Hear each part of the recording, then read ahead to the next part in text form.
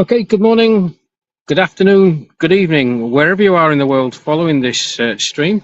Thank you for joining me. My name's Rash Mahmood. You join me here at the Pebble City Cricket Ground in Chennai for the second round of matches in Group A of the Men's Over 60 Cricket World Cup. And we're here at this lovely, lovely ground, the Academy ground of the Chennai Super Kings, to see the second game in the group between England and Canada. Apologies for the late commentary streaming. There were some technical issues, but I have a great team around me here who have helped me out. And the official England commentator, Rash Mahmood. I'll give you some background to this fixture, and you can see the pictures in front of you. Just trying to catch up myself, but at the moment, it's a good start from Canada. Already, England one down. Tony Burbeck giving out LBW off the bowling of Stanley Paul. England 21 for 1. And bowling at the moment from the stadium end is Terence Holder. He's been bowling not too badly. Richard Merriman, the England skipper on strike, is in sparkling form, has hit him for a couple of excellent boundaries through the cover area. Just to give you some history, this is the second time that these two teams have met in this age group. Here's Holder again. He's in, bowls. Merriman just pushes that through onto the offside, misfield. And the ball runs away to the boundary for 4. So, fortunate for Merriman there. It was a nice shot, lovely, lovely off drive. Misfielded at mid-off, and it shoots away to the boundary for 4. And if anybody's been catching our previous commentaries, you'll know that the outfields here in Chennai are absolutely lightning fast. Okay. Okay, so just to give you some further background, this holder comes in again. Merriman rocks onto the back foot, lays that out to the cover area, and they stroll through for a single.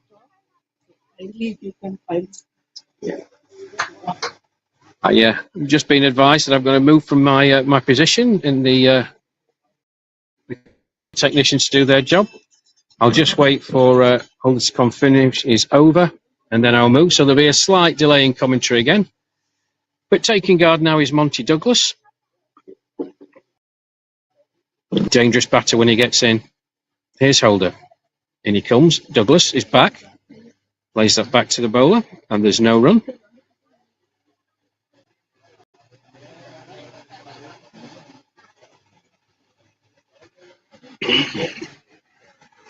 Just wait. Here's Holder again. Douglas bowls. It's a lovely flick off his legs by Douglas. Don't run for that. Beautifully timed. On it like a flash. There's only a tiny bit of width down the leg side. That has flown away to the boundary. Confident shot from Douglas. And if you'll forgive me for 2 minutes while I change locations, I'll be back with you shortly.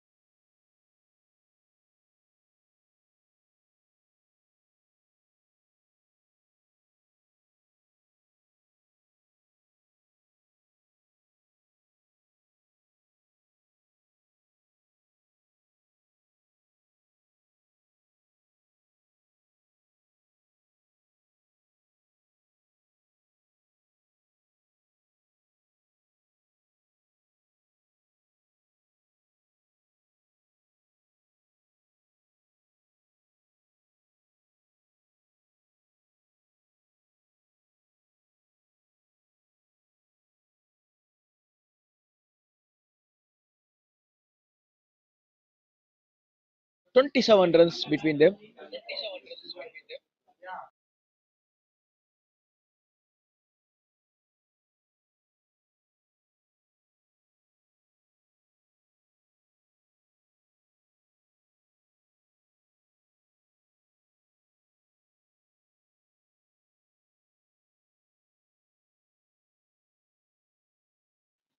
It's 59 for 1 in 8 overs for England.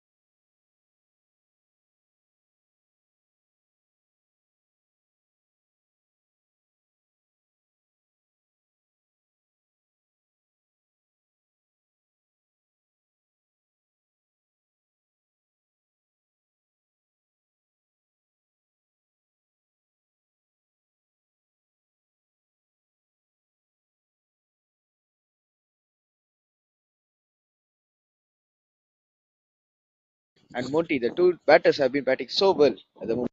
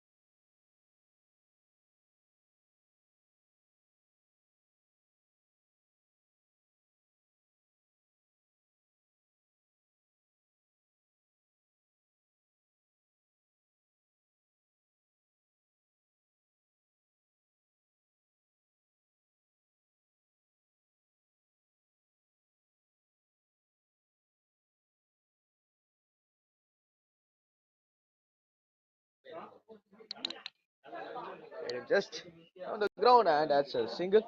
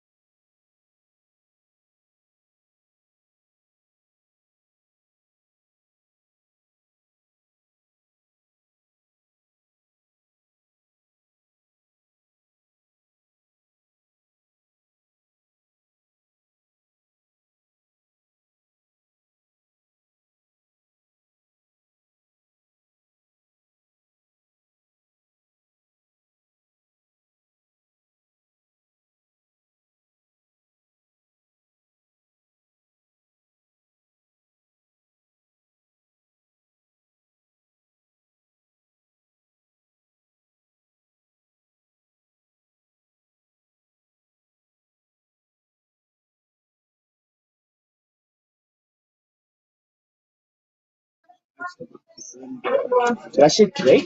Rashid. Rash. Rashid. So alongside me, there comes a commentator, Rashid. Welcome, sir. Welcome to Chennai, first of all. How Thank do you, you Akash. feel? Nice to be here. Hot. Yeah, I know it's humid. It's too humid. Even we couldn't have it. You guys are above 60, right? Everyone are just above 60. Even if I am just 22, I just play in this hot sun. And I say that, "Appa, mutti valikkuduppa. Appa, iduppu valikkuduppa. Just please, knee pain and hip pain, back pain. I cannot even type things." But yesterday, just I commentated in a thing. West Indies player just he blown away. It's not even sliding. It's just blown away for saving a boundary. It was just such a good energy. How do you feel about it? Yeah, it's an inspiration. I mentioned it in commentary yesterday, Akash, that when England had their opening game against New Zealand, temperatures were very much like today. These boys, they're an absolute inspiration. All the teams here playing out in these conditions. And like you say, you're in your early 20s and you'd find this difficult. Well, they're triple your age. But as you can see from the start that we've had here, there's no lack of effort, no lack of commitment. They are genuinely an inspiration. So wherever you're watching in the world, ladies and gentlemen, whether it's late in the evening or late in the morning or in the afternoon, settle down. We're in for a cracker here. But yeah, full commitment from these guys. And I'm very, very proud to just be part of them. I'm glad I'm not out there doing it, but I'm glad to be part of the England team. Yeah, you've been a part of England team, and I want to ask you this question also. What do you think about an England national team now? Just with this cricket, we could come back. What do you think about an England national team? Ben Stokes, he's been an inspiration for everyone. Even for me, I am an all-rounder. I'm playing cricket. I'm an all-rounder. He's been such an inspiration for me. After Jack Callis, after Kapil Dev, he's been such an inspiration for me. Yeah, he has. And he started a few years ago with Owen Morgan. Revelin, you can call it baseball, you can call it what you want. I mentioned last Friday when I was commentating with a colleague of yours, Rakath, against England versus India. But people are trying to copy that now. But you've got to have the players to do it, and all the players have got to buy into it. That's it. They're going to throw you under the bus. But that's the nature of it. He lives or dies by that. So fair play to him. He's open and honest about it. That's the way he wants England to play. And there's no doubt it's exciting cricket to watch when it works. When it doesn't, it's not so good. Definitely, cricket is not for everybody. Cricket has its own day. But we also saw what cricket has its day. In Ashes series against Australia, used to bowl in a good length. That ball is just going outside of somewhere, and it will hit the middle stick. That's what a typical Chennai pitch is.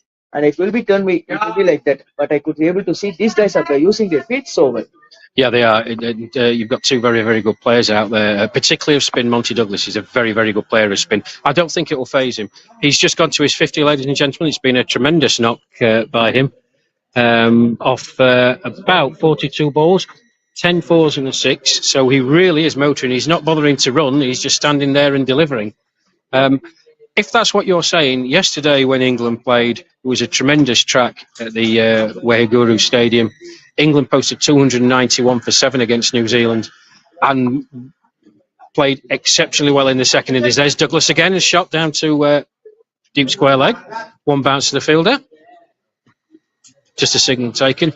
Yeah, I don't know because this is the first time we've played on this pitch, but if England keep up this current rate, then 2 we should be looking at. Yeah, it's on. And if the pitch deteriorates like you've said, then England have got a range of very, very good spinners, including the excellent Marcus Young, who took 3 wickets yesterday and completely mind. The fielding team are out there in this heat. If they're chasing the ball all over the pitch, when they come out to 350, I'd take 350. I would certainly take 350. Yeah. But it's looking a bit. I think 200 above is above point. That's what I said in myself in the commentary. I just said West Indies will be able to get around. Rest of the world played against West Indies. Yeah, and if they get able to around over 200, it's been a part. But they just score 192 and they got all out. Yeah. And it's been easily chased by West Indies because of the excellent start. Burbeck early doors. LBW decision. He has not missed out. So anything short, Akash, anything. And that ball was, a very short ball on leg stump. He was on it like a flash.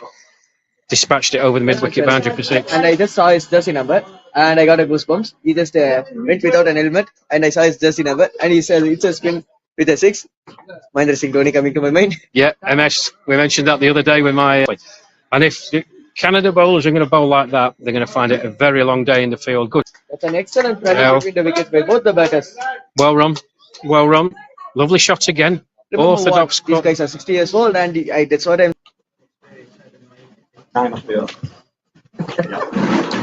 We're sitting with the in the pavilion, myself and Akesh. We might get a few. Chicken tokku. Chicken tokku means they used to say chicken fried. They used to have Fried like chicken. different. Yeah, no, not fried chicken. Chicken fried. All It would be right. like a gravy now. All So right. just along with the biryani, they just used to eat it, and it would be so good. That's what's I will famous. look out for that. Yeah, they call it as a chicken tokku. And the beer's okay as well. Yeah, The beer's going down well. yeah. Chris, I know you're missing out today. Rest and recuperation. I mean, it's important. It is a squad game. The game's coming thick and fast back to back. Yep. How are you feeling? I feel fine. Obviously, it's hot.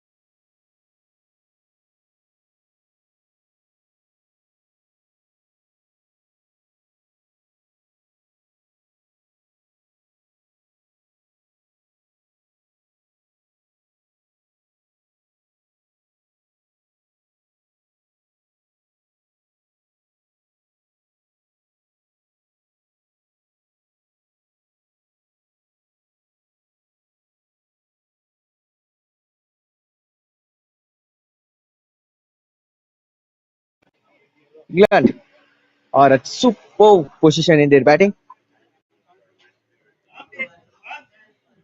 They've been just scoring at a superb rate.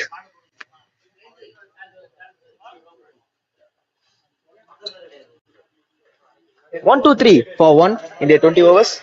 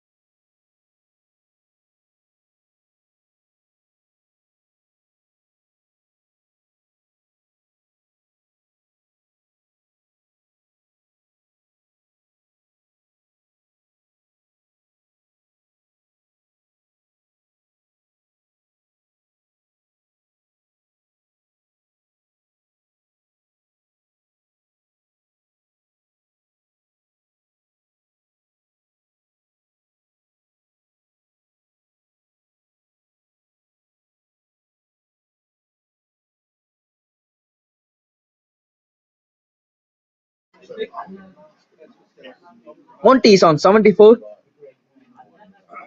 and Richard, the opener, is on 53 at the moment. It's 21 done, 1-2-6 for 1 after 21.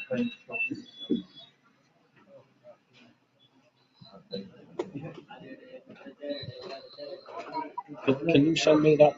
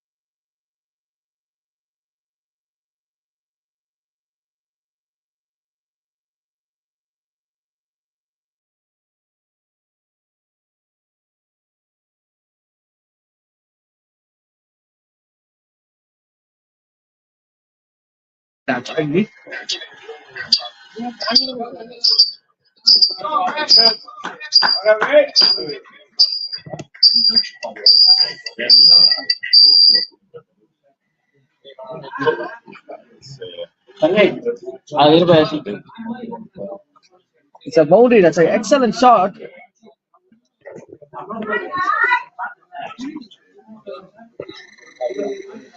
No, sorry, you can't able to hear it from here. Yeah, it was an excellent shot, Akash. I hope you can hear me. And hello again, everyone, from where you are. England going along very, very nicely. Yeah, England are going on just they are remembering me of the 2019 World Cup. They're smashing out every bowlers. They're just smashing out. I even remember against India.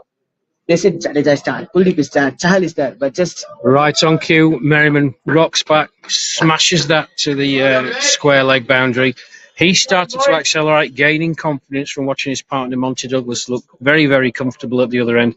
And as I said earlier on in commentary, when you were with us, dangerous batsman, when he gets his iron, Merriman can score runs very, very quickly. England absolutely motoring along here. yes, England have been an excellent start, I guess. Especially the captain who's been studying it from for 22 overs in the seat. And he just start to transfer the heat to bowling team. Canada. Again, using the feet. Is that another boundary? That's an excellent save. That's an excellent save from the fielder out there. Yes, sir, Mr. Rashid said this is what I've been staying out. Yeah, it was a great stop. We've talked about the fitness of these guys at 60 plus, and that was an excellent stop at the long on boundary, one-handed, destined for four, but only a single off it. Yeah, he's just diving like he's diving in a swimming pool.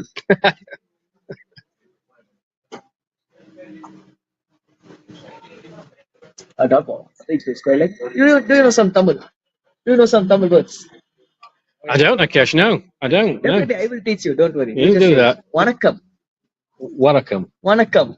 Wanakam. Vanakkam Chennai. What does that mean? Welcome Chennai. Oh, welcome Chennai. Yeah. Well, that makes sense. Yeah. Wanakam Chennai. Yeah. Okay, I hope you just watch even IPL. I just want to ask this question. What's your favorite team in IPL? If you are watching the IPL, what's your favorite team? Gujarat. Reason. Yeah. Yeah. Yeah.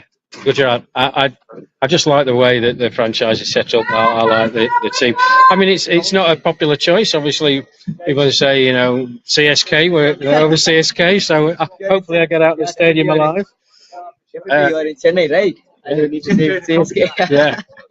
I have to say, though, Akash, while I've got you, we were fortunate enough to play the Madras Cricket Club in our first warm-up friendly when the team landed here last week at the Japak Stadium. Okay. What a brilliant stadium. What an experience for myself. My wife, who was umpiring, she managed to get onto the pitch to umpire. And for all these guys who have played cricket all around the world for a number of years, but to go out onto that iconic stadium where in a few weeks' time we'll be sitting at home watching the IPL take place was tremendous. Definitely. You just watch now in an empty stand, and you're going just a few weeks afterwards, you're just going to watch the game. Full toss, Merriman underneath it. It's gone straight up in the air, but safe. Lands on no man's land area. It's a good luck for the batter. We just want to slap it away, but and no man area.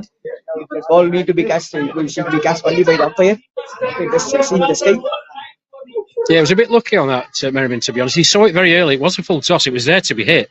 Nothing wrong with the shot selection.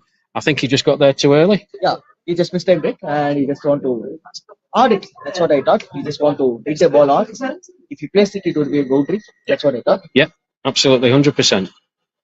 And yes, you are in the comp box along with the AV and there is the Rashid. Yeah, another good stroke by Monty Douglas there. Minimum of effort. He's a very, very powerful man. That down to the fielder at long on. And they amble through for another single. The batters are not giving any sort of thing for bowlers to cheer up. They're just playing.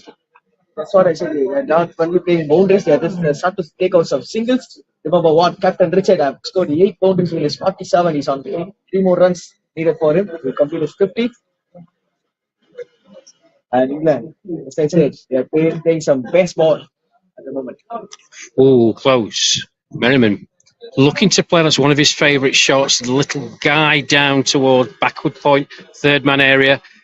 Genuinely beaten outside the off stump, trying to guide that down to that vacant area. What do you think? I think it's not a safe shot to play. Because the pitch is not starting to bounce up. Like we are playing in a mad wicket or something. As for the, it's not a bouncing up. It's going to skid out. So I don't think so. Staying in the back foot lane, the backward point DJ won't be like that. No, I agree with you. If you played on that pitch, if you notice when he played the shot, Merriman, he bent his legs to get as low as he could. Yeah. So yeah, he's mitigating the fact that the ball isn't bouncing that high by crouching down. I don't think there's anything wrong with his shot selection. He just was a bit late on it. It was a genuine play and a miss. Unlucky for the bowler, and we're just taking a brief drinks break here so the batters can get some well-deserved water down their necks. This time I want to ask this question. You said about CSK and you went to Chepauk, and I think you just experienced the Chepauk in an empty stadium. And I want myself to be experienced in the Chepauk where there will be around 50,000 people around. They're just cheering a name. They're just praying for a wicket for a guy who's going to come at number 7 or a guy who's going to come at number 8. They're just praying for a wicket when the wicket will fall. And I want this guy. They want him. They just want him to be there for at least even a ball. Yeah, that's the grace he has got him. It's really hard to transmit what an experience it was, and we were all, every single member of the England team was in absolute awe of playing in an empty stadium. You could only imagine 50,000 CSK fans going absolutely bananas in that stadium, and the noise it must generate and the atmosphere. Unfortunately, while we're here, we're not going to get the chance to see that, but we should be watching at home in a few weeks' time when CSK are playing. And we can say we were there. Unfortunately, when we were there were about 8 people in the ground, but still, we got the chance to go and experience it. Yeah, batted very well, hasn't he? Let's see if he can just get to his 50. Down the track, straight back down. And that's gone for 4 misfielded. A very, very well-deserved 50 for the skipper, Richard Merriman. Not 7 he's enough at the moment, and he's been playing there for 23 overs or 23 odd overs. He scored 59 balls, 53 or 59. He played out 10 overs in this week. Yeah, he's been in sparkling form. Our first warm-up game against Madras, 34 not out, retired. 75 against India, which included 11 boundaries. He really is a dangerous player when he gets in, and that's another good shot. Using his feet down the track, played along on good bit of fielding there. Just a single. Yeah, that's a myth. They used to say foreign players don't use their feet. Indian competitors used to say like that. Foreign players don't use their feet, so that foreign players used to struggle against the spinners. But Douglas gives a chance. Went back in his stance, tried to heave it in the mid-wicket area. Chance put down straight to the fielder. Will Canada regret that drop? Is the drop going to be costly for them because he's on 82 Monty already? Monty playing a mighty innings. That's what I'm thinking. For difference. Yeah, he got a bit of luck there, did Monty Douglas. He went back in his stance. He tried to heave it. I think the ball stuck on him a bit. I don't think that's where he was initially trying to play the ball, but really it was a very routine catch. Should have been taken. Yes. And I think Monty has just played his mind so well. He just given a catch that is blocked, and next ball he defended it. He just don't want to go it hard. He just want to play in a soft hand. He just played it defense. Yeah, for the most part of his innings, it's been faultless. He struck the ball exceptionally cleanly. He's picked the bad balls to hit, and when they have been bad balls, by and large, have been dispatched to the boundary.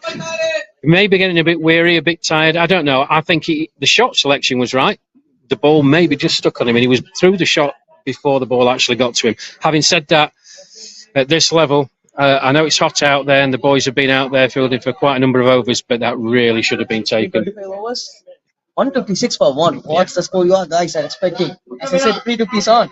Well, the platform has already been set, hasn't it? I mean, we've talked about it, and apologies to our viewers around the world. We did have some technical issues with our commentary here.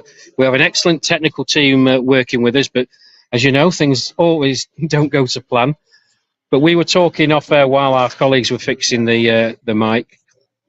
I think now England have got to be looking to try and surpass the score that they got yesterday against New Zealand, which was 291. Yeah. I think at this current rate, with the batting depth that they have, the pitch looks a good pitch, decent track. I think if you go in... Yeah, that's what I said yesterday in my commentary. This is a Sharjah.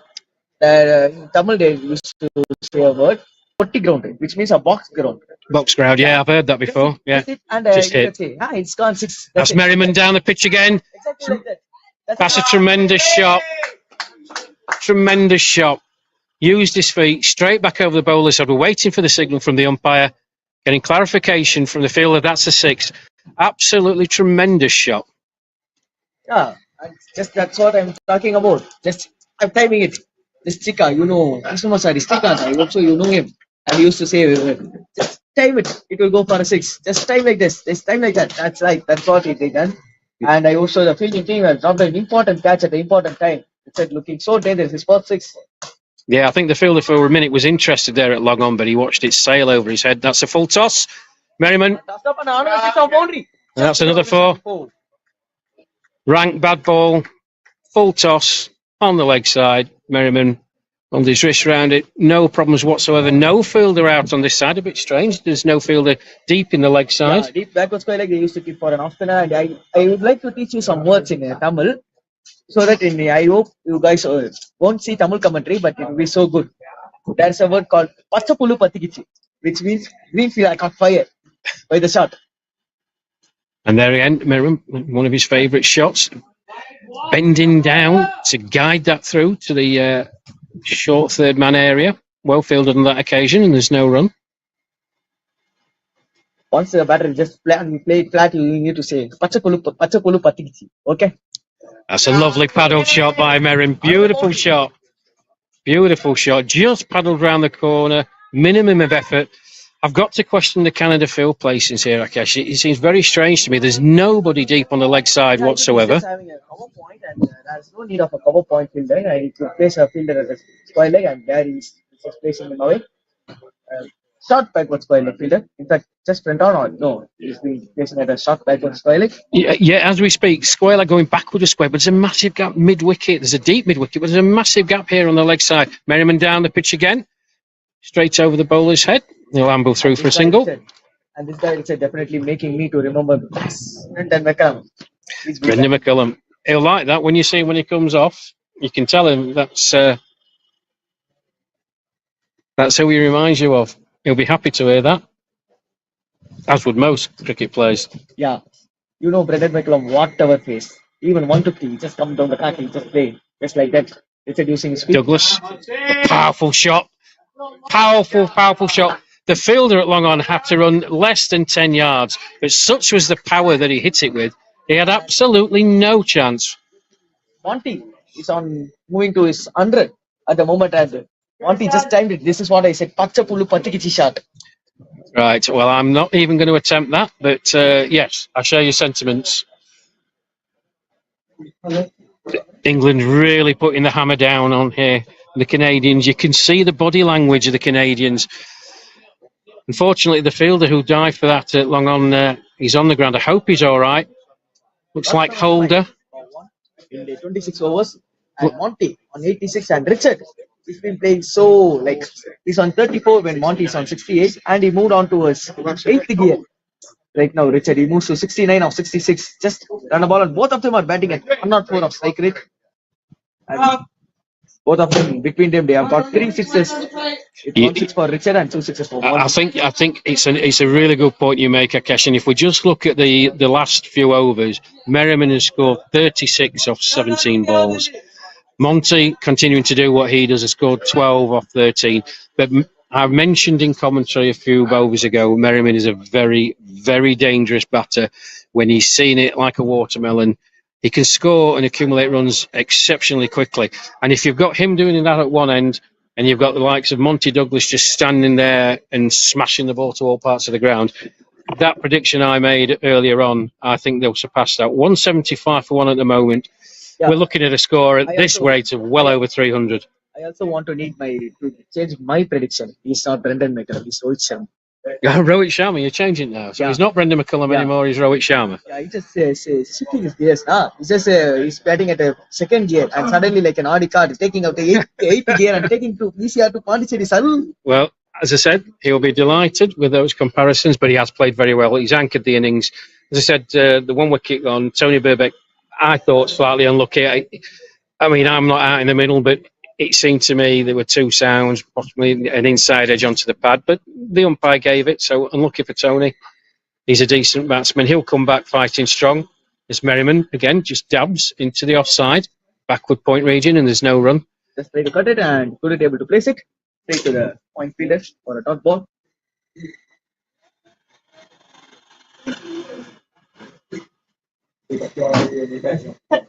So what's your revised prediction then, Akesh? What do you think now? Oh, it's a lovely shot by Merriman. Okay, no fine leg. And it's just between the back of fine leg and fine leg. My prediction is there's a thing in Tamil, I used to say. Asapada alavu illa, which means you just think whatever the biggest thing you just Yeah. No. you need a target of 450. Yeah, why not go for 450? The rate they're going, I mean, this is... let's make it clear to all the folks watching wherever you are in the world, this is bad bowling from Canada, but it's backed up by, in my opinion, bad field placings. They're not bowling to the field. I mean, there's a massive gap on the leg side. Merriman down the pitch again. Oh, Using the feet and another boundary. Again, another Pachapulu Patikichi shot. And yes, as I said, I hope so. Richard, the one who has got another boundary, hat-trick of force. He's in a mood. He's accelerating fantastically well. He hit that extremely hard. It was straight back towards the bowler. I don't know if the bowler got his hands onto it. If he did, and that's going to sting. Along with his hand. Yes, I think. Along with his hand. I think, yeah. He really did hit that hard. There's going to be a slight break in play while they go and try and find the ball. But as I mentioned in a couple of overs ago, this is dangerous now for Canada. You can see the body language, Akesh. You're an expert at this. You've been here. You've seen it. They are down now. Yeah, you said Canada's poor bowling and poor field set. I won't say that. Canada actually just dropped down a bit. They just need some sort of encouragement in the field right now. They just need encouragement from the captain or encouragement from the keeper. We are not seeing any sort of encouragements at the moment. So if it is that, I hope there is a wicket. And the bowler don't need to overtry the things, just need to contain, because these two guys are just looking to hit all the ball and they're just targeting the loose ball a bit more thing, and they're just patiently waiting there. Without anything, the bowler just need to bowl in a good line, a good length. A left arm spinner need to just go across the right handed. Just make him pressure on. Yeah, you're absolutely right. How costly is that drop that Monty Douglas survived a few overs ago? How do you think that's going to play out? Rohit Sharma has been dropped in for 4 by Tisara Pereira in 2013. Yes. And Rohit Sharma went on to score 264. 264. Yeah. Good memory. Yeah. I'm a big Rohit Sharma fan. Yeah. Tremendous innings that was, wasn't it? Tremendous innings. And talking about tremendous innings, when we were at the Chapak the other day, took me back way back before you were born to the fabulous double hundred that Dean Jones scored there. When he was out on his feet, he couldn't stand. Douglas swings. That's another 4. Beautiful shot. He just stood there and swatted it. And the man at backward square had absolutely no chance. It was past him before he dived. Douglas moves on to... Let's have a look. Moves on to 90. Apologies, my screen's just refreshing. It moves on to 90. 50 odd bottles in here. He's on 90. Will it be a nervous 90s? Will it be Sachin's 90s or Sehwag's 90s? And he said it will be Sehwag's 90s. Okay. Straight away, I want to go for a 6. I would like to have a slight field change. What do you think? As you said, I need to put a fielder in a deep backward square like that. There's a lot of balls going right there. Around there, I think 3 boundaries have went there in the last 2 overs. Yeah, I hope, Akesh, when the England boys come out, what they've done in the 2 warm-up games, and particularly against the game against New Zealand yesterday, the captain, Richard Merriman, has a plan. He sets the field for his plan. He expects his bowlers to bowl to that plan, and they do. And what happens is that even when batsmen are playing good shots, the ball goes straight to a fielder. You play cricket, I play cricket. It's frustrating for a batter. If they're hitting it very, very well, it's going straight to a fielder and there's no run. It builds pressure. Yeah. These England batsmen now are under no pressure whatsoever. There are massive gaps in the field. The bowlers don't seem to be bowling to a plan. The skipper doesn't seem to be taking control, like you said, and encouraging them. The body language of the Canadian players is, well, I'm being kind when I say poor. There's people with their arms crossed, people with their hands in their pockets. And especially these two guys playing, and they're just breaking me the 2014 memories of CSK, Dwight Smith and Brendan McCullum. On one end, if you get a single, and another end, the bowler is not even cool is down because another guy just attacking. That's a lovely shot by Douglas. Yes, it is another boundary for Monty, and he puts on to 95. Yeah, tremendous shot that Akash. And he just rocked back in the crease, roll of the wrist, and it absolutely flew to the boundary towards us here. Very, very good shot by Monty Douglas.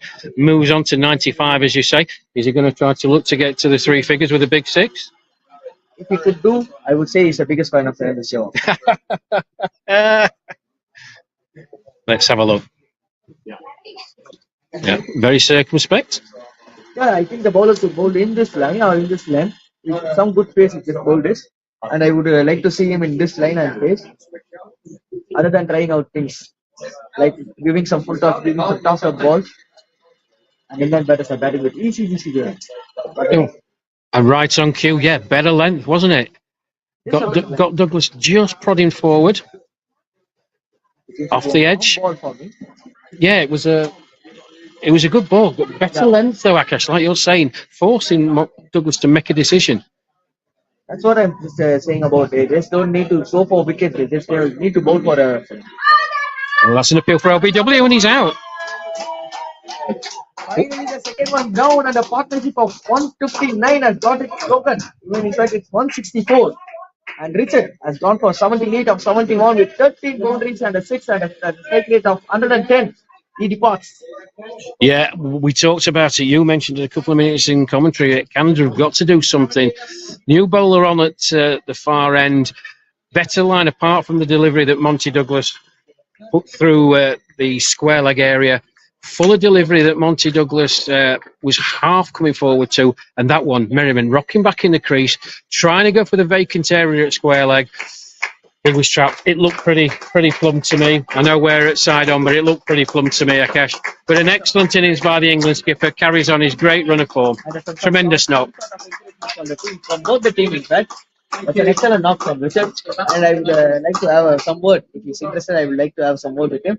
Yeah, by all means. I'm sure I'll give him time to get his pads off and get some fluids down him. But I'm sure he'll be delighted to talk about that knock. It was a tremendous innings, wasn't it, Akash? Tremendous. The acceleration rate was something just ridiculous. 40 off his last 19 deliveries that he faced. He was able to see the system, and that's what I said. He's not Brendan McCullum, he's Phil Sharma. He just sit on to 8th gear at the moment. And unlike his way to be got dismissed. This is what I said 5 overs before. The batters need to be on their feet. They should not be lagging on their back foot. I would rely on a back foot a lot more in Chennai pitches. I have been here, and that's what I have got experienced out of.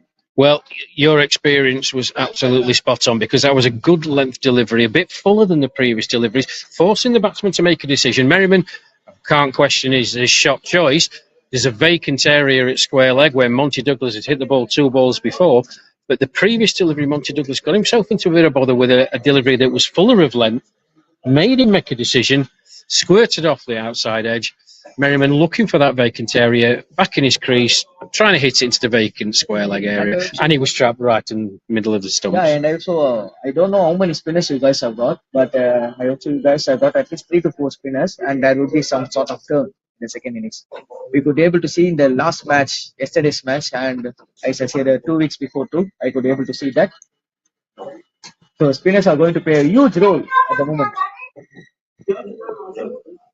So, number 9 makes his way out to the crease. Ed Gordon-Lennox. Ed Gordon-Lennox. Oh, here.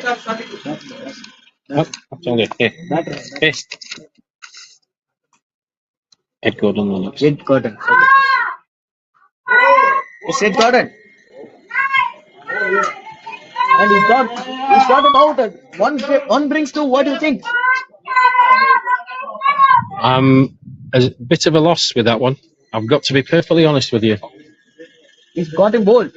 He just tried to use his feet and he's got him bowled. Well, my apologies wherever you're watching this stream from around the world. Bad commentating from myself. I was actually looking around my shoulder to try and catch the eye of the skipper, Richard Merriman. Edgar and Lennox, short and sweet. He's gone. Breakthrough for Canada. The momentum shifting. As out comes number 3, John Butterworth. Butterworth, the degrees. And so, unlike his wait for a batter to get out.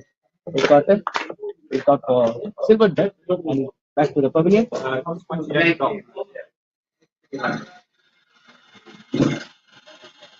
Sorry, sir. Sorry. I'm sorry. I just missed it.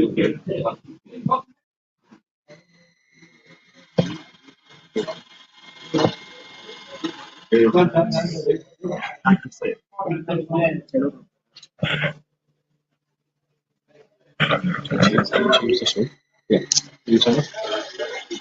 So then you can hand it over to me when you want. Yeah. Okay. Butterworth into degrees. It's 194 for 3. Can we see some change in momentum in the England's batting? What do you think? Well, the boys will have sat here looking very confident, thinking that Richard Merriman and Monty Douglas were going to see their way through to the end of the innings. That's changed with 2 quick wickets. Merriman and Ed Gordon-Lennox falling very soon after, a couple of deliveries later. And on Monty another Douglas is still there. However, he needs now to... another moment, Monty is on grease and John Butterworth is the new batter who's been in. Monty is on 96.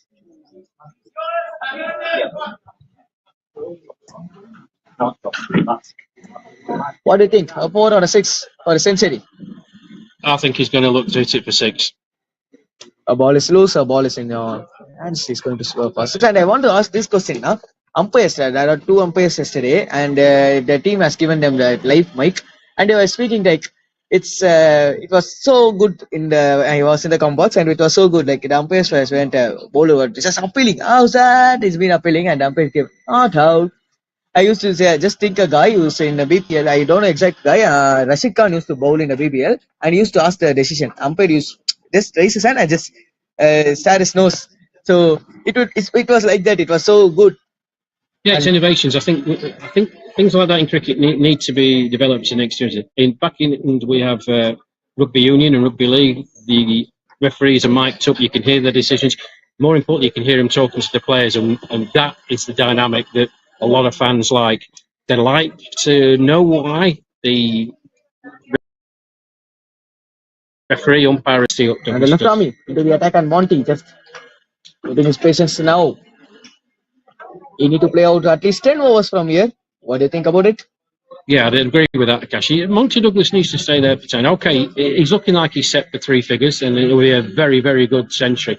But he needs to be there towards the end. So let's just see how he approaches it. John Butterworth's going to be the batter accompanying him. He's going to be a bit nervous, of course. Butterworth, what do you think about him? And you have watched him, and how is his style? Is just going to go for it, or he's going to strike the rotation out? Well, I think if he's got any sense that he tries to rotate the strike to give Douglas, the man who's set, as much strike as he can. It'd be interesting to see. Canada have got the tails up. If you look at the body language now, the Canadian players, they're all on the toes. They're all walking in. Douglas to swing. A short ball down the leg. Is he got his bat on or? Let's wait for the umpire signal. Umpire has given him wide. Wide. Well, he raised his finger from Broadway to Egmore to call it wide. It certainly didn't look like a wide. It was a swing and a miss from Monty Douglas. It didn't miss the stumps by very much at all. Yeah, that's what was so harsh for a bowler. I to be a bowler, so harsh. This ball going above the leg stick, they will call a wide. And batters used to move from outside of grease, and still the ball just pitching on outside of line, they call a wide. They are not giving any sort of things for a bowler. Yeah, and they are giving this sort of grounds for easy sixes or boundaries. A single. Oh, nope. There is kabaddi between them. Well, John Butterworth played an orthodox shot on the offside through the covers. Big gap there. He was halfway down the pitch. Monty Douglas rooted to the non-striker's end, absolutely refusing to move. Butterworth with his arms in the air, gesticulating to his partner. He's to put that out of his mind, settle down, big gaps. I'm not sure exactly what was going through Monty Douglas's mind.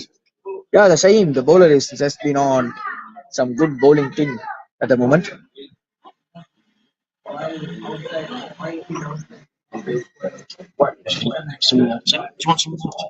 Oh. So the last ball for Semi opposite a forward defense, and this time Butterworth, and this time the batter Ponty has got a single, and Butterworth has got off the mark in his third ball.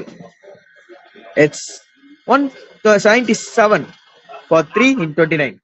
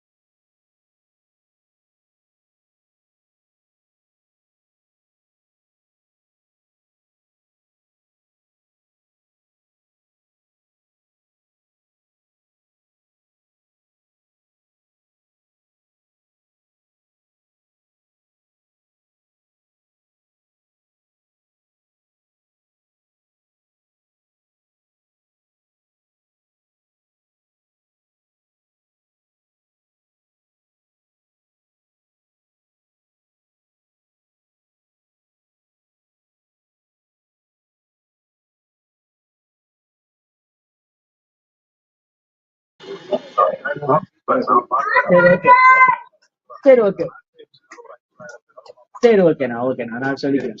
So, John Butterworth on strike. சரி okay. It's back. Plays a shot into the offside. Looks to set off for a run. Douglas point blank refuses.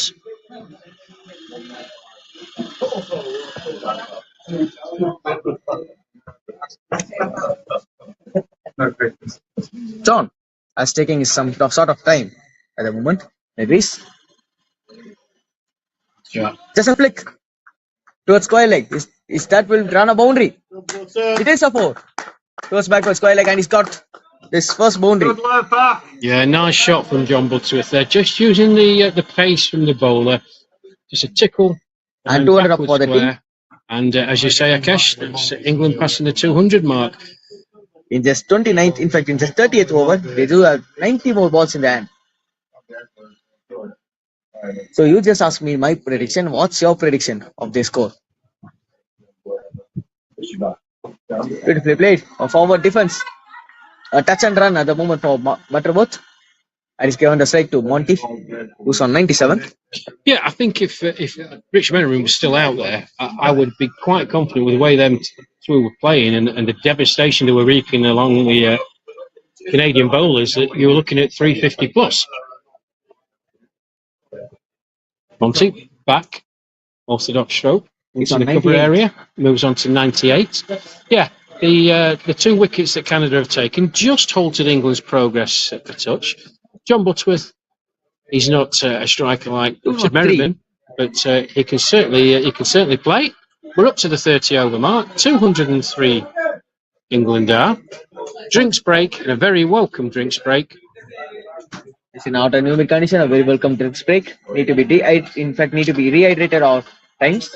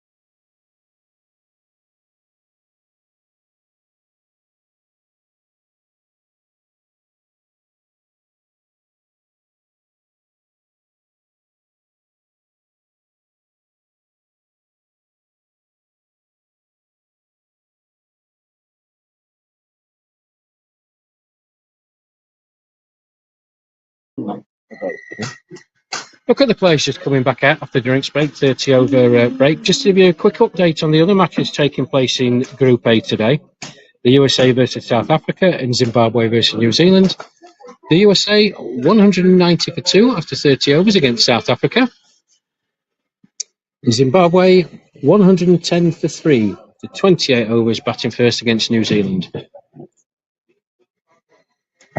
And I think I need to say just Zimbabwe. I hope they sorry. Yes, Zimbabwe have won a match yesterday. Yep. And they have won in a good rate. But current Zimbabwe team even struggling. But this team has been winning. Can this be a good inspiration for the current team? What do you think about it? Yeah, I think it does transfer. Zimbabwe have traditionally produced some very, very good players. They've gone through the doldrums a bit in the last few years. Some political infighting amongst their national cricket board and the development of the young teams. But if you look at how their young players have progressed in the global tournaments, they've done very, very, very well. Very good victory against their, we'll say, arch enemies or local rivals yesterday when they played. Yeah. And also for this Canadian team, of course, who beat their local rivals, the USA, yesterday. So it's all setting up nicely in this group. I know we're only the second match in, Akash, but it's a good group. It's a tough group. You know, you've really got to be playing to the highest standards each time. Yes, and when you say rivalry and I can't see anything.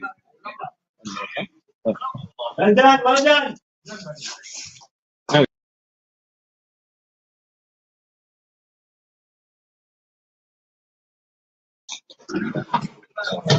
So, Douglas on strike, batting at the far end, faces up, back, orthodox defensive backward stroke. And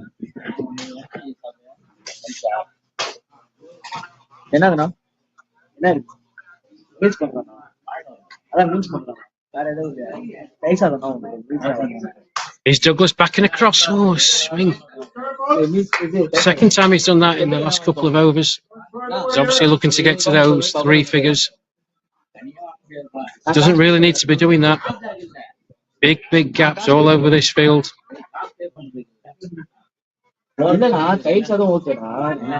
Douglas.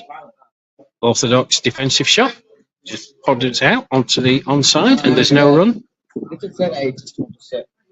Just take this one. You just say Canada and US are I say arch rivals. And you have 2 guys in arch rivals in this squad. And Douglas again. It's the second time this over. He's gone for a shot down the leg side. That signal wide by the umpire, but he just needs to play the balls on its merit. Doesn't need to be doing that. So what do you think? You guys been attacking. You guys been showing some attacking cricket in the same way. West Indies also shows some attacking cricket. What do you guys think if the West Indies into you? Like West Indies, just you and West Indies have got a match.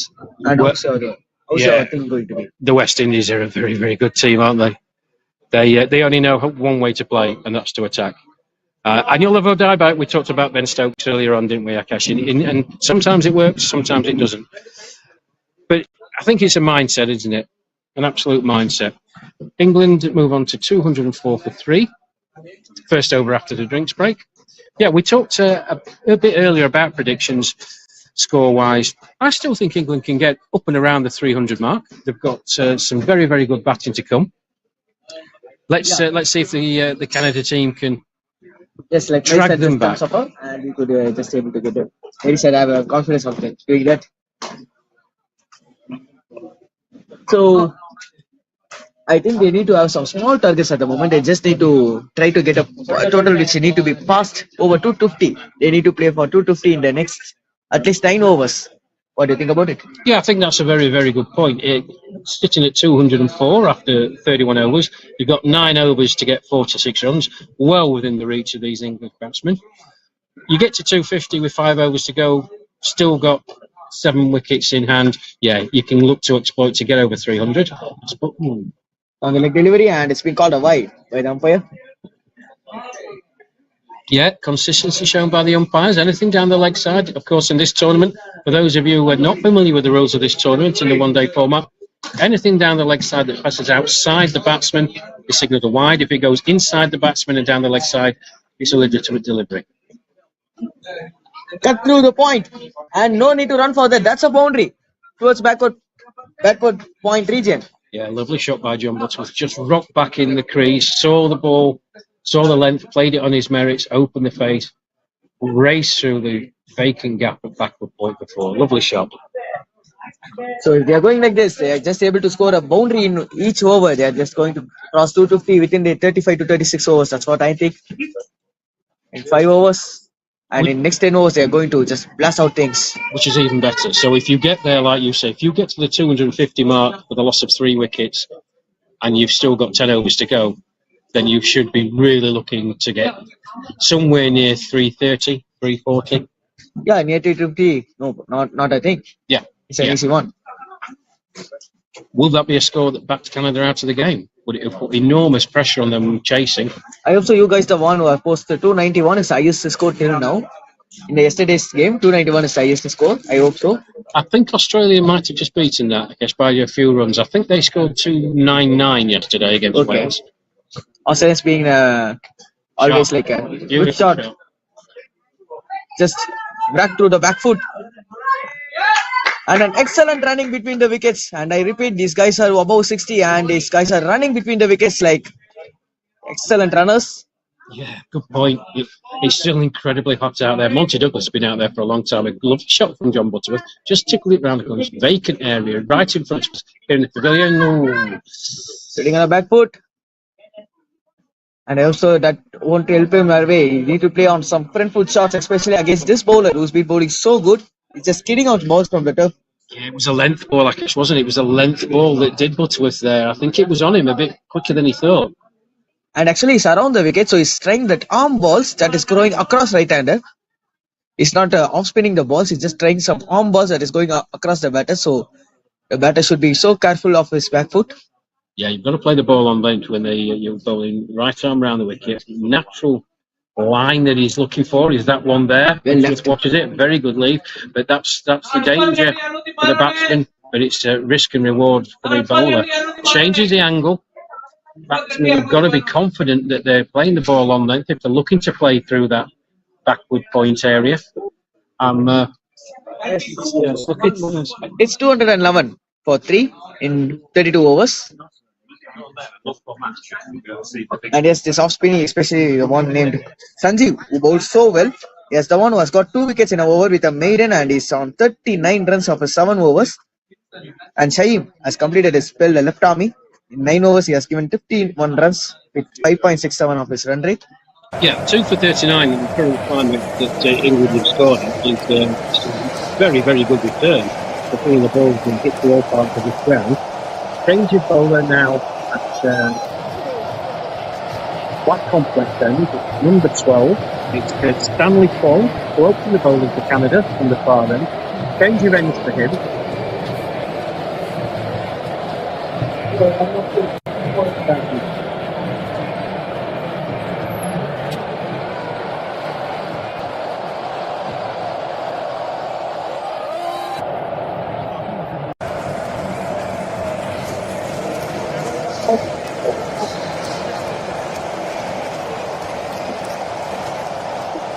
Well left and called wide by our umpire. It's 212 in 32.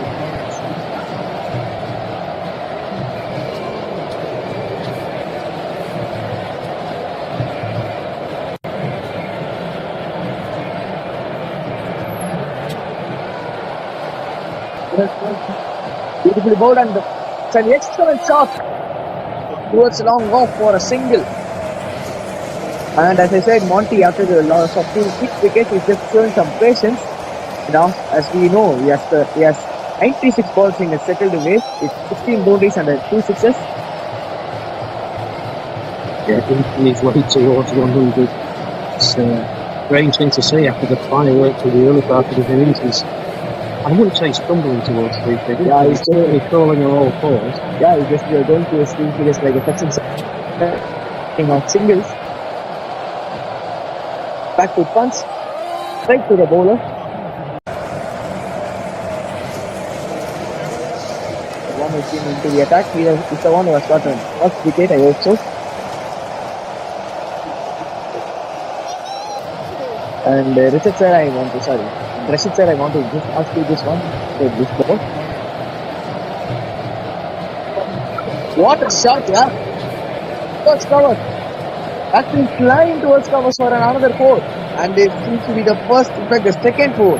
Third 4 for John Butterworth. Yeah, it's an any better shot in cricket, especially you see a beautiful executed cover drive.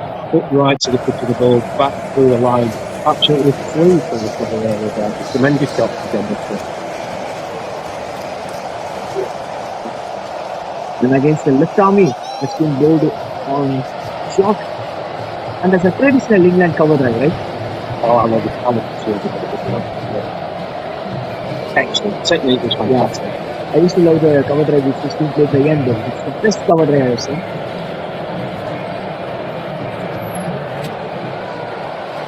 Set recovers.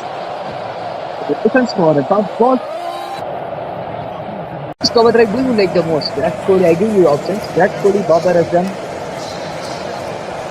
Oh, Ian Bell was tremendous. Yeah, for me, Ian Bell was absolutely tremendous. I mean, he got a lot of stick in that England team. He was up and down the order and had a bit of bad form that foul on the field. He could have the England physio, so I won't mention my name, he's heard the conversation between me and Eket, and he said, Colin, that's his vote. yeah, I given you 3 options, right? The thing is, I love all the 3s. And I have missed a guy. There's a guy called Kumar Sangatara. Oh yeah, he could play for the draft. Mind you, he could play anywhere. He could play with one hand. And he often did. Yeah, such a great guy. Got by Monty Douglas. Are they going to be looking for the 2 now? Just the 1. He moves on to 99. The single, and he will be off the mark. Well, single by Monty Douglas up there. For the next over, Going to be on side. it's 100. What do we think? A little dab into the offside? Dab the through for a single? Anyway, a single will be an 100. So I think it's a single and an 100. Single and 100. Doesn't matter where it goes. Yeah. They hope we need to get this 100 because it played so well in the soft condition. Yeah, he certainly has played well. There's a word we use in Yorkshire where I'm from, in Sheffield, and we refer to South Yorkshire. Hello to anybody back home. I know the start here for listening, but if you are, thank you very much. The word we call is biff the ball 4 parts of the ground, the early part of the game. It really did hit the ball very, very hard. 219 for 3 in 33 overs.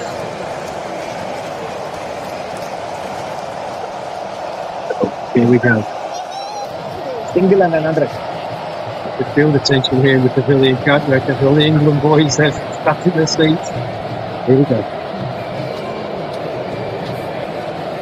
I think it's just a ball to wait. This guy is doing some suction drives for me at the moment. He's on 99 and he's just making us to wait. His score is 100. Well, he's given the rest of the England team a heartbreaker. That was pushed straight to the field, going over, and Monty set off for a run. So let's get shot towards backup point region. That's an excellent thing from the fielder too. Just hit the boundary, take 2 runs. What a century from this guy. Donkey, some excellent noise that you could hear. The noise in the background, and that's how we play today. Well, I'm so pleased with him. I'm so pleased with him. A tremendous century. Interesting angle, a change of angle is coming around the wicket, cutting diagonal, the bowler. Again a cut shot. And there is a sweeper in the place. It's a single.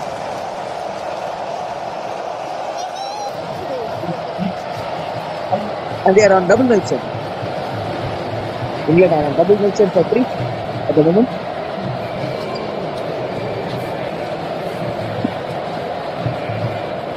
Forward defense to covers.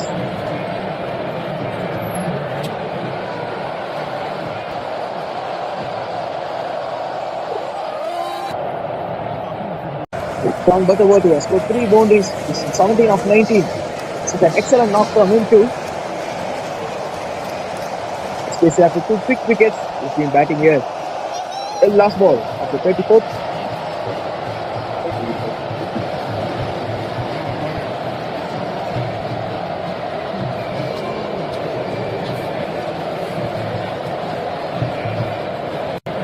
It's like a point. And been added to the total. It's 34 overs done. It's double and set.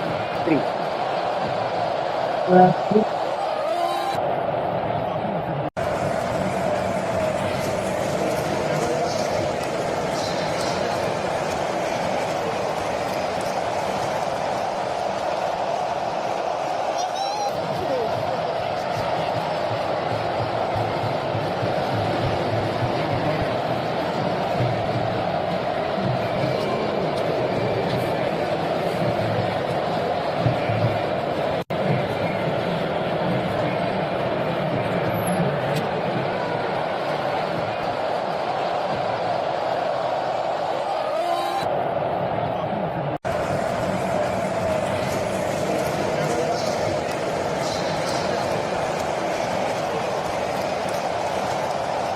So just to tidy up, Monty Douglas 100, 102, and even 102 balls. 16 balls, 2 sixes. Excellent innings by Monty Douglas.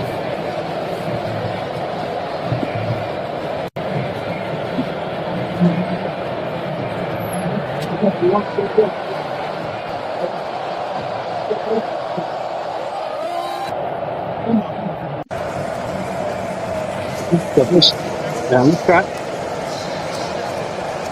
Absolutely smashed to the mid-on area for 4. So having got that 100, can Douglas push on? Next milestone, 150. Certainly looks like he's got the intent. Okay, joins me back in the commentary here, taking a quick break. Intent from Douglas there with that first delivery, Matt through the mid-on area. And that's how his intent is going to be. Yes! This time around, he slogged it around. Good backward square leg. Not the place he wants to go, but the result he wants it. A boundary. Yeah, back boundaries. Douglas, like you said, he crawled towards his century. Looks like he's reverting to try back-to-back boundaries. First 2 deliveries of this over. England pushing on. And also England team would be so happy seeing this. These guys are just settling out. They're getting runs in boundaries. In a quick succession at the moment. Older yet, look at his third ball. Oh, come down the track. What a shot! Only towards covers. The ball is not stopping for any sort of fielders at the moment. Just a crowd who are just out there need to pick the ball and give it to the team. This is some sort of beating from Monty. This is a tremendous shot. Just came down the ground. And I mentioned the word that we used in Sheffield. He properly fit that ball. Absolutely clean. Yeah, you talked about Richard, right? You talked about Richard. Once he settled, he starts to play big shots, and it seems to be Monty. At the moment, he's doing the same thing what Richard could do. Yeah, I think getting to the 3 figures is released a lot of strain and tension that he was feeling. He crawled along in the 90s, didn't he, to get there. Very circumspect. He finally got there. First 3 deliveries of this over have been 4-4-4. See what happens in the 4th one. Think of the 4 again. Down the pitch again. And guess what? Big day from Australia. Ajit from UAC has got on 123, and now Monty is on betting at 100. Yeah. Oh, 100. Big kudos to get on that leaderboard, because as you know, he's going to be on that leaderboard. Where he ends up, you know. Oh, look forward. So huge again. Two stacks of singles. Yes, that was quite a. I will call it your leg bite.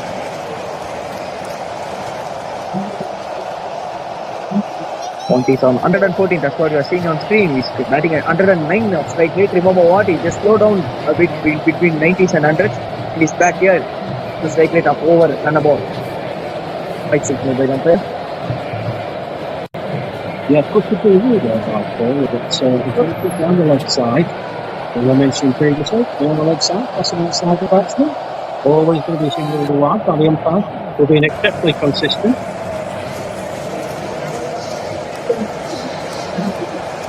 Still true. Covers.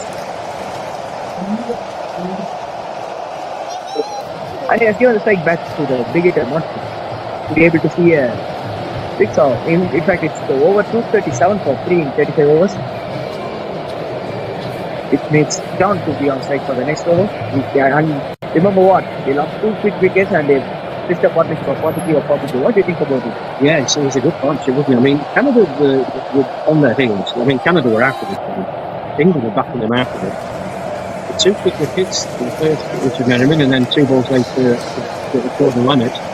I'm not saying it would be easy for Canada, but they certainly gave themselves a bit of a fighting chance. 1 brings 2, 2 brings 3. That's not been the case. An excellent partnership they had in the 2, going at nearly a run ball. John Butterworth plays a lovely shot. Playing second fiddle to Monty Douglas. Monty looks like he's in the mood to really go and attack for the next few overs. Talking is back to the attack. A lot of it. That's our position. They can turn out it. Bowler Satil just given a knock out. Yeah, no movement from umpire John Stokes, who's appreciated on behalf of the rest of the world. He hails from Blackpool-on-Sea in Essex. What do you think about the bowler's angle? Sorry, if I'm not wrong, I could able to see he's coming around the wicket, cutting the diagonal, cutting angle. He's cutting diagonal around the wicket. He's just trying to make the batsman to get cut shot. Yes. Yeah. Right? Exactly. We mentioned it about 15 overs ago, how we thought that the Canada field places were a bit bizarre, and the bowlers weren't certainly bowling to the field. Coming around the wicket, we'll see there, although it was a slight misfield, he's actually bowling to his field. He's got his feet aside, he's got his on the deep cover boundary, and he's got a third man. So he's bowling. If you're coming around the wicket without actually the right condition, you're actually going to go, as you pointed out, across the batsman. You've got the fields in front. Consequently, that was a single. 15 overs ago, that was 4. Yeah. Even in 15 overs, we just didn't have a field. And got slump. That's an excellent knock from Monty. Comes to an end. He just wants to leave the field. Wants to go over the wicket, but completely missed out the ball. This is what I'm talking about. He's just cutting the angle. He's not giving the turn. An arm ball from the bowler. Lost the wicket. Disappointing end for Monty Douglas there. He showed his intent in the previous over of Stanley Ford, hitting for 3 consecutive boundaries. He's come down the track again, big swing and a miss, well taken by the wicket keeper, and the balls were off. But it brings an end to a tremendous knockdown, Monty Douglas. A well-deserved round of applause as we think that in the area. All the England boys are. In this 114, if he could able to score another 12 runs, he could advance the Australia place to the team. There is some sort of inning. Remember what? He has played 105 balls. And he has played around maybe around 2.5 hours. He's been there in the grease, especially in the hot sun. Not an easy task. And a strong foundation from Richard and Monty. And all England need to do is a strong finish. Can they able to give it? Well, it's got the England back in line with this, the deep one. It certainly is. For the crease now, we'll use Jim Phillips. Phillips. Yeah. Jim Phillips. Yeah. So we talked about getting to the 250 mark in and around the 36th, 37th over, Akash. I don't know whether that's going to be achievable, but we're going to be close to it. Good run rates at the moment. I still think 300 is achievable. They're playing at an excellent run rate now. There's no backing up from this. Definitely, this is what I'm talking about. They need to have some small targets at the moment. Just 25 runs, 30 runs in next few overs like that they need to target.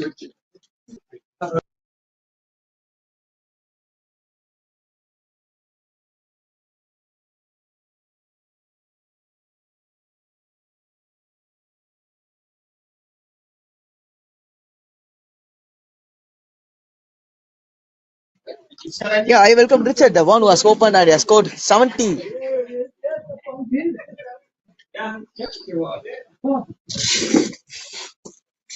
Yeah, you have scored 78 runs of 72 balls. He's here with me in the com box. What do you think about your innings and what do you think about England's target? It could be from here. You have already, yourself and Monty, the one, have given a strong foundation.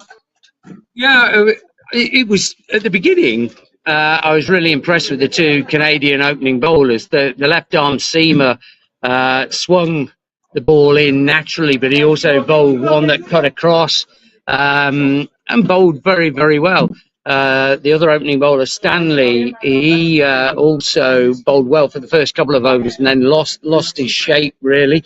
The first change at the field end, he bowled very steady as well, kept the seam upright. So it made it tight and hard. But once we got the pace of the wicket, it's one of those wickets where I think instead of trying to hit the ball, you really just time the ball. You just punch the ball, you shape the ball. Every time you try and hit it too hard, you lose shape. You get into the shot a bit early. It just doesn't quite come off the bat in the way you'd hope. I think it's one of those where you just got to really maintain the shape, and then you'll score freely. So from a personal perspective, it was very enjoyable. It was nice to have I think we put on about 160 odd for the second wicket, and Monty and myself. Monty was belligerent in the first part of his innings and batted with extreme power, and I think the Canadian bowlers found that really hard, and the outfielders were also struggling a little bit with the pace that he was hitting the ball. So all in all, extremely pleased with where we are. What I'd also hope now is that with 10 overs, is it remaining now, or 9 overs remaining, that we are looking at adding another 80, 90, 100 runs in the last 10, and can end up with a target of 330 or so, and really hopefully have batted the Canadians out of the game. We're not going to take their batters but lightly.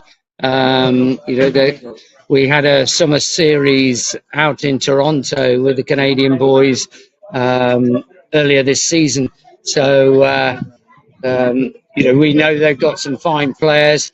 Their top player, Nitish, unfortunately, isn't here, but he was a fine Ranjit Trophy player in his day, and we know amongst their side they've also got some other highly talented batters. So, I'd like a total of 320, 330. Let's see how we go, and then give the ball over to our bowlers and see whether we can get something to happen for us. I think it will spin. And in Marcus, We've batted here for 110 minutes, which is equal to 2 hours, 82 hours, which is 10 minutes or less. Yeah. What do you think about conditions out there? You have started so early that there is not a bright sun, but up to 10, maybe up to 10:30, it won't be a bright sun. After that, seriously humid and earth condition right here. Yeah. I think the wicket had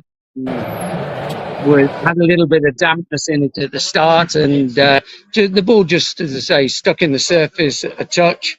But I think as it dries, and with several of our bowlers who really do put revs on the ball with the spinners, particularly Marcus, our leg spinner, I think he will really get it to turn. A couple of the other left arm spinners, they'll also put good revs on it, and I think we'll find that there will be a bite in there for our lads. So the rest. It's been good, no? It's just an excellent catch, and the one was got the man. They took wicket down. I think they'd have gone straight to 6 there, but the mid-off, the long-off came around, took the good catch there. Unlucky Butters. And if it were John was lost his wicket. Yeah, John Butterworth. That's an excellent innings from him. He has got 19 of 27 with 3 boundaries, especially once the wicket has been fallen. One has got 2, and at the time he moved to the crease and he played an excellent knock. He's a fine player. He's used to playing on the wickets of Kent in the southeast of England, which always tend to be our hardest and fastest wickets. So he's enjoying these conditions here, where there is Yeah, that is why I want to ask you the next question. You guys have been came here as a it will be an all wicket. It will be excellent batting pitch. Like we know all cement of how it will be a cement wicket.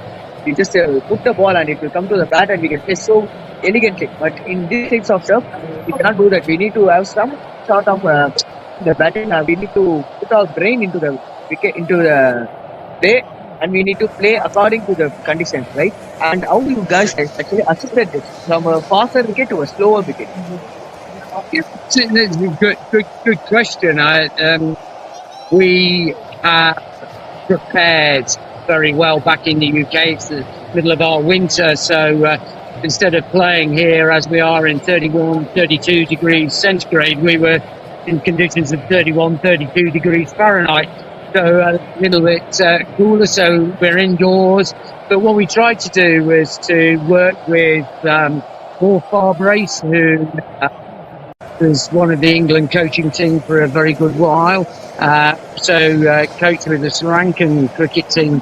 Has done a lot of work out here with the IPL franchise teams.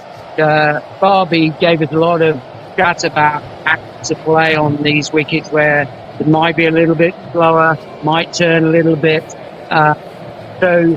We've been given some insights as to what to do and how to keep the scoreboard turning, not allowing the bowlers to dominate the bat. And I think to date we have really discovered that these are good wickets to play on, and with the little bit of insight that we've had, it's a great shot, Nick. Just flicked it. Yeah. That's a two fielders and he just pierced through two fielders. That's an excellent placement from the batter.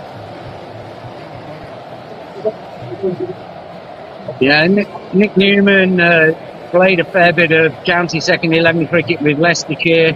He was also part of the England 50s side. He's a very fine cricketer. He's a good man coming in at this point in the innings, that's for sure. You guys are on a strong finish, and especially the strong foundation you yourself and Mr. Monty has given. What do you think about Monty's century? He stayed there in the crease for 131 minutes. Yeah, Monty's a savage player. He can hit the ball so hard, and if he starts dominating bowlers, the bowler soon finds out how hard he can hit it. It's fantastic to see him when he's in full flow. He's actually a Ghanaian international footballer as well, footballer at the past. So he's multi-talented, all-round sportsman. That's good. I know most of the New Zealanders, most of the Englanders will be good rugby players and good football players too. Yeah, that's true. That's true. We enjoy our sport, and the weather conditions. Those sports really do help us play and enjoy. Tremendous. It's always great when you're batting with somebody who's dominating the bowling. It takes the pressure off you. There were a couple of times there where I just simply looked to take a single, give him the strike, let him do the damage. But once I sort of got into the sort of second 15 set of overs, I was very determined that I needed to up my strike rate as well, and to take it to the bowlers as well. And I think that's actually happened. We both ended up, I think, with a 100+ strike rate, which is ideal. A good shot because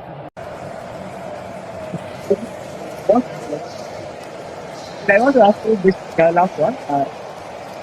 What? Score 40 runs in your next 3 overs. Which means before you are getting out, score 40 runs in your next 18 balls. What do you think about that acceleration? I was talking about Rohit Sharma. I was comparing you to Brendan McCullum because you're using your feet so well. Suddenly he changed my words and I said, you are not a Brendan McCullum, you are actually Rohit Sharma. You started innings so slow, but it was very clear. How do you think about that innings? It's vitally important you play every ball on its merits, and opening attack bowled well. But once you He's got to keep the ball ticking. We are working on the principle that there are three. A big shot. Couldn't be able to beat the wicket fielders. Yeah, straight to him. Just a single. Yeah, we're working on the principle that, you know, the 3 sets of 15 and playing positive cricket. Each 15 is obviously about an hour. Keeping concentration in this heat, batting for an hour, you're physically drained at the end. But if we can keep being positive, keep turning the strike over, I don't mind if we end up 300 all out. I'd rather end up 300 all out than I would be, 260 for 4. You know, let's be positive. Let's take the attack to the opposition. Let's back them out the game. You're speaking like your test match coach, right? I'm not so sure about that. I think it's about, in these conditions, in 45 overs, it's about being positive and taking the attack to the opposition. Don't let the bowlers settle. Don't let the fielders in on you. Make sure you are doing the attacking and the strangling, not them. Yes. Guess what, guys? You're watching this in the YouTube. They do have a knitting in their blood. They do have a knitting knock. They do have a change of gears from their blood. Even a 90-year-old can do, as well as an 80-year-old can do. Absolutely. I mean, yes, we might not quite have the power and strength that we once upon a time used to have. And we perhaps now, instead of getting in flat from the boundary, it's one bounce and in from the boundary. But what we have got is an enormous amount of experience, and that experience is something that is, the youngsters today are incredibly fit. They play shots that we only ever dream of, but we can each learn from each other. And today, one of the things I was most pleased about in my innings was the fact that Barbie had talked to us about sweeping the ball from well outside off stump to into the gap behind square, and just simply deflecting the ball, getting full runs rather than trying to hit it or trying, putting the ball where the fielders aren't. So opening up sides of the wickets, playing shots to. What do you think? You just played with the thing. That's what you're saying, right? Yeah, exactly that. Yeah, that's what maybe Mr. 360 will do this, and Mr. Indian 360 also will do this. Yeah, exactly. Good. Yeah. I was talking about Surya Kumar Yadav. That's an excellent shot backwards. Went on the back foot, and that will not pull his wicket for a boundary, and the bowler is having no more answers. That's another 4.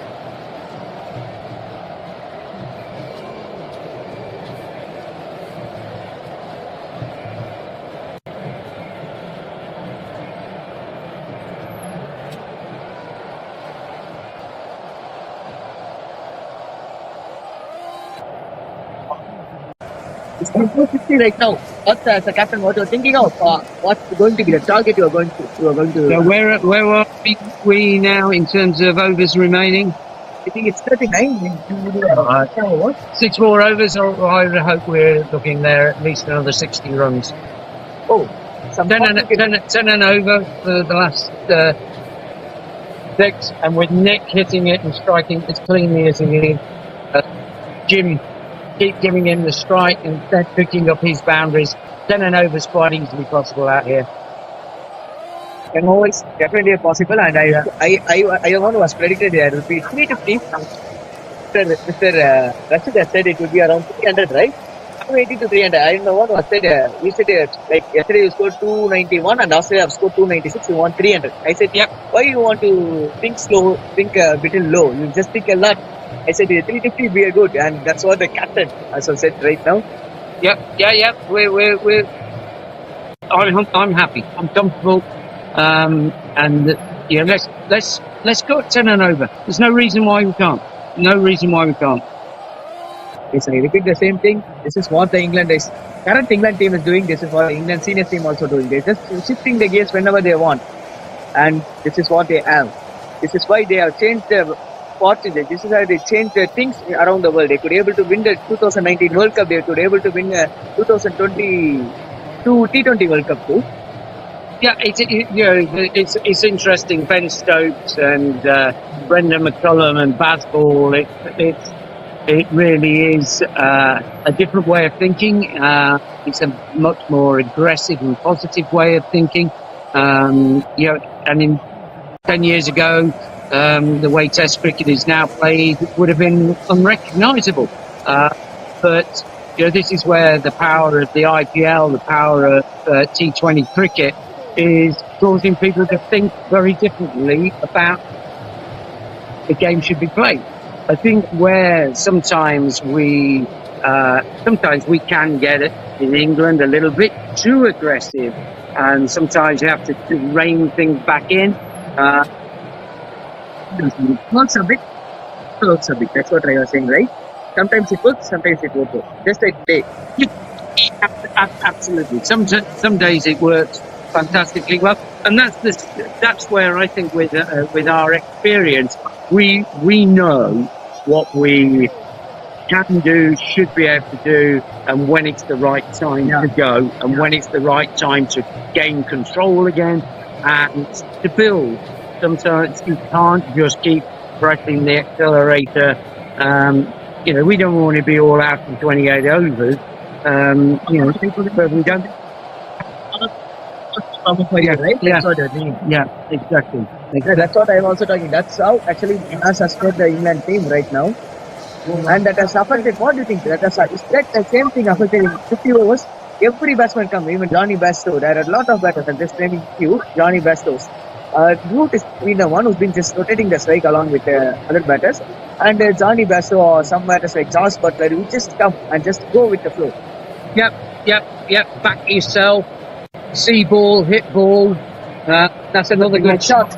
And he did that was for a leg fielder, and it's been a boundary. A lot of gap, as Mr. Rashid said. There is no fielder placed in between the leg side region and just been picked out for another boundary. Yes, sir, you can continue.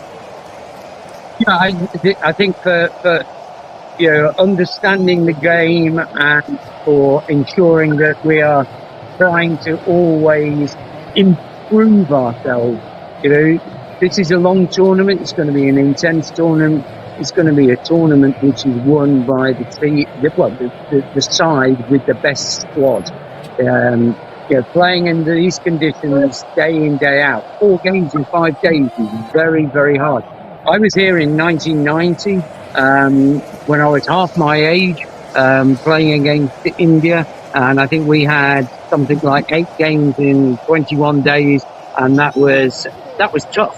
That was tough at half my age. Now to be doing this at 65 as I am, it's hard, but we'll do it. We've got ourselves very, very fit. I am actually, sorry for interrupting you, I am actually quarter of your age. So,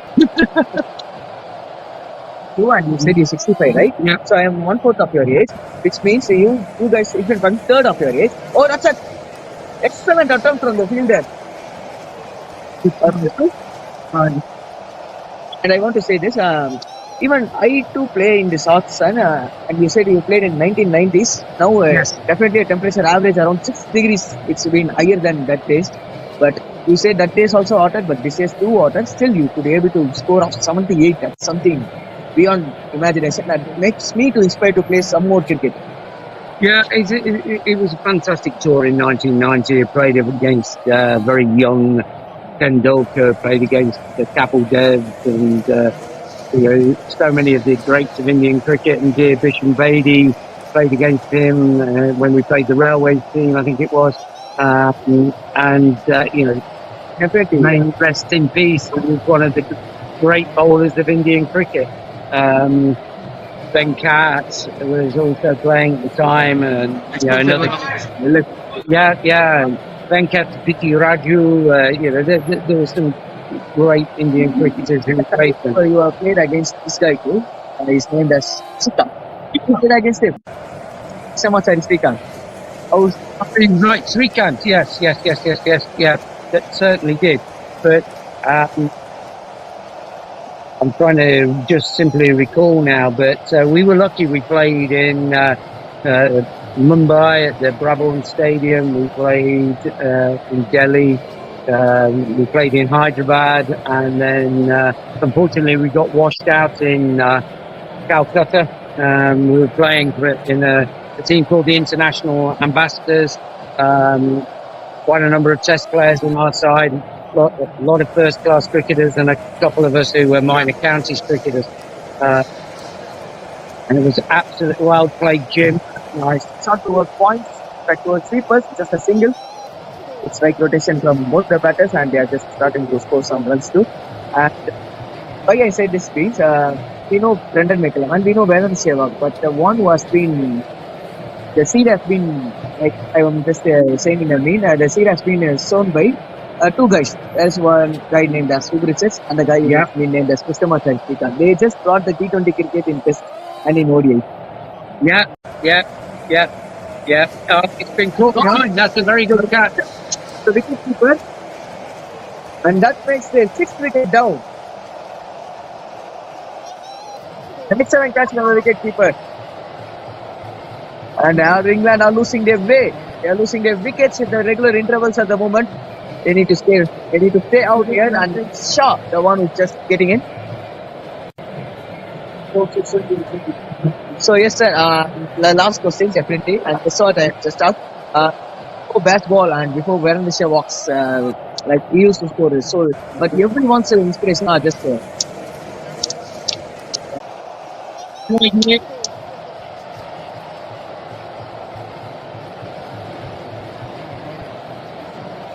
Batting from left.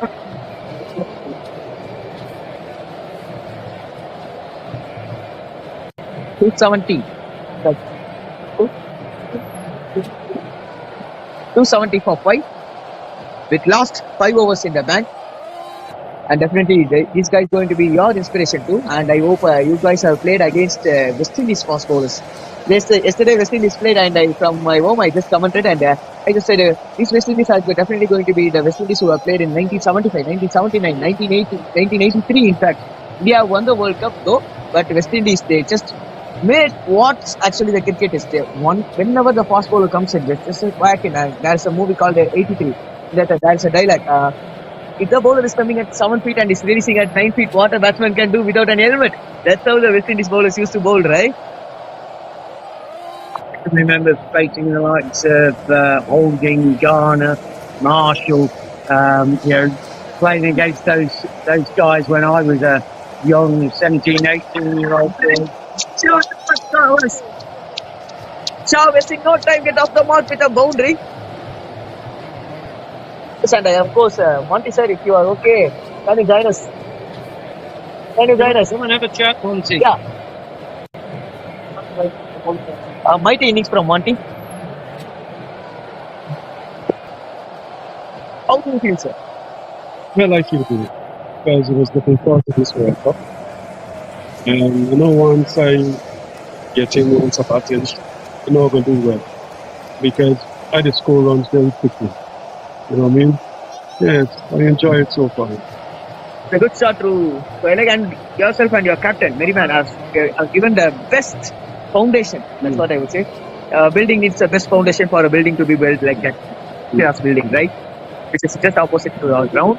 And that's how your innings actually started. And your guys have got to 275. I was talking about 250 in 40 overs, and they went to 275. And what's the target you guys are actually looking up? One goal to finish off. Well, we scored 90 the other day. We look into the same amount. We can because we got the batsmen to do it. So we got the players who inside it that could hit the ball very hard. So just as I asked your captain Merriman, I was asking you also about the fast bowling. Fast bowling. Fast ball. The best ball. Fast ball. Brendan McCullum type of inning. Like you are just attacking the ball. Whenever the ball is also in a good line, you and yourself, Mr. Merriman, and yourself are just coming down the track and tracking the bowler. Yeah, that's what I like. I always like attack the bowler. Yeah. I don't like the bowlers attack me. That's the best way. Making the bowlers down. Yeah, that's what I like. That's an excellent mark, sir. you have started so well, and Mr. Merriman has been batting with you. He's been just been slow, and he started to hit big sixes and some boundaries and some sixes. And you stood a bit, and between 90s and 100s, it took some time. I just said he's been hitting so well, so like a shave off, he's going to hit a six, and he's going to celebrate the Saturday night time. But you just like a certain set and just tracking for 8 singles, and after 100, you just stop. Yeah, well, I want to be cautious once doing it because my main aim is when I reach this stage is to score 100, not to do anything rashly and sure to win. You know what I mean? And once I get that, then I start back attacking. It is quite easier for me. And you know what, sir? I just check at stats. I hope so. You are in the your captain. Mr. Richard Merriman is the one who was standing top with 159. And you are on 125 in the 4th position. So England team are sharing the first 5 position, and they are sharing 1 and 4 between the first 5. What do you think about it? Especially the openers. Because we got a strong team, we got a good team. Everybody here could bat in any position. And most of the guys there play batsmen. And they could bat between 1 and 5. You know? So it doesn't matter what position we guys bat, broad or play. Any guys go and any guys attack at any position. Yeah. You are just giving me some memories of the Mumbai Indians of 2024. Any guys can go at any position and just go on. Yeah. What's the name of the game? Very talented stuff. Yeah. And also you have a brilliant tournament, especially the yesterday's match was so good. You guys scored 291, and today you are just going to pass this. So I hope so. Take forward and straight to the bowler. And Tim Phillips and Shah has been batting so well. I don't know what. How was actually the pitch? I asked you of Captain Merriman, and I am asking you. How was the pitch in the new ball, and how was the pitch when the ball got so good? Well, because with the new ball, the guys can get a lot of movements, especially this type of ball. And with the first 10 overs, the ball will move. But after then, there's no swing. The spinners then been getting a lot of form, you know? And especially with left arm spinner, they're getting a lot of grip on ball, and then the pace of the ball coming through very quickly. Sometimes you keep low, and sometimes you get a bounce. Actually, this pitch is something like a pitch which is actually damp. Yeah. So once you start to play on the innings, I was in the comment here, I was saying even you and many batters are just standing in a back foot and just trying to cut. The ball won't bounce so much. So the thing the batters used to do here is they just went on late on a front foot, and they just wait for the ball to come, and they just play late. They put their front foot and they play late. That would be so easy. So this is what I thought, and a lot of batters just backing on a back foot. They are just playing on their back foot a much. It's very risky in this pitch. That's what you think, or what's your thinking on that? Back foot I play a lot of shots on the back foot. So instead of the ball bounce, the ball kept low. But I keep my eyes on it. You understand? And I was able to play it well. When it pitch outside the leg stump, you're getting a lot of bounce. That's why I see I could have hit it, the square leg of the hit mid-wicket or back of the square for 4. You understand? But when it comes to the half stump, it is very slow, coming slow. You can't get a cut properly. You know what I mean? Yeah, so one of those things. I think it's a nice wicket to bat on there. That's a bowler who's been bowled with coming around the wicket, cutting diagonal. Yeah. Umpire, and he's been bowling a lot of off balls. He's just making the batter to cut. That's what I just I myself have that shot. As a sweeper, just a single. And that's what I myself and Mr. Rashid were talking. We should not be relying on a back footer much, because he's just making his brain, and he's just making you to play the cut shot, and that would just get a nick, and the keeper would take it. But nothing goes to the keeper, because when the ball, it's either the bounce in the wicket or you can leave it alone. Yeah. Excellent knock, sir, and I wish you for a good day, and as well as an excellent tournament. I'm really looking forward for taking out the cup from the day. Thank you. Excellent shot, that's a misfield. A slog towards long on, and that's a boundary, and there comes Mr. Rashid joining us in the com box. Thank you, Rakesh. Hello again, everybody. I hope you enjoyed them insights. It's always good, wherever you are around the world, listening this live stream or just listening to us, hear the insights from the players. Richard Merriman, the England skipper, and Monty Douglas, the century hero for England. Graham Shorey now had a tremendous innings yesterday. That's 70 odd off the 40 odd deliveries. He set out in the same vein. Another 2 valuable runs these for England. We're looking to surpass the score from yesterday of 291.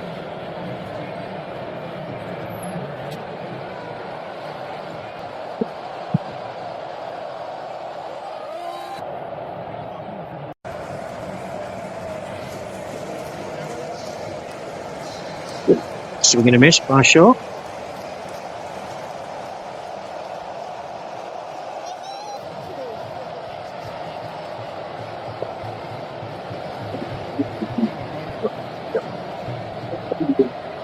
Can England get up to the 300 mark?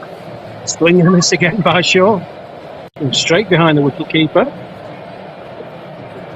Coming through, I don't think they're going to turn around for the second. No, they're not. Throw comes in. So what's your thinking on the score, sir? You got, I think, yes, you have got yesterday score 291 on board with 2 more overs left. Yeah, I'm confident. I said 300. So I said 280 yesterday. I was proved slightly wrong, but I said 300 to you. You said 350. There you go. That's another boundary. Right, Moves on to 295, and England. Right, That boundary moves on to their highest score in the tournament for now. 295 in their 43, and I also still in 2 overs. Can England get another 50 runs? Can they be able to add it, or at least another 20? I think another 20. I think, as I said, we asked for predictions. You said 350. I said 300 on this track. Looking at it, speaking to some people around here, England have played very, very well. They've been on the front foot. There was a phase during the game where you thought 350 plus was possible, the way that Richard Merriman and Monty Douglas were batting. Canada pulled it back quite with the 2 quick wickets to the skipper and unfortunately Gordon Lennox getting out. Cricket Newman then came in, and it became a steady stream. John Duckworth. All the players have really contributed. But to get a score of 300 plus, listen, it's going to be difficult for Canada to chase that regardless. They've been out in the field 3+ hours. Mentally they're going to be drained, physically they're going to be drained, psychologically you get 300 on the board, you know you've got to go from it right from the start. Straight away attacking. The England bowlers going to attack straight away, right?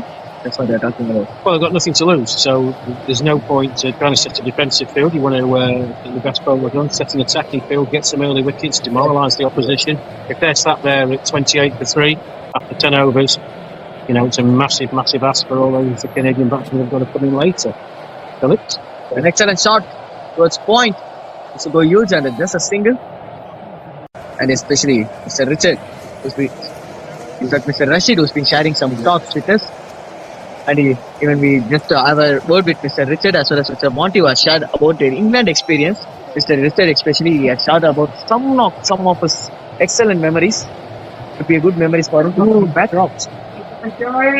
Drop at covers.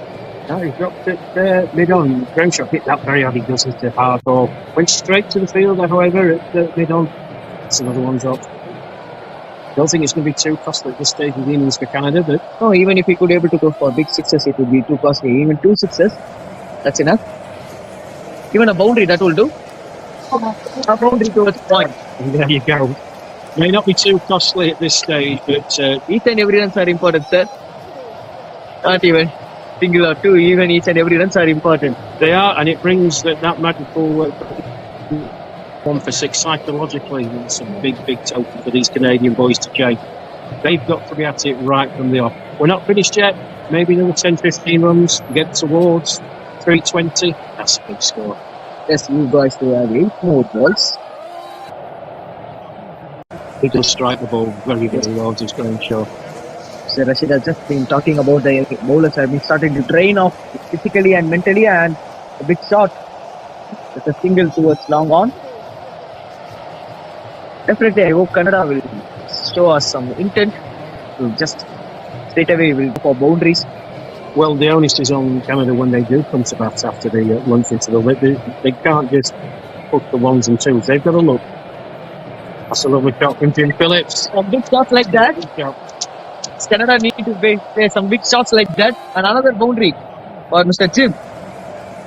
With the boundary over 44th over, the penultimate over of the innings comes to an end with 306. England have put on for 6 wickets.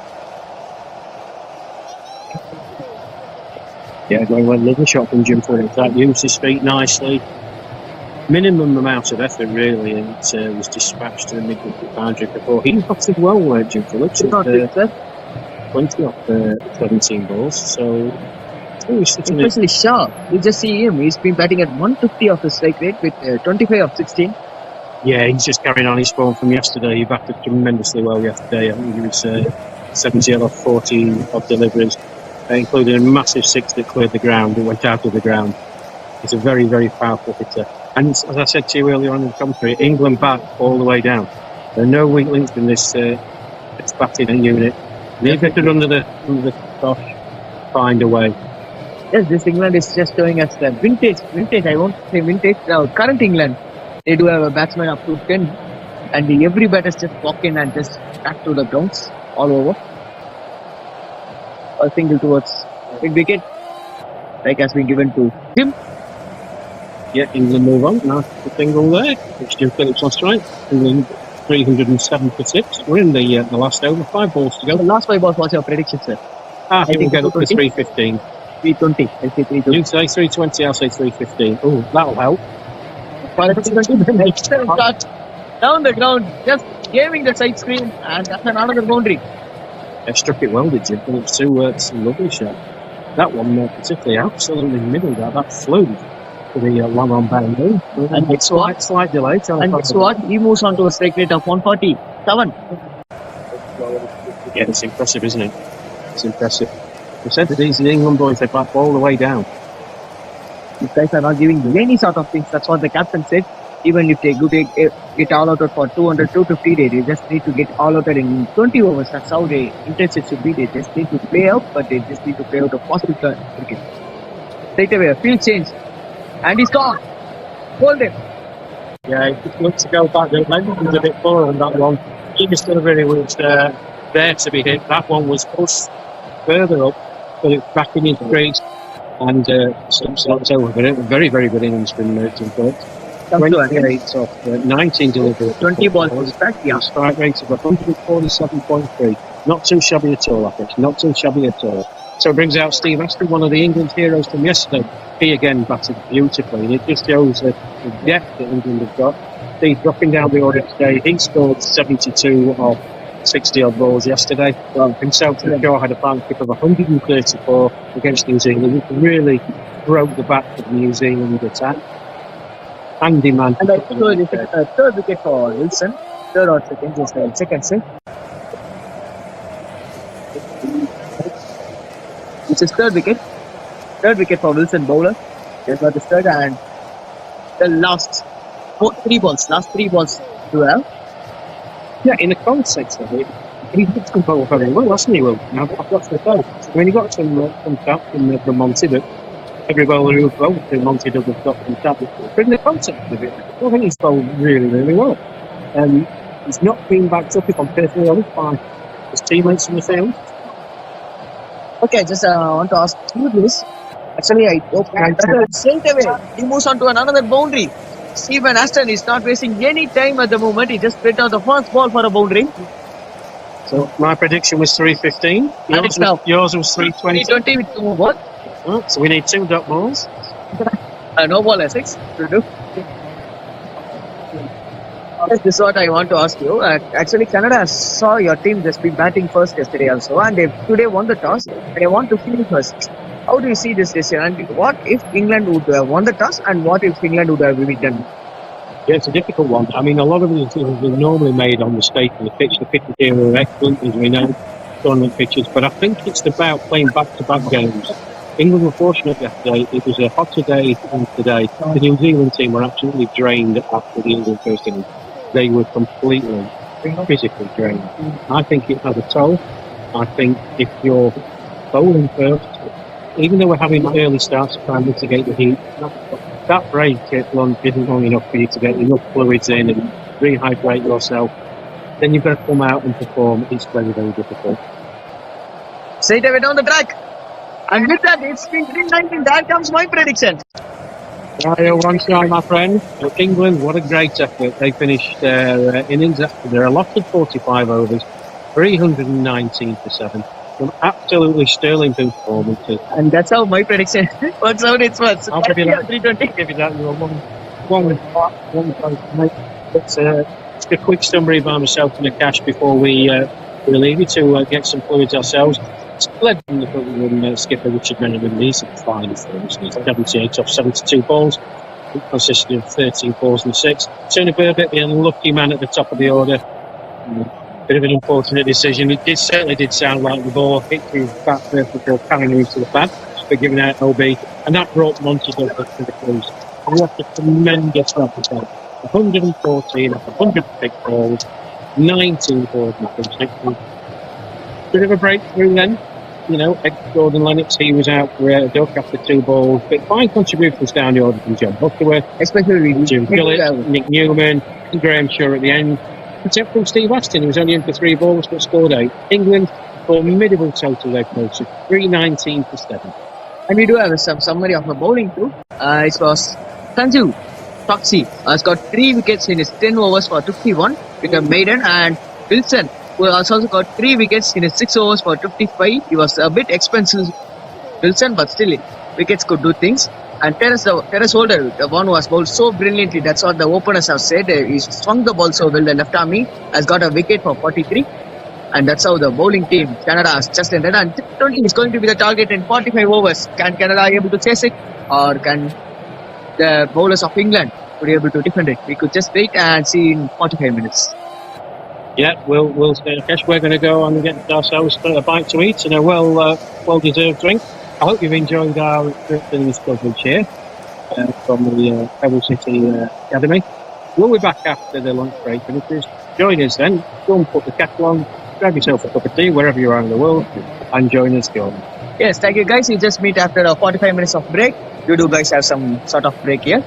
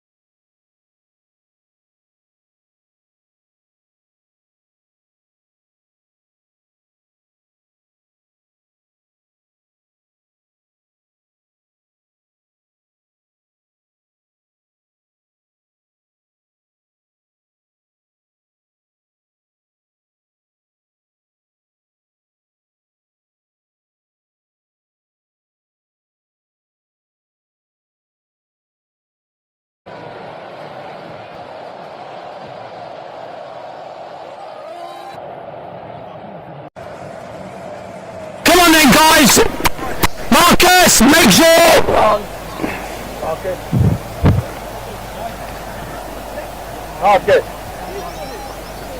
Okay. On the what?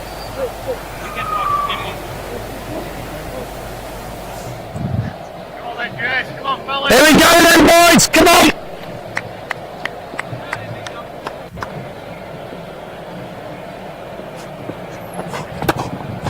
Great start. Well in, JB. Really police that pressure in there.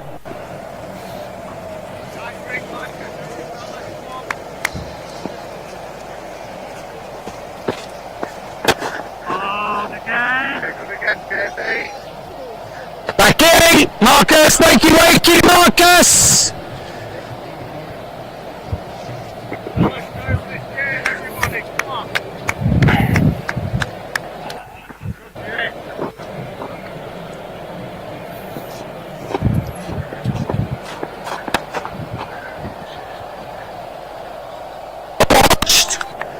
Good fielding now.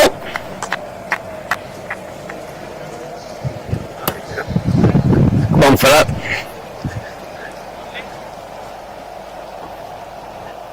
Well watched now.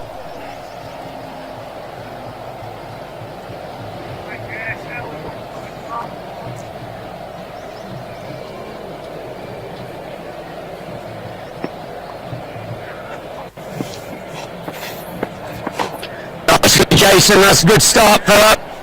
Good shape, good seam position, Philip.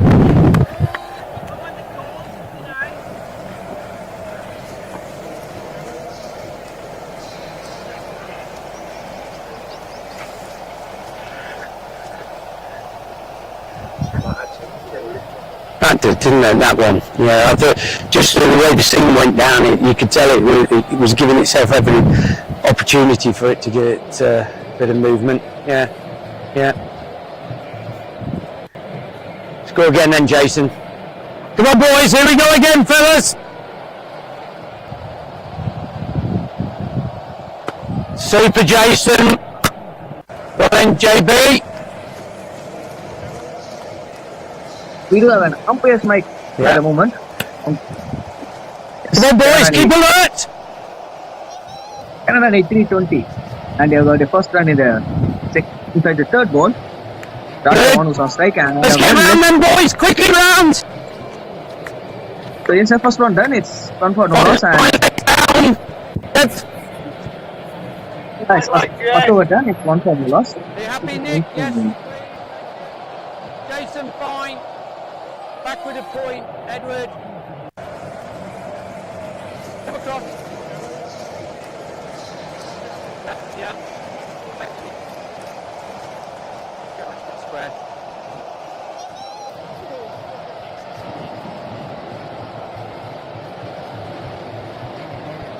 So, sir, Jason has bowled his first over, and in the offline box, yes, of course, Mr. Rashid has joined me in the com box for the second innings, and its captain was going to be on strike, Darwin. Jason has bowled the first over, and I feel the offline time. I'm on. It might be a little bit more behind, but this one, as you You when we Steve, give him some insights as well if needs be. Kevin Watson opening from the commercial end near to us.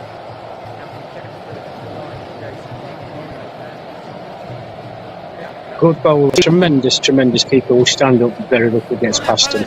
It's an art, but it keeps a batsman honest. Here comes Watson with his first delivery. Bowls, that's down the leg side, signalled wide by the umpire.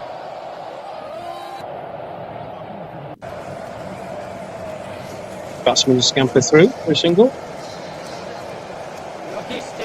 That's umpire Surendra Kumar Venkateshan from Rhode Island in the USA.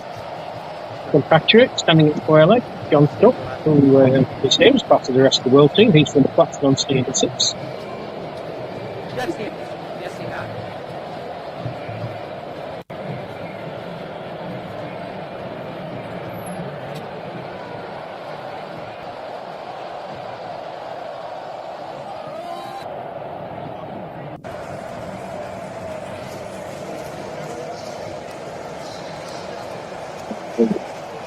Yeah, Watson struggling for his line. First two deliveries, another wide, sitting down the leg side.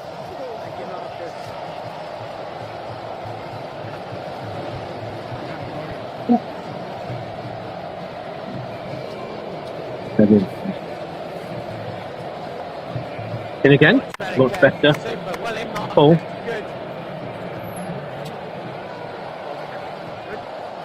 Gavin Ledoux, Canadian skipper, locks that down. And there's no run. Push, boys, keep it tight in the ring. So Watson in again. He folds. Well bowled, Kev. Back. Wade back to him. And there's no run. Better delivery from Kevin Watson. Make sure we got our energy going, boys. So yes, again, keeper is not going backwards. He's just keeping up to. At the moment, he's just straight away cutting the batter's positiveness. Cannot come and down and play the track, but he just stands and delivers for a boundary towards mid-off region. What do you think about this shot, sir? A back foot, a powerful punch using his bottom hand. Yeah, Gavin Ledoux is a very powerful looking individual. He was up there to hit. It was in the slots. It was full of length. Half volley in length, I would say, a catch. But he absolutely smashed that back down the ground for four.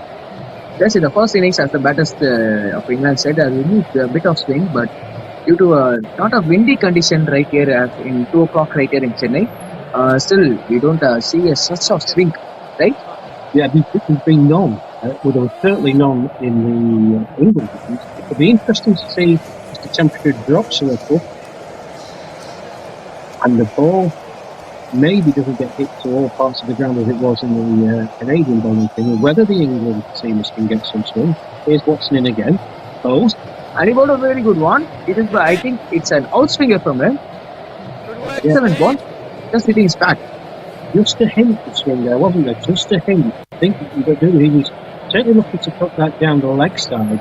Late swing from Watson. The ball squirted off his padding to the left side and causing it for the bowler. A brilliant end, a change of length straight away from Watson. This time around to his patch, and umpire called it to be a wide. Yeah, another wide, the third one in the open. Kevin Watson really needs to sort that out, but as explaining the benefits of standing up, he just saw that keeper manoeuvre by Steve Aston. It was a quick delivery. He made it look very, very simple. Still keep the batsman honest, and it's a tactic that the England team use. And it's been working to good effect. The start of the innings, kind of looking at scoring, it's around 7.1 and over. They're currently 10 off 1.4 overs. The skipper Gavin Ledoux is on 5. Of course, they are going at runner ball. Especially in the power play, they are going at runner ball, which is still good, I think. So, a boundary, a much needed boundary for Gavin. Extra, a bit of 5 wides have been bowled till now. Yeah, and England have got to cut them down. You can't afford to give 3 runs away. So, let's just have a quick look at the field. Just before that, a good shot. Cruising through covers, and that's an excellent effort from Marcus Young. He's not turning old, he's turning young, it seems to be. Well, excellent commentary yesterday, Akash, just yourself and any other people just screaming. Marcus Young, just nearly 70 years old. He's not old, he's just turning his years so young. That's an excellent fielding from him. Yeah. Right back to the bowler. He, like the rest of the teams, as we said, are an inspiration. But Marcus Young, number 19 on his back, ladies and gentlemen, you watch him later on when he comes on to bowl. He will fly around the field. 70 years old, this gentleman is fit as a fucking dog. There's not an ounce of fat on him. 70 years young boy. Remember, young. Bus driver by trade back in London. He drives a bus in London. It's 2 was done, 12 for none. That's going to be on strike. With the captain, you need to pay a captain's stock. Yeah, he certainly does, and he's certainly capable of doing it. We know a bit about him. He's a powerful strike of the ball when he gets in. Much like the England batsman can score very, very quickly when he feels things are going for him. Here's Jason Cole from the far end. Yeah, that's a finish run up. There's a far end from Pavilion, and that's a. Well, this is a. Is this a far end or? Well, it's the pavilion now. We've had to move from the pavilion, ladies and gents, to Spot just comes in. Shot is pitched just over. just over the mid-wicket fielder. Is that running up for a boundary? I hope so. It will. A very, very quick outfield right here. A bright sunny day in Chennai and 2 o'clock time. The ground won't be so wet, and that's the boundary. Yes, spot on fresh. All lucky. Ed Gordon, minutes there at square leg, is one of the better England fielders.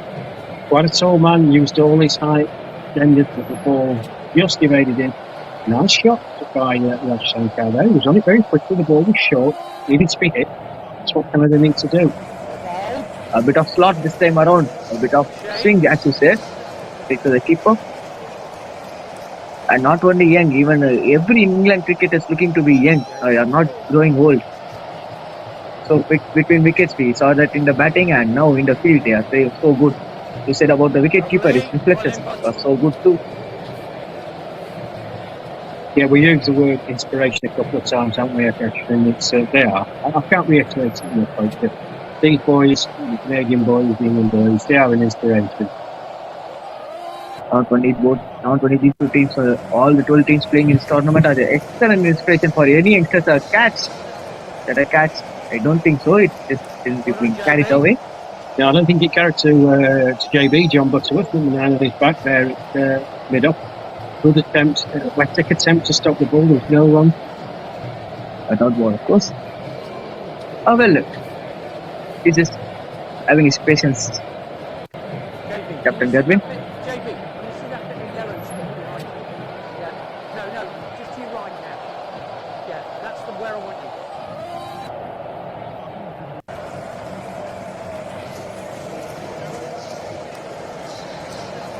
Excellent shot, and Young has fielded it. Just a missed throw. Somebody field for Mark Chung. I thought to have to be nearly 70. Well, he never looked 70 there. Scooted round, clean pick up. It was just a throw that was lacking. I think a direct hit. Perhaps we could have been in trouble. Yes, it's 3 done.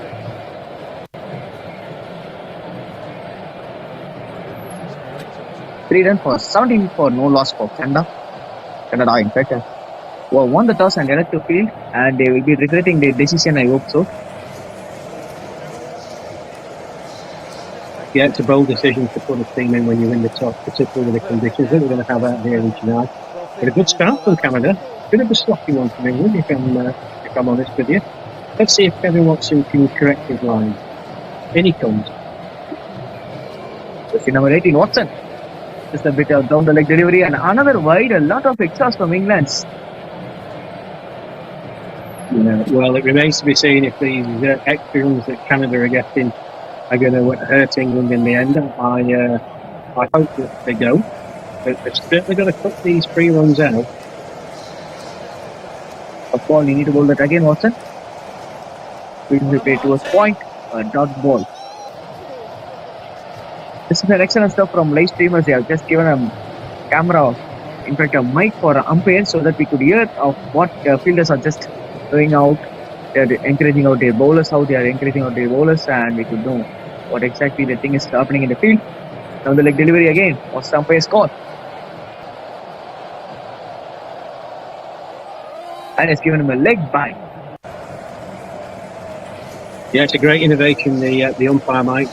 Apologies in advance, ladies and gentlemen, if with that mic you will overhear some language that might not be suitable for young and even old. We have no way of legislating what the players say on the field, but they are aware to keep their comments. No worries. A bit of short ball, and that's an excellent shot. Some shot needed to and deserved to be a boundary, but straight to the fielder, a dot ball. An excellent back foot punch. Yes, of course, cricket is just in the field, it's been different, but outfield is exactly different. Whatever the language you are using, they just want to win the match, that's it. So, whatever the language you are using, you just don't see them. And excellent shot again, Young is there. And he fielded it away. It's considered a single with 2 more balls to go. That's what I feel, Mr. Rashid. So youngsters are just not learning about the languages that actually the bowlers, the fielding team has been using, but actually the statics they are trying to use. It will be good use to offer. That's what the technology has provided us, definitely. Yeah, I couldn't agree more. I mean, we have access now. I mean, The team that are providing the live streams for all the games in the competition need a great deal of compliments. There are some technical issues that you expect in a tournament, but by and large, all the technical stuff have been more than helpful. But the technology that is, it brings you, the viewer, wherever you are in the world, closer to the action. It's another leg side delivery by Kevin. What's the matter with? I would have guessed that that's going to be single wide again. Have a look. It's a single. It's been given by the umpire. It's a single. Actually, it's just off his bat. Must have come off his bat. Yeah, it's come off his bat. It's a single. 21 for no out after 4.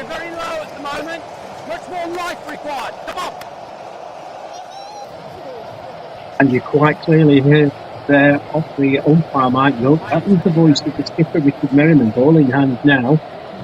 Trying to jig his bowlers up. It's just a bit flat from the England team. They're normally fast starters.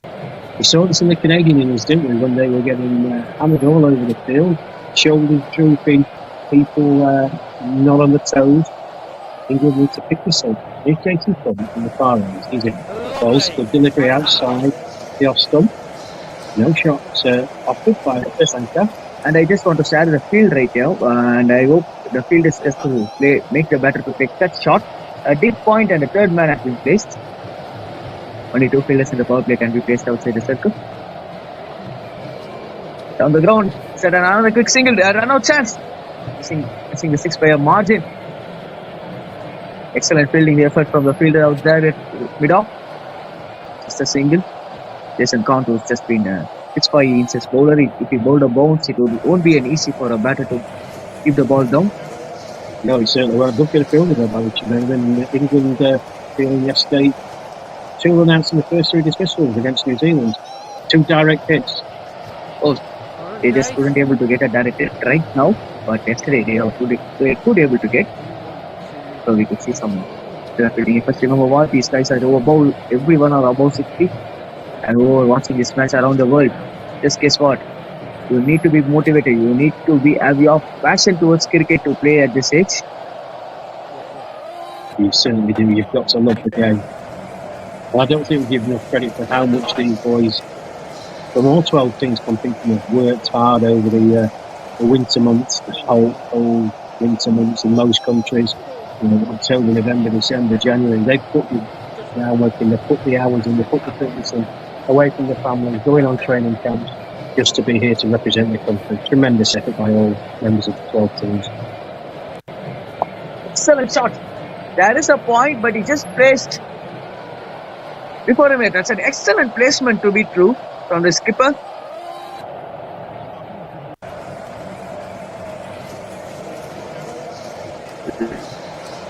He's not here to keep the ball down. That's what I'm talking. He's a 6'5" feet height bowler. We cannot be able to keep him down, but he just played with the merit of the ball. The ball. Oh, that's nasty. I think that Kevin Watson again. He got hit in the face yesterday whilst fielding. I think that's hit him in the same place. I hope he's all right. Absolutely smashed by Garvin Badoon, the Canadian captain. Then he was a powerful hit of the ball. That came right up the screws. Kevin Watson, full position. He took the full dump. Well done, Kev. I hope you're all right. Goodness me, he just hit the ball hard. Yeah, I hope so. He would be all right. Yes, the fielders have checked and he seems to be all right. Not only young, every fielders are just giving their efforts in the field as youngsters. All of us watch the ball carefully, boys. And this guy is been batting with some intent at the moment. Straight. That's excellent. Excellent shot. Excellent, JB. To the fielder. Yeah, and you can hear that echo there. My colleague to the right of me said that was excellent. It was an excellent shot by Gary Badoon. But excellent fielding by John Butterworth. Quickly in, clean gather, throw towards Jason Thorns at the bowler's end and no run. Thinking? Yeah. Excellent was a call from the England skipper, and excellent it was.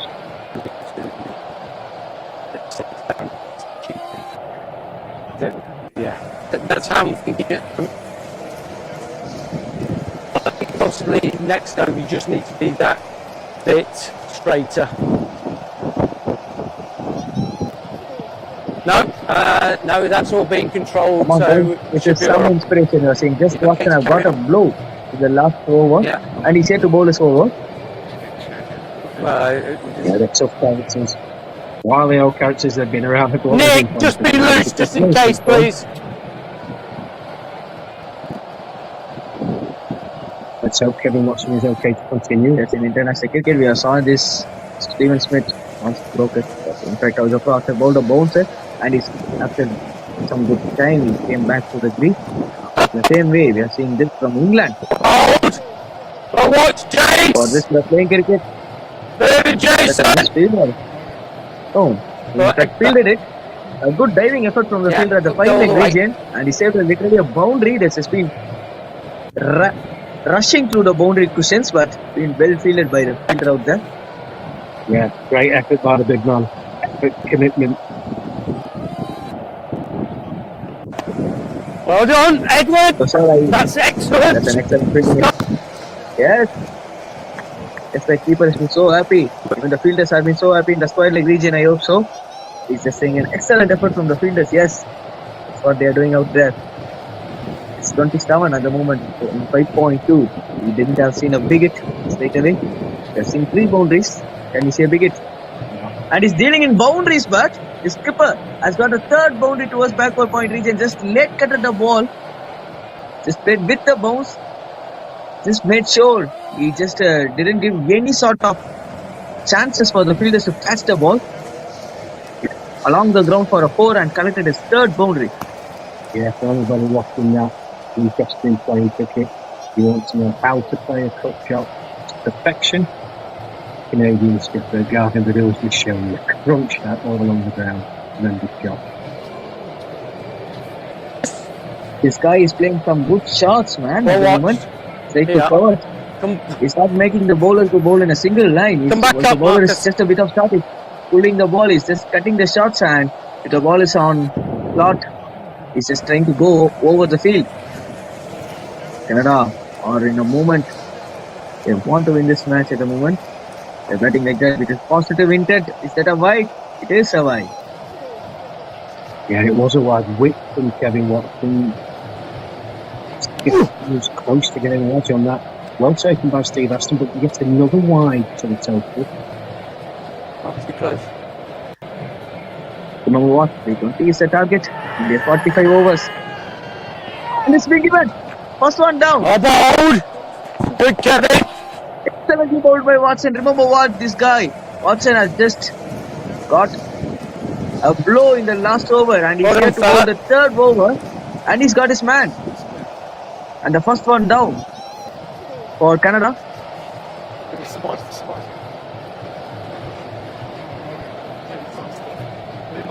Well, it was an LBW decision in the umpire took quite a long time.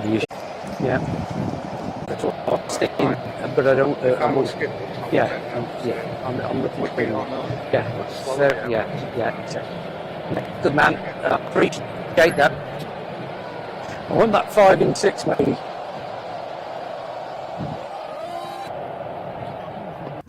That's great stuff. Hold on. Take a blow there. Yes, please.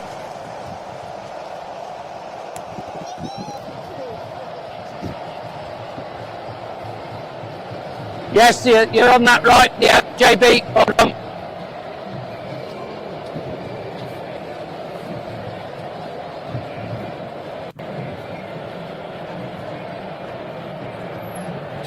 Right, come on. Let's get it really tight. Come on. Take deep breaths.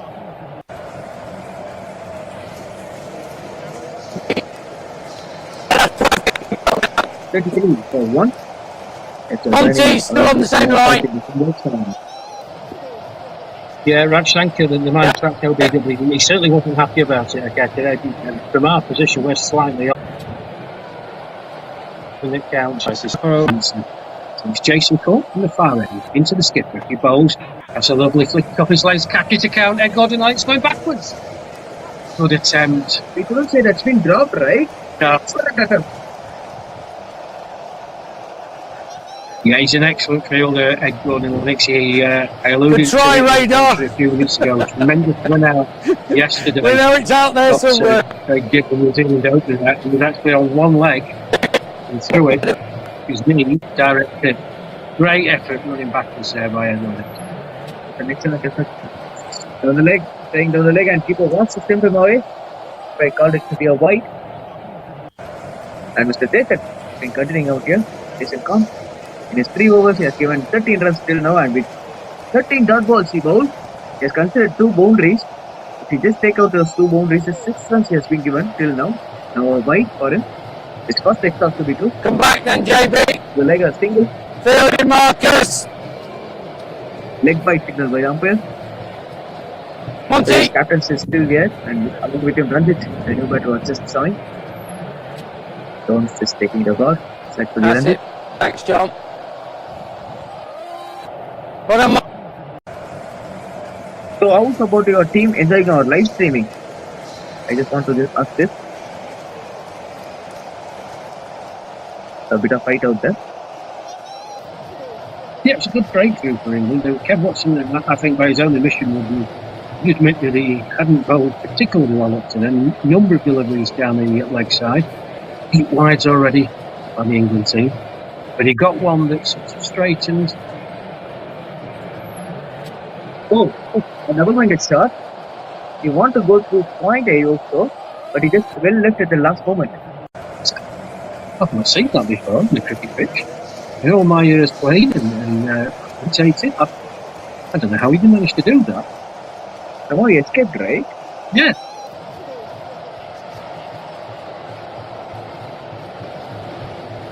And this guy is not giving any sort of fit for the batters to free their arm. He's been bowling at a good length. Yeah, another good over from Jason Court there, as you alluded to. You know, that's 17 dot ball. He went a couple of 4s, obviously, from Guardian will do, but he's been right on it. His height helped. He's got his legs. He's settled into a good rhythm. And off he trots to the far end to take up his position. But England, 7 overs gone, kind of 37 for 1. I think England will be relatively happy. 9 more good balls, sir. That's what you're thinking, right? And England think that's what they are going to think. And 9 good balls. Yeah, I think, and that's the way you play. You spoke at length with the England skipper, Richard Merriman. He talked about in the batting department going in 15 innings block. I don't think that changes when you're fielding. I think you're going 15 over block, sorry. As you just, you know, and use it like that. It's not always going to go your way. That's why we love cricket. Even the best plans can go awry. But England bowl to a plan. You'll see this now. Merriman talking to his fielders. Kev Watson, I think, is going to go off the field for a bit of treatment. I hope he's all right. Suffered a nasty blow just to the left side of his face. Jay on the 45 on the 1. No, he's staying on. There.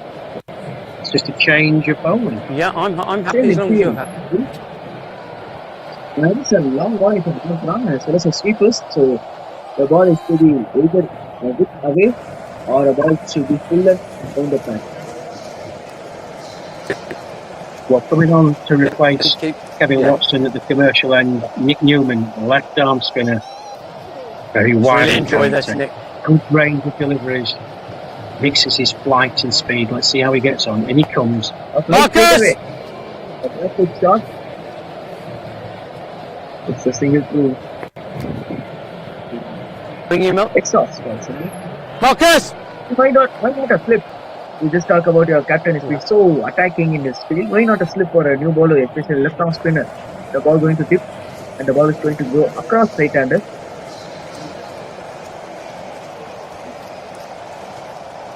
On the leg ball, it is called a wide. We just backed up. Well done, Marcus, as well. Excellent stuff. Marcus. Yeah, interesting call about that. Like, yeah, for this one. For their captain. England employed a split yesterday when they played in New Zealand. There must be some reason behind it. I'm just going to scan the field and see if I can see what plan they're looking at doing. A flatter ball, straight to the square, and then be narrowed to the total. Yeah, pretty orthodox field at the moment. Although if you look at the positions of the fielders in the offside, you've got Richard Merriman at traditional. You know, Marty Sugar at one off, and you've got Echo Onyx in the cover region.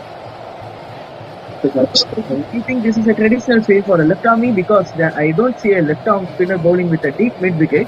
no, I don't, and that's the point I'm making. It's not a traditional field for a left arm. Okay. So, you know, Garvin Badoo played a lot of cricket. He will have faced a lot of left armers, but he won't have seen this type of field. It's all about creating indecision of batsmen. He will have seen and faced a left arm slow bowler hundreds of times in his career.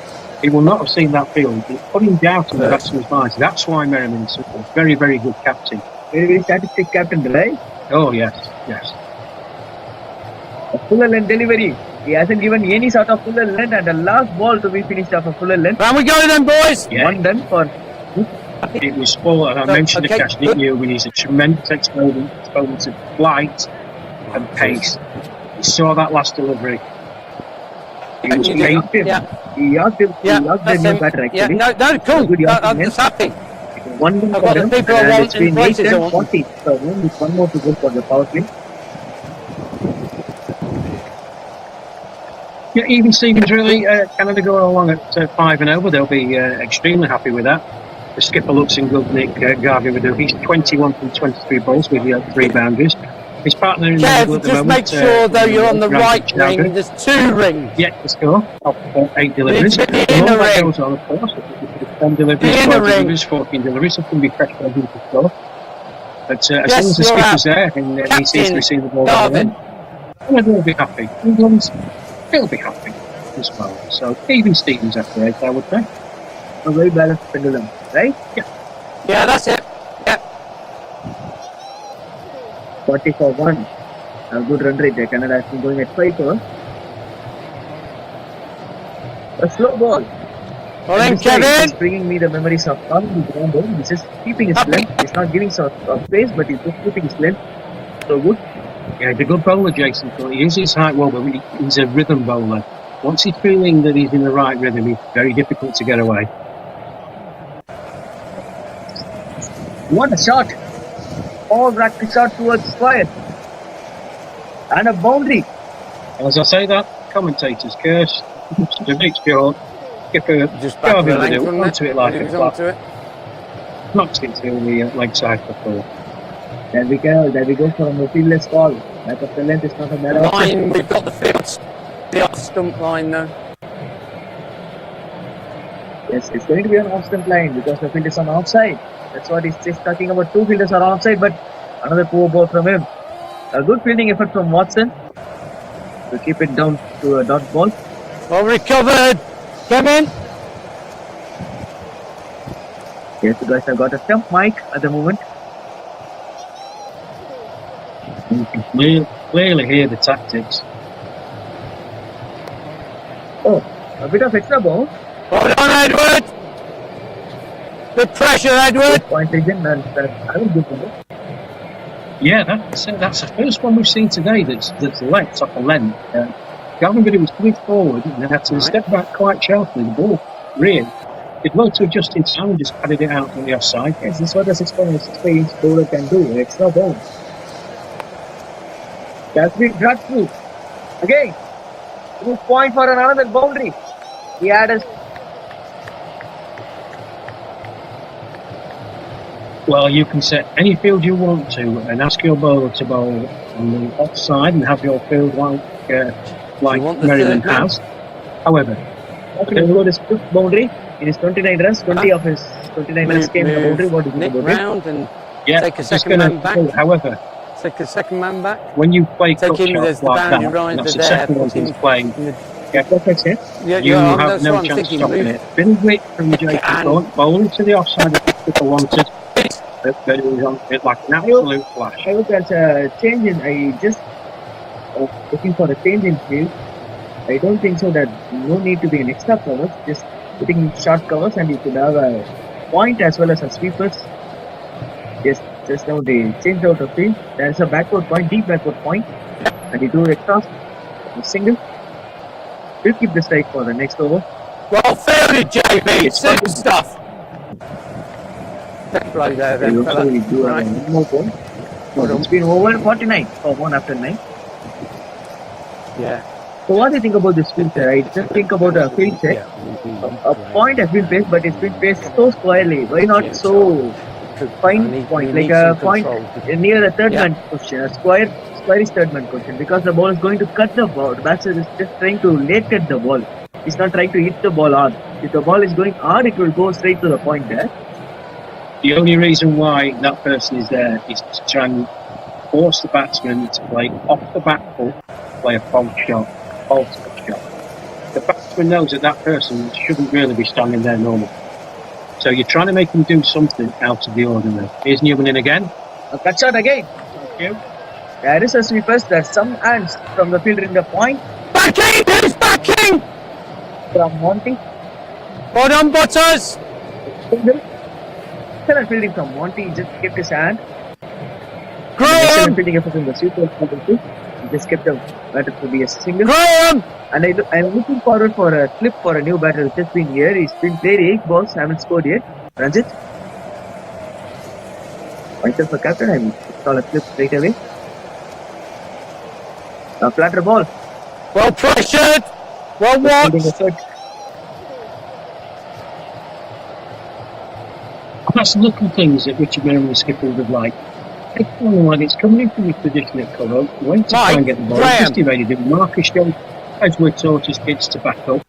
Yeah, well, doesn't seem much, but it's the effort. And that's what the skipper will want to see from the point down the field, effort. Well bowled! Slow through the end. Super bowling!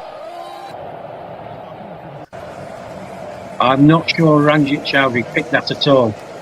I think he was beaten fair and square by an excellent delivery from Nick Newman there. Nick Newman just making me the memories of Tirupati. A flatter one this time around. And a single towards mid wicket. Graham! Graham!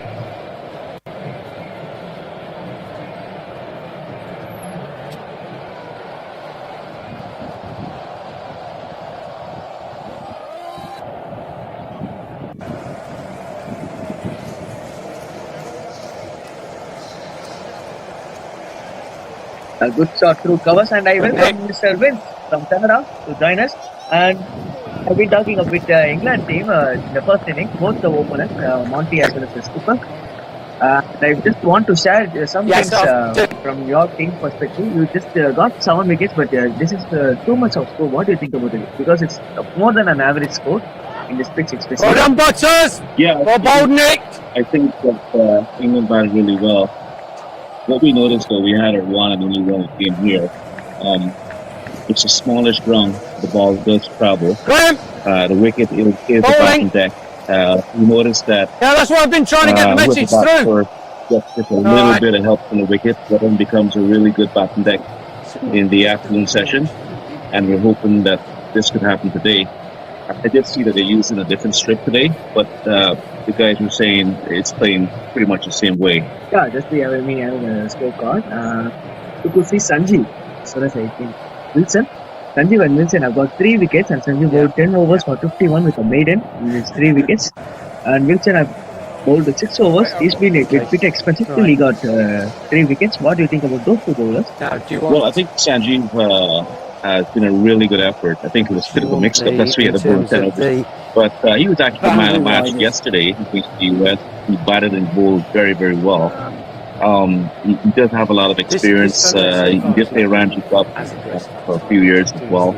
One of our better bowlers. I think Wilson was the guy that pulled to death, so he did manage to take a few wickets at the end.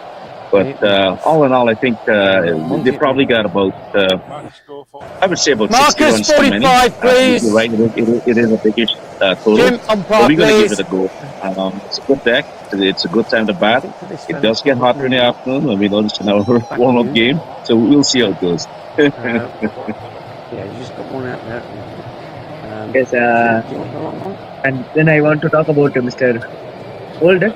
I think Terence Holder, Terence Holder. Actually, the openers who came here and had a chat, they spoke about him, left-arm seamer who is swinging the ball with a new wing, and he's been swinging around him, and he's just making the ball to a snake dance, and he's just making the batters to dance. That's it. Well, yeah, he does bowl a natural effort to right-hand batsman, and it was unfortunate that I think he couldn't get his line right today. We are playing 2 games in the trot, and probably Good start. 3 games in 4 days. They're playing a Saturday game as well, warm-up game, and coming from the cold. But I think Terry is always going to give it a chance to swing early. He does. He does hold out for the slump with the swing, and he was getting to swing yesterday. And I think he's going to come back strong. He is a very hard-hitting low-order batsman as well. Not too much. What do you think about it? Not too much.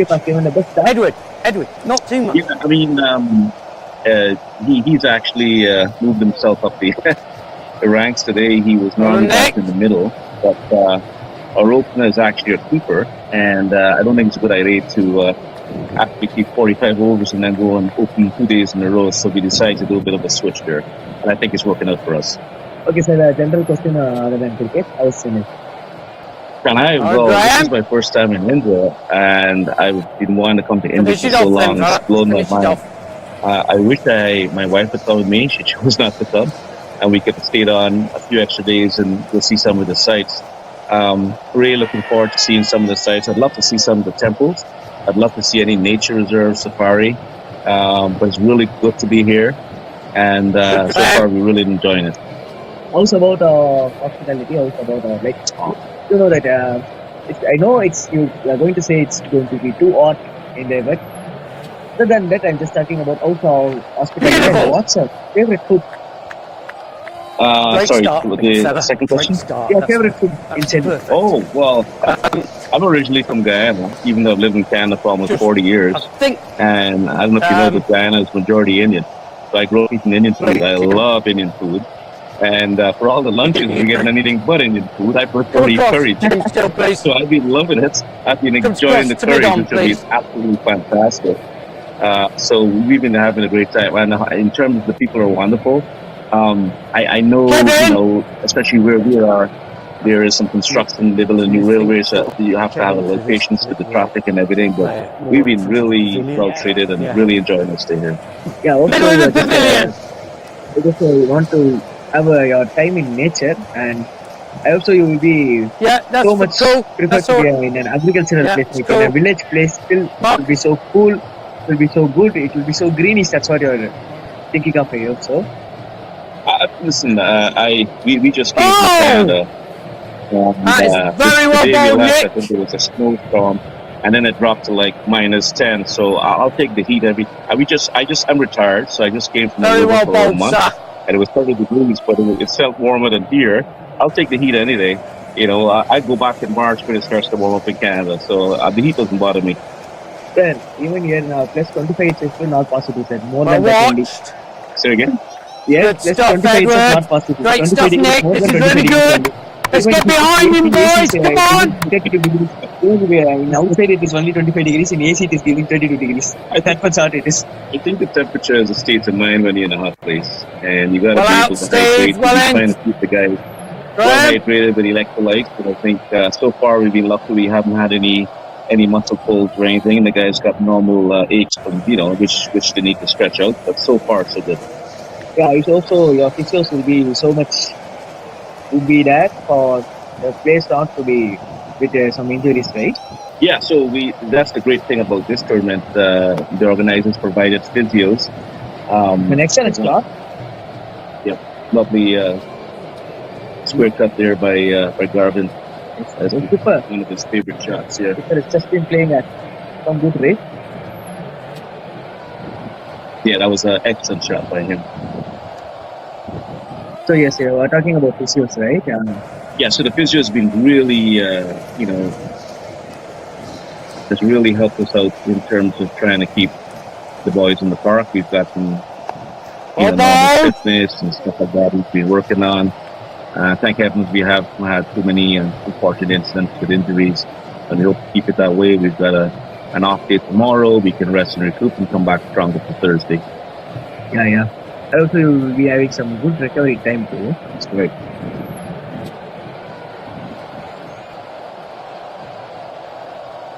And you said first time in India, right? So definitely this is.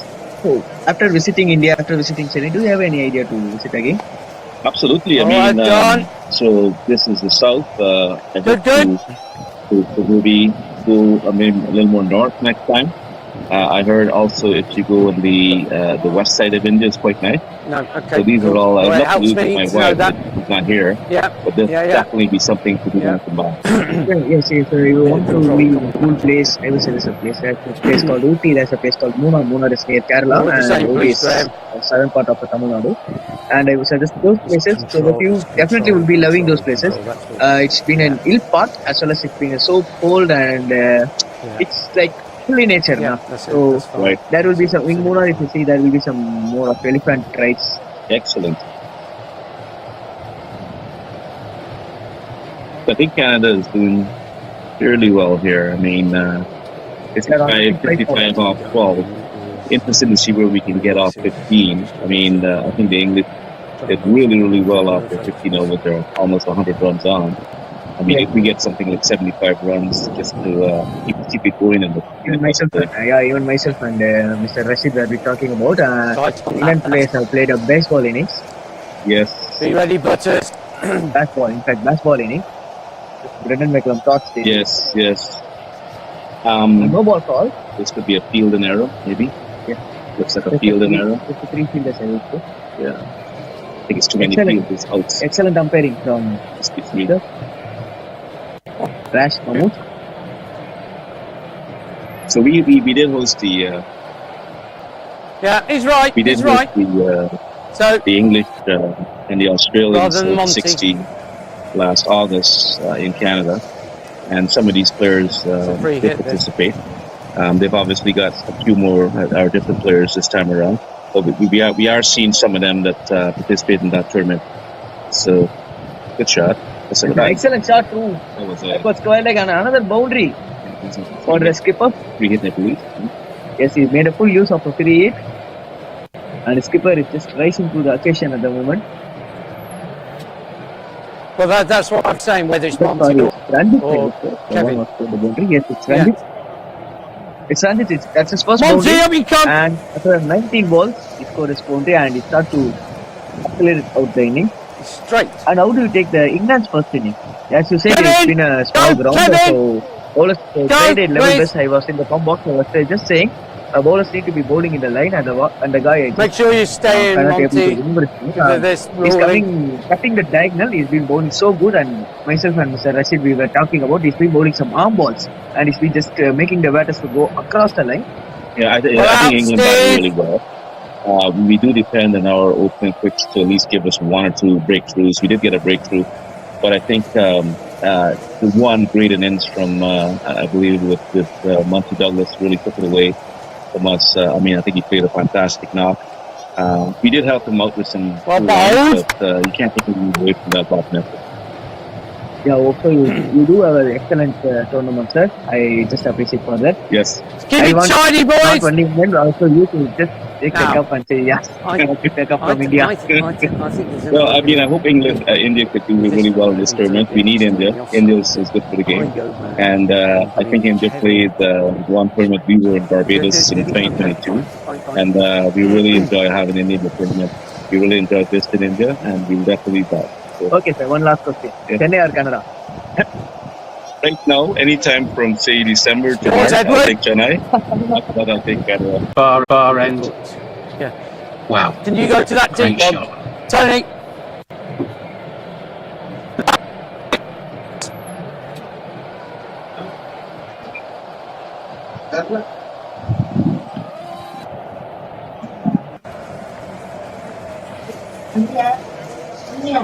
On the flag, Edward, please.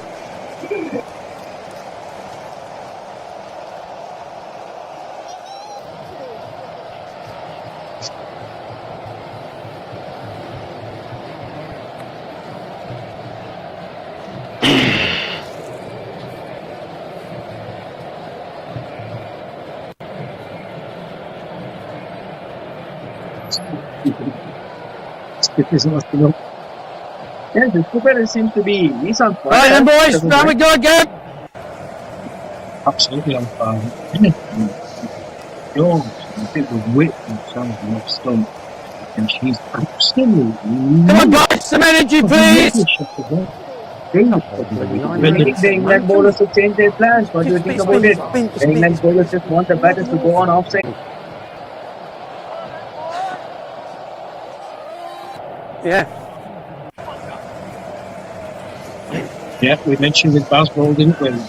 Plan is good as long as everybody can execute it. When it's working, everyone's happy. When it's not working, and it's clearly not working, the English perfect. Going to change the plans. Here's Nick Newman from the commercial end. He's in, bowling. Excellent ball. Just on a bit. Nick towards Delhi for a single. Yeah, you heard Vince from the Canadian team saying if they get up to about 75. Nick, do you want me to go all the way? 15 over 3, do you want me to go all the way? Happy.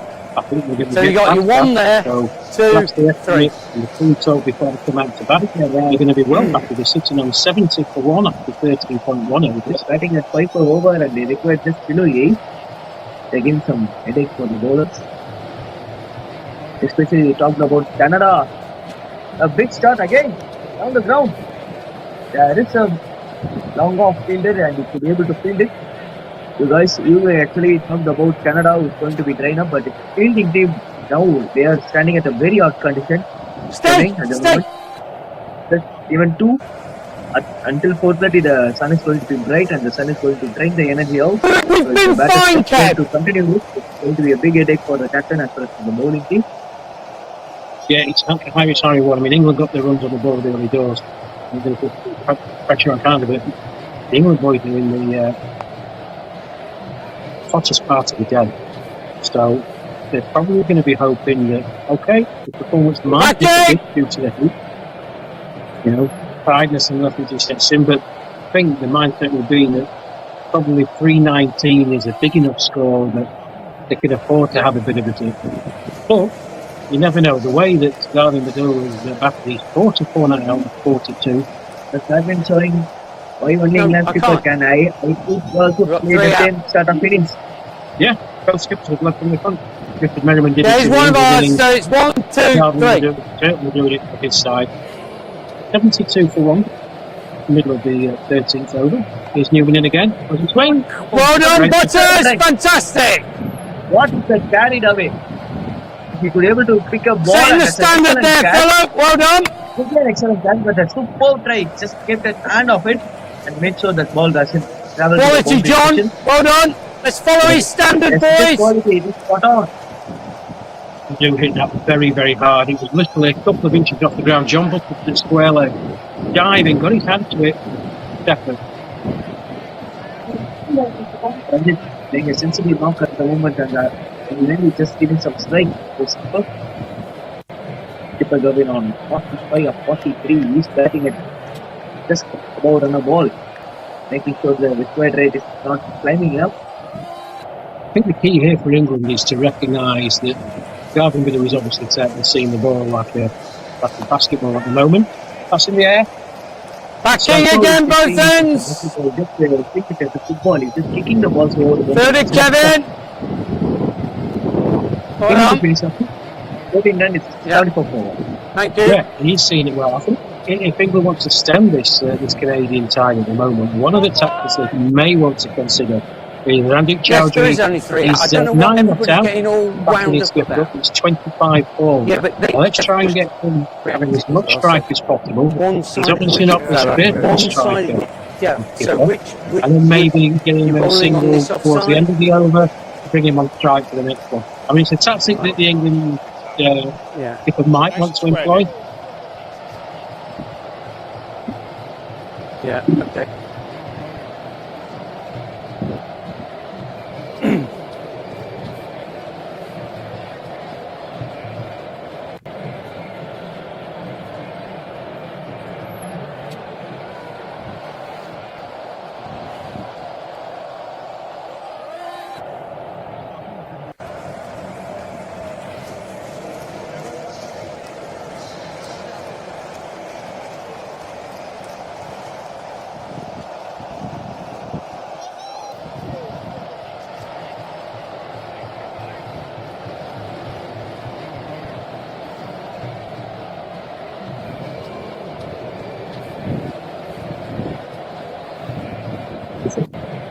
Bowled. Wants to go huge. This is what I'm talking That's about. the line, The umpire fella. has been giving some water and finished out. It is some sort of noise that's been so good. Flick. So mid wicket. Single. Yes, the Canada people, the Canada man who just visited us, talked about injuries, and I hope the physios are there and they make sure the injuries are not too much causing them for both the teams, or even not only both the teams, for 12 of the teams been playing in this tournament.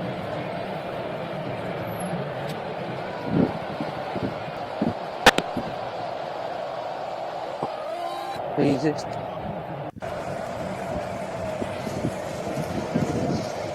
Oh, sorry, that's awful, Richard. Apologies, Graham.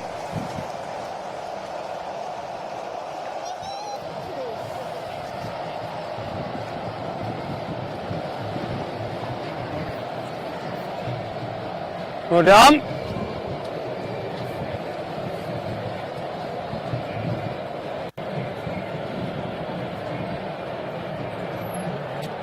That's 15. Okay, 15 overs gone. Yeah. At the Pebble City cricket ground. Players walk off. It's been a well-earned drink. Canada going well. Up to 6 for 1. Leading by example is the skipper, Garvin Badoon. He's not out 46 from 44 deliveries with 8 balls, all of them absolute quality. He hit the ball Don't worry, really Jim. I'm hard. going to be saying something. Placement's been excellent. Anything outside the off stump has been very, very quick and bouncing it. So what wickets, Brad Shankar, LBW, Kevin Watson for 8. And on the fall of Shankar, Ranjit Chowdhury's come out. Quite circumspectly, he was 10 off 30, but supporting his skipper. You heard Vince from the Canadian team a few minutes ago talking to our colleague Akash, saying, yeah, they would like to be around 75 runs after 15 overs. But just above that, 76. I think the Canadians have been more than happy with the start. It's very warm out here. The England boys, you can certainly tell they've been out in the field for 15 overs. They're taking on as much fluid as they can. It'll be interesting to see how this next block of 15 goes. Canada will be more happier of the two sides, I would feel. But can England make a breakthrough after the drink break? Sometimes happens. We saw it yesterday, those of you who were streaming into the New Zealand game. New Zealand were just fighting their way back into the contest. Right, wait a minute. There'll be one voice when the drink break came after 30 overs. Following that, Marcus Young came on for England, bowled a magical spell for 3 quick wickets, and that was the end of that for the New Zealand fight back. So let's see how the drink break affects the teams. So as it stands, Canada 76 for 1 after 15, taking England's 319 for 7.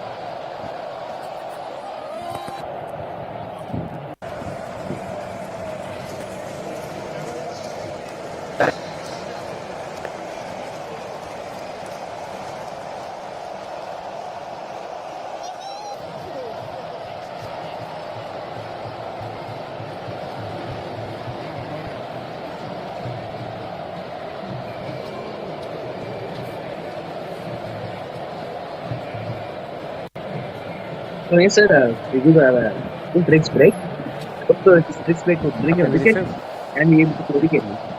Yeah, you'd like to think England will have talked about what Nobody's happened changed yesterday. this time, I believe. Nobody's changed. In the back. England had that drinks break yesterday at the 30 over point. And managed to take 3 quick wickets.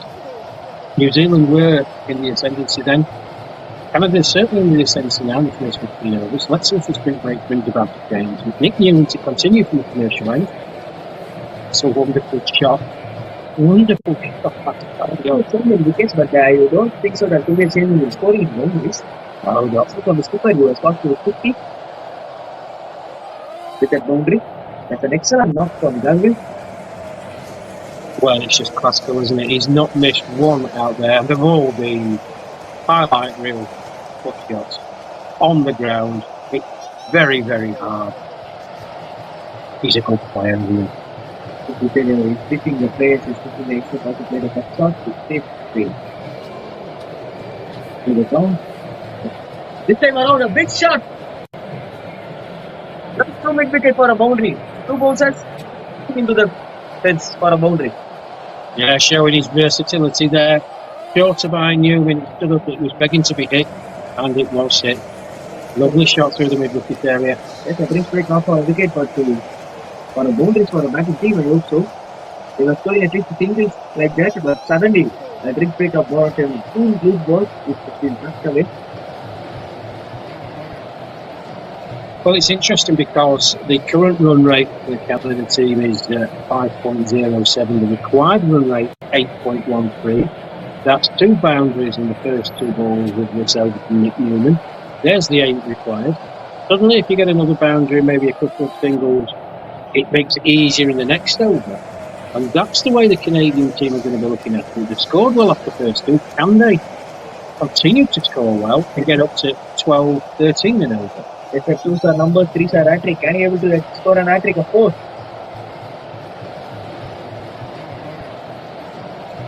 I guess he could. Oh, he's gone big. He's gone big. He just had a different idea. We don't want boundary, just want 2 more extra runs with that. A big 6 over long off this time around. He's just targeting the cameraman stand. It's a tremendous blow. It came quite close to where me and the cash are, with the sound off the bat. It was right out in the middle of the bat. Tremendous shot from Garvin Badoo. 14 for first week deliveries from Nick Newman's over. Number 1, he just gone to 16. No good sign. That's why we need to play a good ball. Just respect the good ball. Attack the bad ball. Yeah, exactly. He does hit the ball hard though, doesn't he? He really does. The ball could become late. Yeah, just held his length back a bit then, Nick Newman. Good bowling. Bit more flight, just took the pace off a bit. Got Garvin Badoo just reaching forward, squirted off his pad into the leg side, and it was now run. Trying to finish after the 6 out of 4. It's not happy. We'll see. That's your. He could finish it a boundary. Excellent. That's been a big over converted by his skipper. It's 18 of it. Yeah. 94 for 1 in the 16 overs Canada. Yeah, that was short and deserved to be put away, and it was put away. Swiveled nicely, played it backwards of square, 18 off the over. I mentioned the required run rate at the start of this over was 8.11.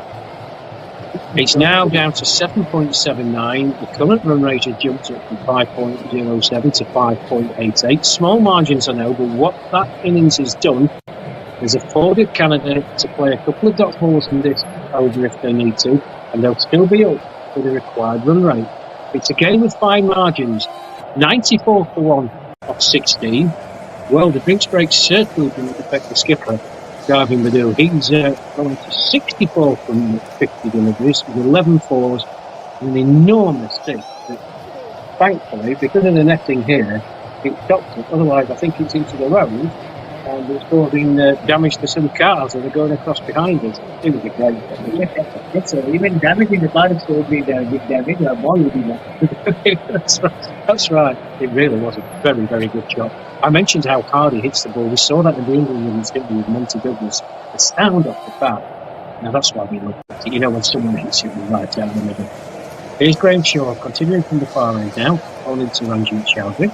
He's in. Ball. A sweep shot. Yeah, no. Even why one is kept to take on that charge, man. That's his first. In fact, that's his second boundary. You are talking about need to make Ranjit maximum strike, and what Garvin has done in the previous over. This over from Graham Shaw. Yeah, Shaw made a bowler to bowl a poor ball and down the leg. The sweep is enough, the placement is enough, and that's gone for a boundary. He moves on to 14 of 31. So always attacking batsman need a batter to just need a chance maker to be rotated, right? You do, but if you're there just to help your skipper out and not be nervous to give him the strike, but you can get the odd boundary now and then, it helps enormously. It gives confidence to your stroke maker to say, yeah, persist. Doesn't matter if he's down the other end, if he's going to score boundaries, all well and good. I don't think the Canadian team will matter who's scoring the boundaries as long as the boundaries are coming. Well done, Ranjit Chowdhury. 98.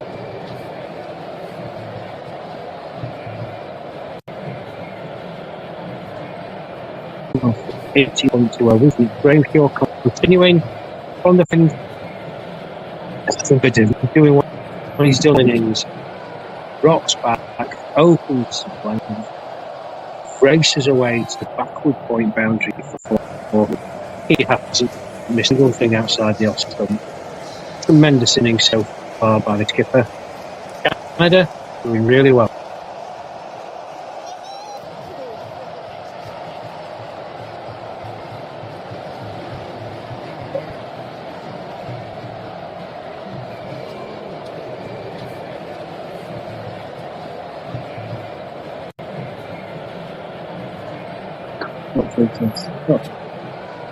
Not true. An extra cover speed, extra cover speed is just a single. Sir, I repeat the question, same thing again. This partnership is not going in singles at the moment. It's not going in boundaries, and the skipper from 59. Take the shot. Good. Yeah, Canada 111 for 1. Bogey number for some, 111. And that's in catch right. Well, let's. So close. It's 1-1-1 for 1. Everything is 1. Unlucky Graham Shaw there. Just the previous over while we were with the off there, with the technical issues, an under edge from the batsman, Steve Aston, unfortunately unable to hold on to it. Canada going well. England have got to find a breakthrough. They've got to get rid of Garvin Baду, in my opinion, Akash. He's playing exceptionally well. He's 69 not out, 55 deliveries, 12 fours, and an absolutely enormous 6. I think if England, in the way to get into the lower middle order of the Canadian innings, Jim Phillips and Graham Shaw, who are operating at this moment in time, have got to find a way to get the Canadians to ground. Here's Phillips from the commercial end. He's in. He bowls. Delivery. Encouragement from Chris Day, who's on water duty today. Thank you, Noddy. Okay. Lancashire's finest. Finest what? I'm not quite sure, but Lancashire's finest. Here's Phillips again. He's in. Better delivery. Phillips. Another good delivery.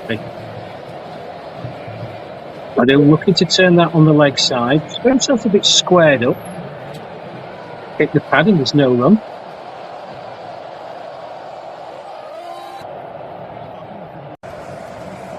Phillips in again. Flighted. Back foot. Crunch. That's gone for 6.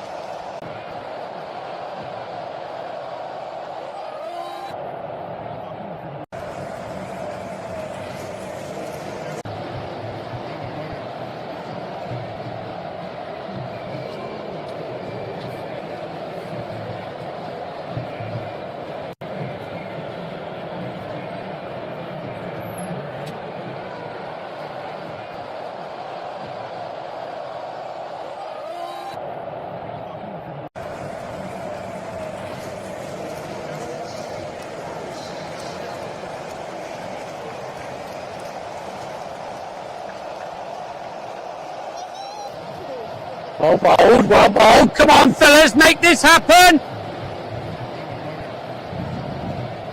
Only one ball required, boys. Come on.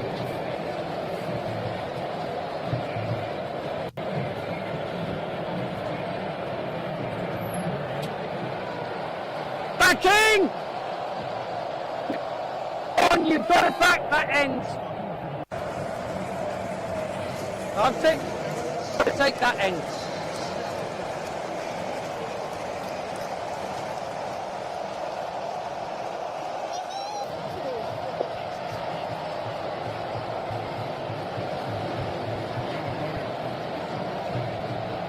So yes, some sort of technical problems. So we have Guys, we must back up at either end. We're not. Michael Toby and along with me.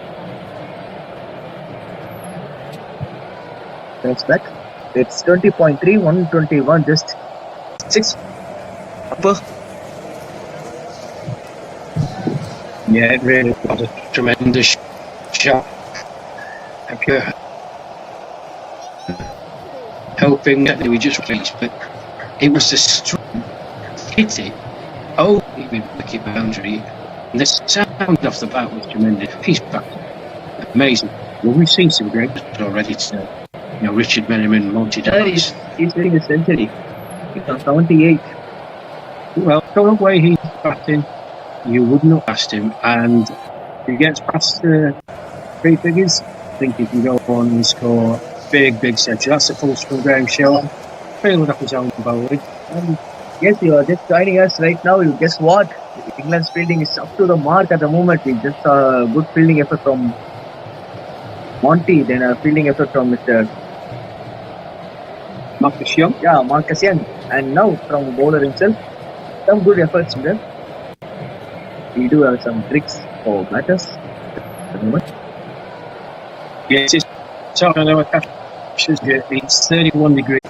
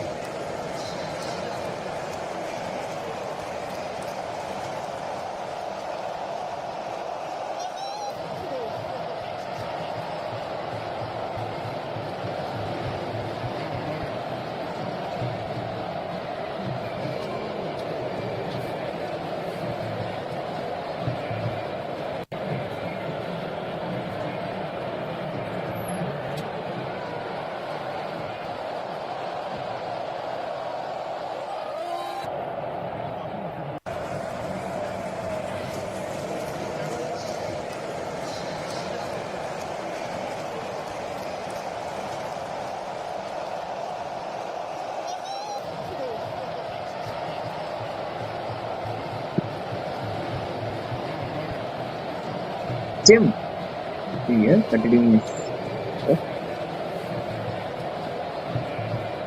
Beautifully bowled. I think this showed a bit of Varun of this action. Yeah, good delivery by Jim Phillips. Just saw Randy Carberry coming down the pitch. His length a bit fuller. Hurried the batsman up. Good delivery. Right now we are seeing that is Sehwag and Rahul Dravid being batting right here. A guy just giving strike to his skipper, and then his skipper just punishing out the loose balls. He's on 79 of 66 with 12 boundaries and 2 bigs, especially the second one. He played a tennis ball shot, just right through square leg by going back foot completely. Just took out his front leg and cleared the boundary with ease. That's what Mr. Richard has just, in fact, Mr. Rashid has just said to us. Yeah, I hope you managed to catch it on the stream, but watching it live, I can't even begin to tell you what a tremendous shot it was. It was the sound off the bat more than anything. When he rocked back, he sort of hit it, and it wasn't a bad length delivery, but he's not even fetched it from off stump. He's just stood there and punched. Okay, sure again. Lou just plays that out to the offside. Cross through for a single. He moves on to 80. Is that a no ball? It is a no ball. That's what the square leg umpire is signaling out. Let's wait. So what's the reason? Okay. Maybe the fielding question or what? Yeah, I think you're spot on. Actually, you spotted it first off when the umpire said no ball. The umpire at square leg. Yes, the deep umpire square leg actually stood. Yeah, umpire Venkatesan. Apologies, Venkatesan from the USA. Quite rightly, you can't have more fielders out at this moment of time. You do get penalised. Quite right to call the no ball. Sloppy by England. Second time they've been caught out like that. On the ground, and Nick, and that would add a boundary.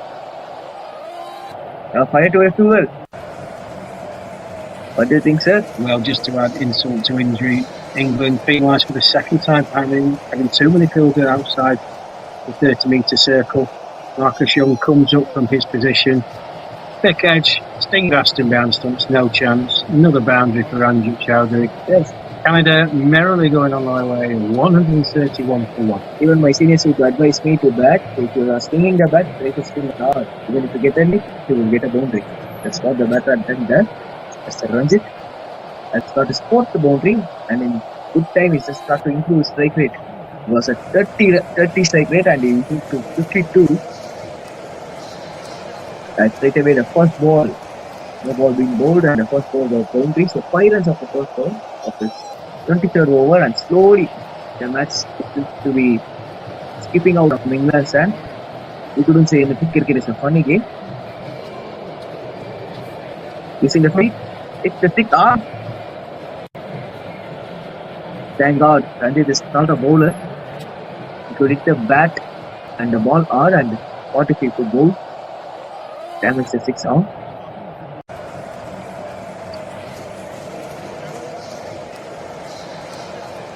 Well, we're just at the halfway point from the Canadian innings. 131 for 1. The current run rate is 5.82. Required run rate 8.4. Canadians will be very happy at the moment. That's a lovely shot as well. Enjoy. Oh, excellent bit of fielding in the deep there by Nick Newman.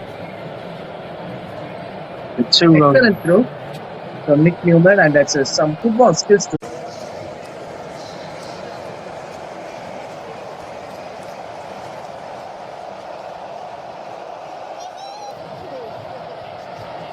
That's a delightful cut stop that. Played with a lot of skill. Reassuring again from the far end to Chowdhury. This very good touch and run.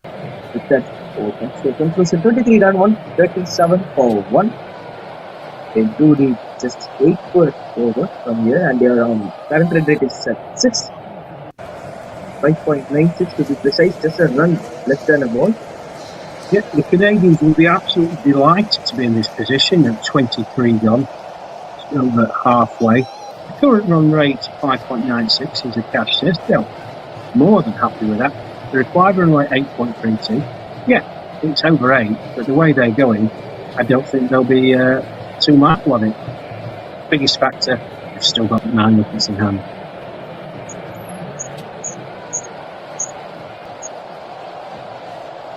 No, and that's an excellent stop again of football skills.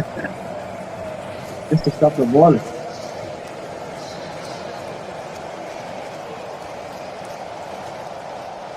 Phillips.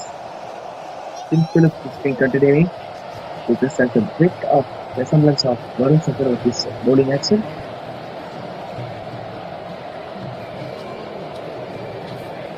Like to see Jim Phillips just pitch the ball up, so it seems to be a tiny bit short.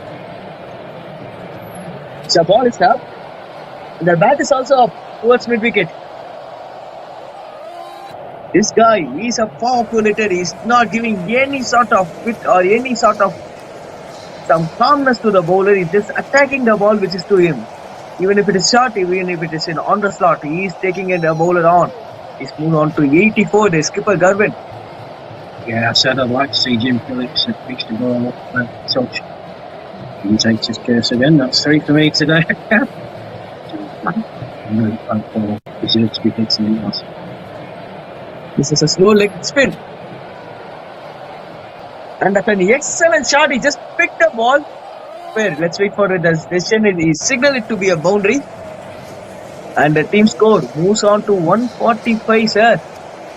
And himself, Garvin, has gone to 88 in just 70 balls. Yeah, another good delivery again from Jim Phillips. And It's leg spinner, if I'm not wrong. We just have a bit of side angle. We're just sitting in a bit of side angle. And if I'm not wrong, it's a leg spin. What do you think about it, sir? yeah, I'm not quite sure he's a dedicated leg spinner. He does get the ball to drift in Phillips normally. There's been absolutely no drift whatsoever. But you've got to say they were two rank bad balls. They deserved to be hit. And they were. And there need to be some wind to beat some drift. Yeah. We don't have any sort of wind. Well, he's got to collect himself, Jim. He's got to collect himself. Yeah, two bad balls. Finish off the over strongly. Those are a number, I repeat, those are number 3 shot. Can he able to make it? That's the next shot. A good fielding effort from one team to keep them on 2. The Bomber Watch still just they need 173 more runs to win.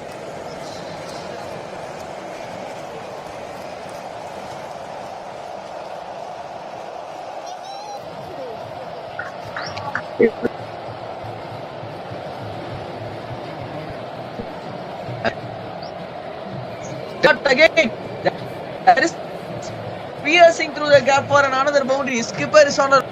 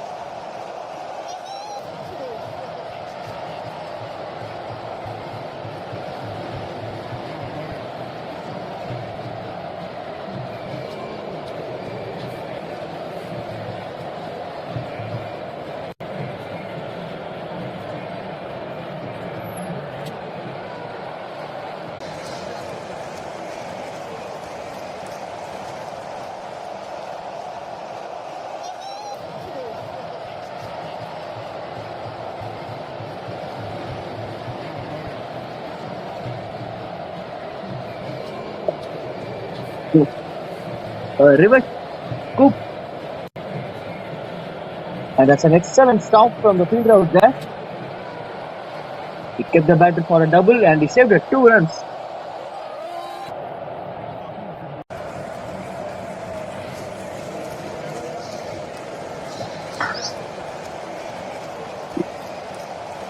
Great work on the boundary by the big man Jason Cope. Very, very nice reverse sweep shot by Ranjit Chowdhury. He's growing in confidence, Akash, isn't he? You can see it. Yeah, I repeat, that's what I'm saying. A guy who's just able to rotate the strike, he could just make the big hitter to score still big. The big hitter captain, Garvin, is on 95. Can be able to see another triple for just using the face of the bowler. Towards third man, he just blinked them away. And for an easy 2, he got settled. He's on 36 at the moment. Even myself, being a strike rotator, I used to love to just give the strike to big hitters. They just make 2 boundaries in a over. That's all. That's enough for them. Like a different market show. He has that in his locker. I mentioned in commentary yesterday, Akash, you weren't with me, unfortunately. But Marcus Young is a player who thrives on confidence. Now, that ball definitely gripped and it definitely turned. He has the ability to do that. He's got a big, big leg break in him. But he's also got the ability to make the ball bounce. That will give him some confidence. I And they're going along really, really nicely. 157 for one. The skipper, Garvin, on 95. Ably supported by Ranjit Chowdhury, who's on 38. This pair came together with the fall of Raj Shankar, who was LBW, to Kevin Watson for 8. That was when the score was on 33 for 1 towards the end of the 5th over. So these boys, well over 100 partnership, destined for plenty more by the looks of it. Jim Phillips again. Brilliantly bowled by Phillips. A good yanking then. He's not giving any bits for the batter, the big hitter captain. Yes, in off-air I was speaking with my co-commentator Rashid. He definitely had an excellent time when they had a practice match against India. He just said about Mr. Bharat, Krikural Bharat. He had an excellent time with him. Yeah, Bharat, if you're listening, my friend, I hope you're well. Really enjoyed your company. I said as we left, and I hope I'll pass the cross again. So wherever you are, my friend, good luck to you. A good shot towards long on for a single. It's not too far away, sir. Just in Chennai limit, 15 kilometers from here. Is it? Yeah, it was a real pleasure commentating with him. A historic game it was, Cash. First time in the over 60s cricket group that England and India have met in a one-day international. There is no fall between them and Moran being added still. Yes, of course, you can see this my one of the favorite Instagram influencer in cricket as well as my favorite YouTuber, sir. He used to post out videos with how to bat, how to bowl, and what ball actually a bowler used to have a field set. He do have an Instagram channel called Kurun.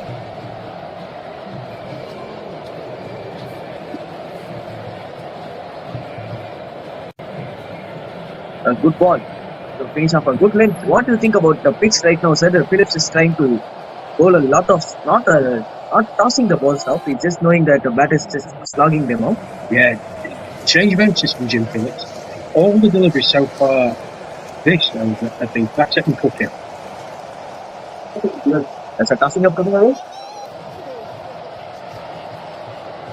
Fifth for LBW, never given there. Don't thought that. They do quite well down. Yeah.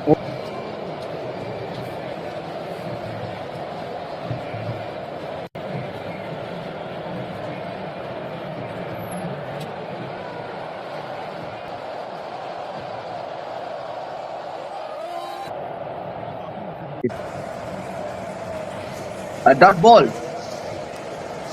Take 2 points. Sorry, sir, I just interfered you. No, that's absolutely fine. It was a good over from Jim Phillips. Good fight back, having taken some punishments on his previous over from the commercial end. Noticeable that he's struggling a bit actually, but that last over, 5 deliveries that were quicker, they were flatter, not giving the batsmen a chance to free their arms, and the big hitting style that they have already. 1 ball slightly tossed up, trying to induce the shot.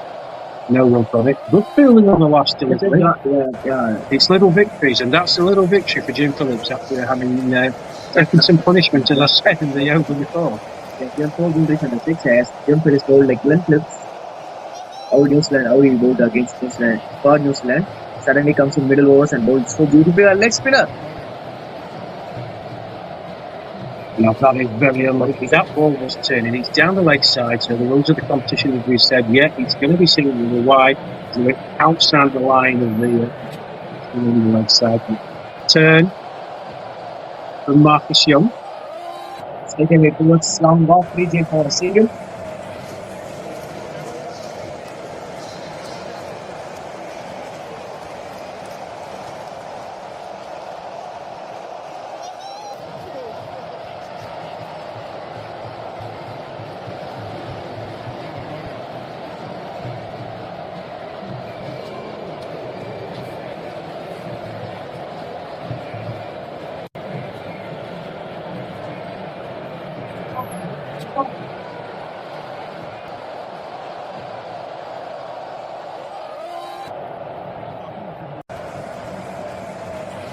Finish on 96, sir. The boundary took for him. Good over for Marcus Young so far. varying his length, varying his flight, varying his speed. Now let's toss up a bit more. Yeah, and you can see by the reaction of the Canadian skipper Garvin Badou, he was genuinely beaten. That ball spinning outside. The outside edge of his bat, well taken by Steve Aston. Mentioned Marcus Young is a confidence player. Just a question for me. Can end the breakthrough here. The minute of the ball down the ground, and that's an excellent save. To be true, he just fall off his balance and he saved it somehow. That was a great stop. Putter was sitting there. I think he had it covered, and then I don't know what it hit. Down the track he goes, and there it is. Yes, my prediction today is not going anything wrong. Young strikes, and that's the end of the excellent partnership between these two guys. And the last ball of the 27th over has cost a wicket. It's 162 for 2 now. And Ranjit, the batter, need to go back to his 40 of 63. Yeah, good innings from Ranjit Chowdhury. 40 of 63, as Akash said, with 5 boundaries. Reward for Marcus Young. I did say he did this yesterday. He's a confidence player. First ball that he bowled, it was given a wide, but it was spinning. We could see it from our position that it actually turned. Another couple of good deliveries. He wouldn't minded getting hit down the ground. The delivery before he got the stumping. Yes, great bit of fielding by John Butterworth, but flighted, but the ball bounced and spun. Yes, sir, we could just see in the replay there, the ball just got bounced, a bit of extra bounce along with the ball. Typical leg spinner. It just spun, it was actually pitching in near middle stick and it spun and it went to fourth stick. The batsman having no choice other than missing it. But that's an excellent knock as comes to an end. Yeah, excellent ball. Absolutely, Akash. And the thing with that delivery was, Chowdhury was coming down the wicket, but he was trying to play with a straight bat. But the ball pitched and actually spun past his bat and bounced. He's looking to play straight. The ball is ripped, spun, bounced. Very good take by the keeper, Steve Aston. He doesn't miss many, And vital wicket for England. Yeah, and I ask another question right now. The ball starts to grip a bit and they do have one settled batter, Garvin. If England can be able to get Garvin in the next 2 overs, the required rate is on 8.7. Can they be able to push to 10? You'd like to think so, but as long as Garvin Badou is out there, he's batted so beautifully. I don't think he'll mind what type of ball comes on. He'll fancy himself, he'll back himself. What England have got to try and do now is, okay, he's seeing the ball well, try and get him off strike. New batsmen coming in, try and get your deliveries at the new batsmen. They're going to take a few deliveries to find their feet, see the pace of the pitch. Interesting position. A much needed wicket for England, and well done, Marcus Young. The skipper is on strike on 97. He's just 3 more runs. It is 83 balls. As Rashid said, he's not batting rashly. He's just only punishing out the loose balls and he's just giving respect to the good balls.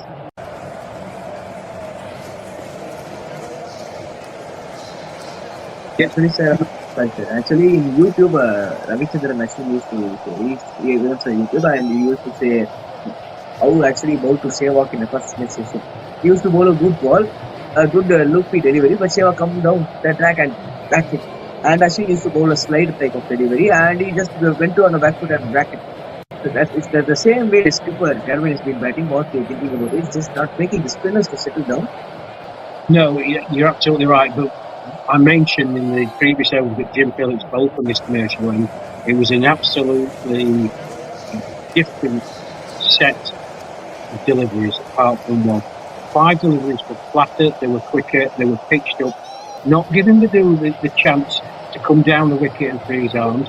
He was having to play back in his crease. There was one delivery that tempted him and he got into a bit of a tangle. So different emphasis from Jim Phillips. Let's see if he does the same again. Hopefully he won't give to that tossed up. He has given the tossed up. On the ground for a single, moves on to 98, the skipper. And there comes the new batter, Sanjeev, to be on strike. So slowly start to climb up. Or we used to climb up in a straighter land game.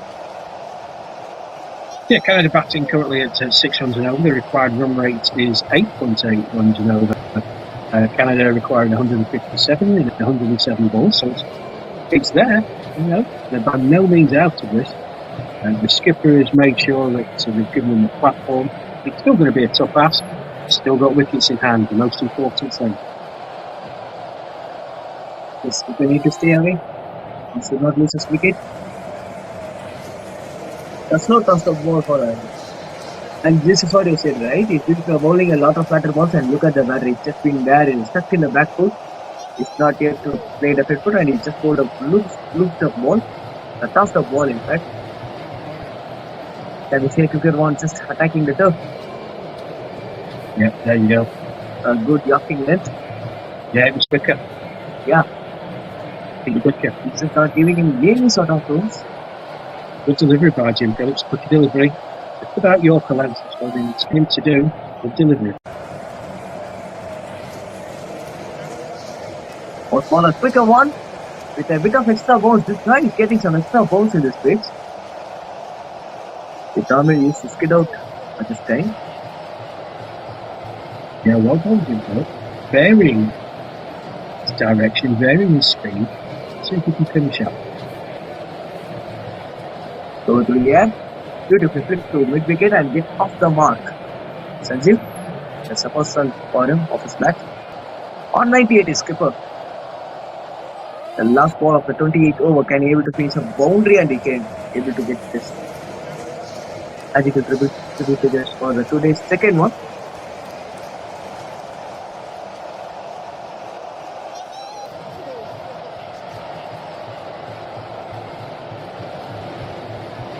To the legs. So has been added to the total. It's 164 for 2 after 28. Yeah, it's been a good fight back by Jim Phillips after the over where he got hit for a couple of balls and a 6 by Garvin Brigade. The skipper will be pleased. It shows a lot of mentality. It shows a lot of courage to come back after you've been hit for that many in an over. I think it ended up with 18 in the over actually. So a good recovery from Jim Phillips. He should be proud of himself. Let's see what the new batsman. A T20 type of chaseable sir. 156 in 102 in today's T20 modern days T20 cricket is not a big task. You'd back yourself if you had a team playing T20. You'd back yourself to get 156 or 102 there. Yeah. So, here's Marcus Young. Let's see if that wicket in the previous over is a spur him on to bigger and better. Even my seniors used to say that there should be a leg team. He is the way the one to break the partnership down. There he comes for next over. Beautifully, wow, a good look delivery. Back to long off for single. Sandeep Choksky there. It was a good loopy delivery. He watched it all the way. Nice stroke along the ground. So, what's the skipper going to do? He needs 2 more. A loose ball is enough for him. 1 more.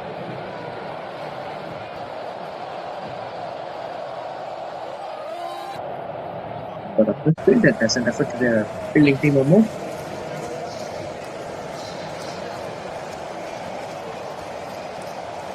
A quick off spin bowling on the one end and a slow leg spin bowling on the other end. How do you take?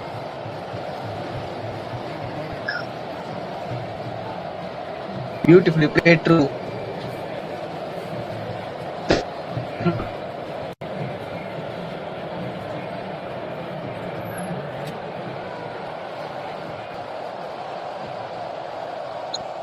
Garvin with it on 99.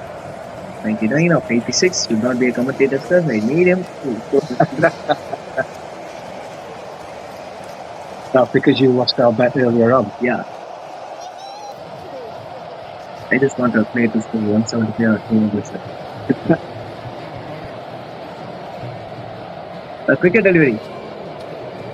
A bit of camera. Very good delivery by Marcus. You can see by the reaction of the skipper. He's ever so grateful he didn't get an edge on that. On 99. And there he goes for a quick single and there he gets his 100. His skipper has... Remember what their teammates had just came here and just said his skipper will order the battery. Just put himself up the order. to give the wicketkeeper a bit of rest, and his keeper turned this game today. He's 100 in just 18 balls with 15 fours and 2 sixes at a strike rate of 130. Yeah, well battered Garvin. The captain and leading from the front has been a tremendous knock. We have seen some quality cricket here today. Ladies and gentlemen, I hope you're appreciating it. Please, watching this stream, comment and let us know your thoughts. Here's Marcus to delivery. It's played on the leg side. I think Phil said that it's a bit on, but in fact a long on, but it's just halfway through. It's not standing at the boundary. With that, so the conclusion is 169 for 2 after 29.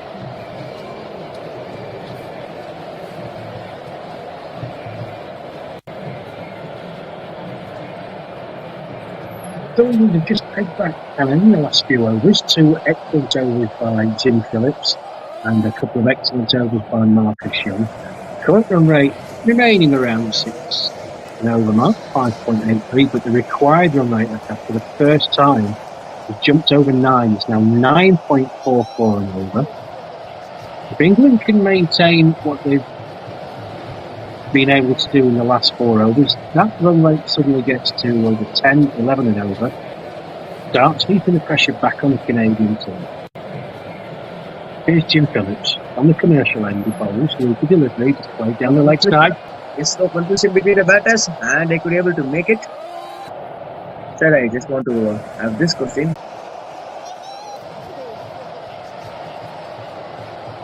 The games and Canada won in the coming matches. A big shot! Straight away and under the strike. Come on, guys. What I am talking about, these guys are just diving like they are diving in a swimming pool. Remember what? They are over 60s and they are giving a 100% commitment in their field. Oh my goodness me, that was hard and flat. Nick Newman out in the deep on boundary. Tremendous attempt. Oh. A toss of delivery. A new batter just want to go straight away. This what you just said, sir, and the run rate slowly climbing up to 10. Oh, still 2 more dot balls. Nick Newman. Second comeback in holding. It's a tremendous attempt. It is, sir. That's what I said.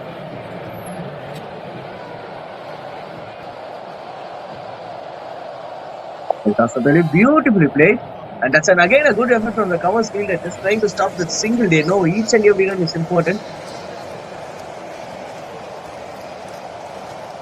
I believe from 101, and he's watching the ball like a football. He's not actually hitting the ball, he's just kicking the ball out of the stadium. So now the commentators are saying it will be played, using the face of the bowler. Can you see a double? You see, good, it is an excellent running. It is excellent running between the wickets from the super as well as the non-striker. Ranjit? Just starting to look a bit tired, is Garvin Gadu. I'm not sure he really wanted to come back for that second, if truth be told. That his partner, Sanjeev Choksky, giving no option. Slow ball down the leg, right there. Yeah, good call. It's a long ball. It's fun looks. Yeah, I just went on the ambition with nothing to do with on that one. Quite rightly called wide by the umpire, Venkatesan from the United States. So we used on the leg delivery. He tried to go on straight and the side screens. 30 done. We have a drinks at the moment. It's 175 for 2. So, sir, the first drinks we saw after the first drink, batters start to attack. Can you see some batters need to attack or bowlers will get the wickets? What's your prediction? Well, of course, there's no commentator barred for myself being the England official commentator, but it was this point yesterday in the match against New Zealand, the 30 over drinks break. New Zealand were just wrestling back the initiative. They were sitting on 134 for 5, if memory serves me right. Skipper was in, and Greg Alexander, who acted very, very well. And it was that man, Marcus Young, who in the previous over before the drinks break had got a bit of treatment from Alexander, 3 consecutive boundaries. But he then got all of that over, bounce, grip and spin. And I was communist. And I remember him after he bowled that delivery, he turned to walk back to his bowling mark with a big smile on his face. So that's the concept he needed to know. You know, if I'm going to put the revolutions in, that ball is going to grip, it's going to bounce, and it's going to work well for me. After the drinks break, New Zealand, hopefully, but the momentum was with them. Marcus Young blew them away. 3 quick wickets, and the game was effectively over. Of course, we commentate and we have no bias whatsoever. So drinks breaks have a way of changing things. We saw in the last drinks break, Cash, sorry to interrupt you, that Canada came out all gun blazing, didn't they? They were just disappearing all over the place.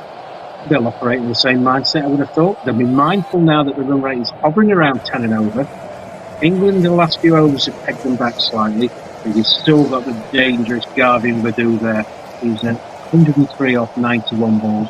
England will be looking to get him out, and then maybe they'll feel that they'll be able to go through the lower middle order of the Canadian team without the minimum amount of cost.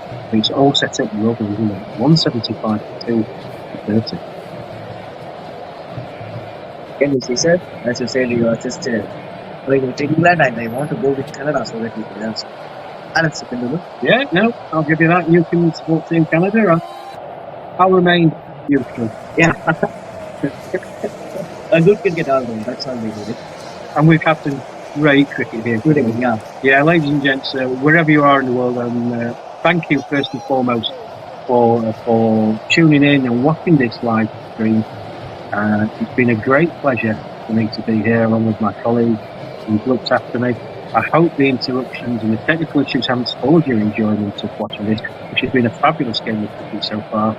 It's a brief summary for those who may be joining us. England, well, they batted magnificently well, posting 319 for 7 off their 45 overs, highlighted its entry by Monty Douglas, ably assisted by the England skipper Richard Merriman, who for a 70 odd. There were some good bowling performances in amongst the chaos from Canada. Wilson in particular, whose figures don't justify actual bowls. In reply, England made a relatively quick break for the third Canadian wicket going when the score was on 33 for 1. And a very, very good partnership between the skipper Garvin Badu, who has reached his 100, he currently sits at 103 off 91 balls, and Ranjit Chowdhury, who offered him tremendous support. It took him a while to get off the mark, but he supported the role to absolute perfection. He was out on Marcus Young for 40 off 64 deliveries. Last minute, Shanji Jofsky has come in and supported his captain. 175 for 2 is where we sit.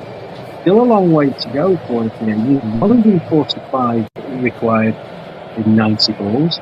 It is doable. They have 8 wickets in hand. England will feel that they just need to take a break during the first couple of overs after this 30-over drinks break to put them into the ascendancy. Canada will look to continue to do what they're doing. The current run rate of 5.83. The required run rate, as I said, hovering around the 10 mark, 9.67. From England's point of view, they need to stem the flow of boundaries. I don't think they'll mind the odd 1 or 2, but it's the boundary they need to stem. Canada, on the other hand, they're going to be looking for these boundaries. So, intriguing contest. It's all set up for an absolutely cracking 15 overs. Yes, we are here. Just guys are seeing from any part of the world, especially the England's family as well as the Canada family. From you guys have been watching from your respective countries to do subscribe to this channel, and I hope you guys are excellent family members. They are giving their all-out efforts in the field. Especially at this stage, it's not an easy task, especially this part of the ground, this part of the Indian side and southern part, and it's time. The summers just start to click on. It is rising up to 37-38 degrees in ISR and an average of 32 degrees, and these guys are giving their complete effort. So all you need to do is just to support them by just watching this match and just keeping them encouraged wherever you are. Yeah, please send us your comments in, folks, wherever you are in the world. Let us know what you think of the game so far, how you think it'll end. You can even comment on myself and Akish's performance on the microphone if you wish. Here's Marcus Young from the far end. He's in. The delivery, forward defensive shot by Gotsky. Pushed out to short. Yeah. Holland is no one. Encouragement from Kevin Watson to Marcus Young, the bowler.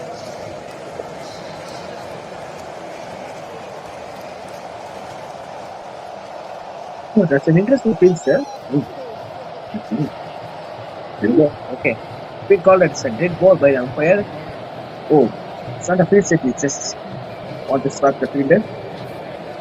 Sir, I just have the time and I have a board on my hand. We see Garwin, who's been batting here, right? He's at number 8 and he just needs some few runs to just jump on to number 4. If he could able to get 18 runs, he could jump on to number 4. If he able to get another 20 runs, he could jump on to number 3. And it's a tough competition, right? Come on. Oh, I'm sure he's not bothered about the leaderboard. I'm sure he's not bothered. He just wants to make his team to win.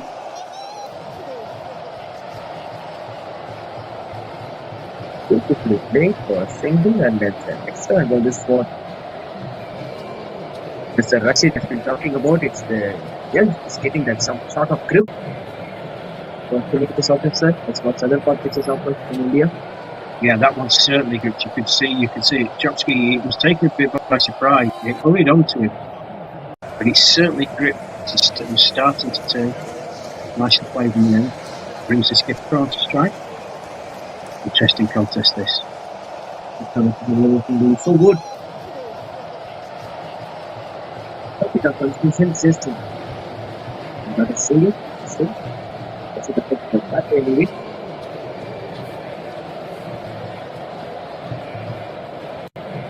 There was that fantastical elbow. He was absolutely shattered. But that's the ball straight to him. And what a catch! He had grabbed him. That's some sort of stretches and that's some sort of reflexes from this young. This guy is a 70-year-old young, sir. One of the best catches in the tournament already. Your take on this? Well, it's not often I'm speechless, but ladies and gentlemen, let me tell you, Marcus Young, 70 years young, that is an unbelievable catch. You will not see one finer in any form of cricket anywhere in the world. Hit back to him at pace. He's going the opposite way in his delivery strike. He stuck out of his hand. It's an absolute blinder. Yes, he's just taking taking a fruit from a tree. Just jumping and taking a fruit from a tree. Just take the catch like that. That's one of the best catches in the tournament already, I could say. And guess what? They have lost a well settled Sanjeev. He's going back to the pavilion and yes, a leggy. Even if he could run, even if he could give runs, he could give you the wickets. Well, you've said it, and Sanjeev Chotsky, you couldn't believe it. You saw him walking up, he was shaking his head. He didn't hit it badly. It was travelling. It wasn't a dolly cap back to Marcus Young. And Marcus Young, what makes it even more special, apologies, is that in his delivery stride, he was actually going the other way. So he's had to stop his momentum. He's stuck out of hand. That is an unbelievable good catch. Well, just after the drinks break, we've said which team going to come out firing. Well, Marcus Young said he was a confidence player. 2 wickets for him now. Canada. And Marcus Young bring yesterday's drama back.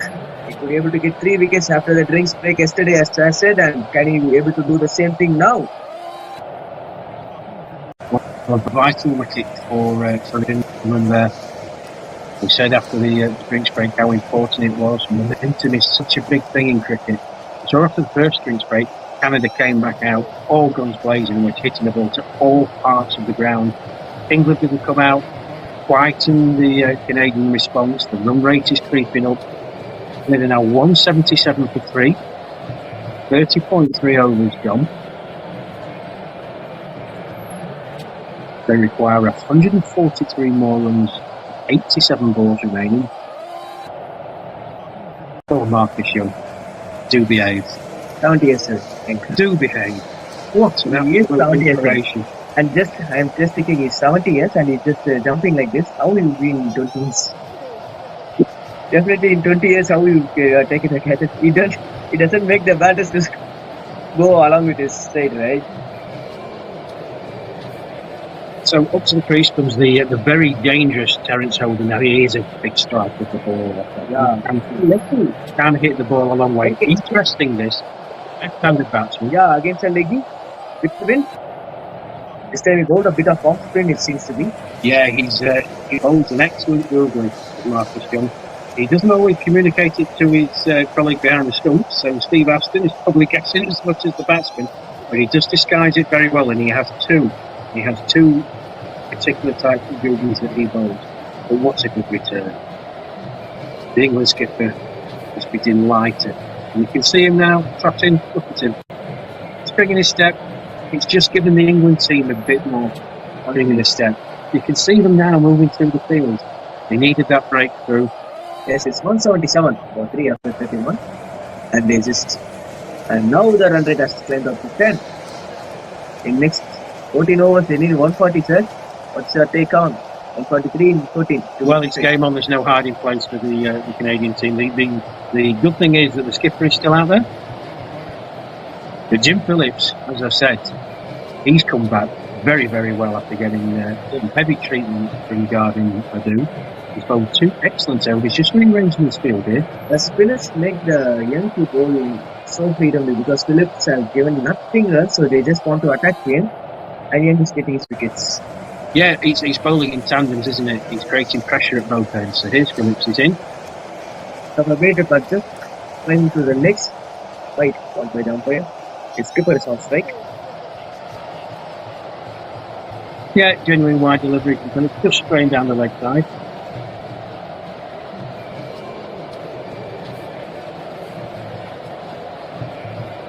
It's a pink ball, sir. It is.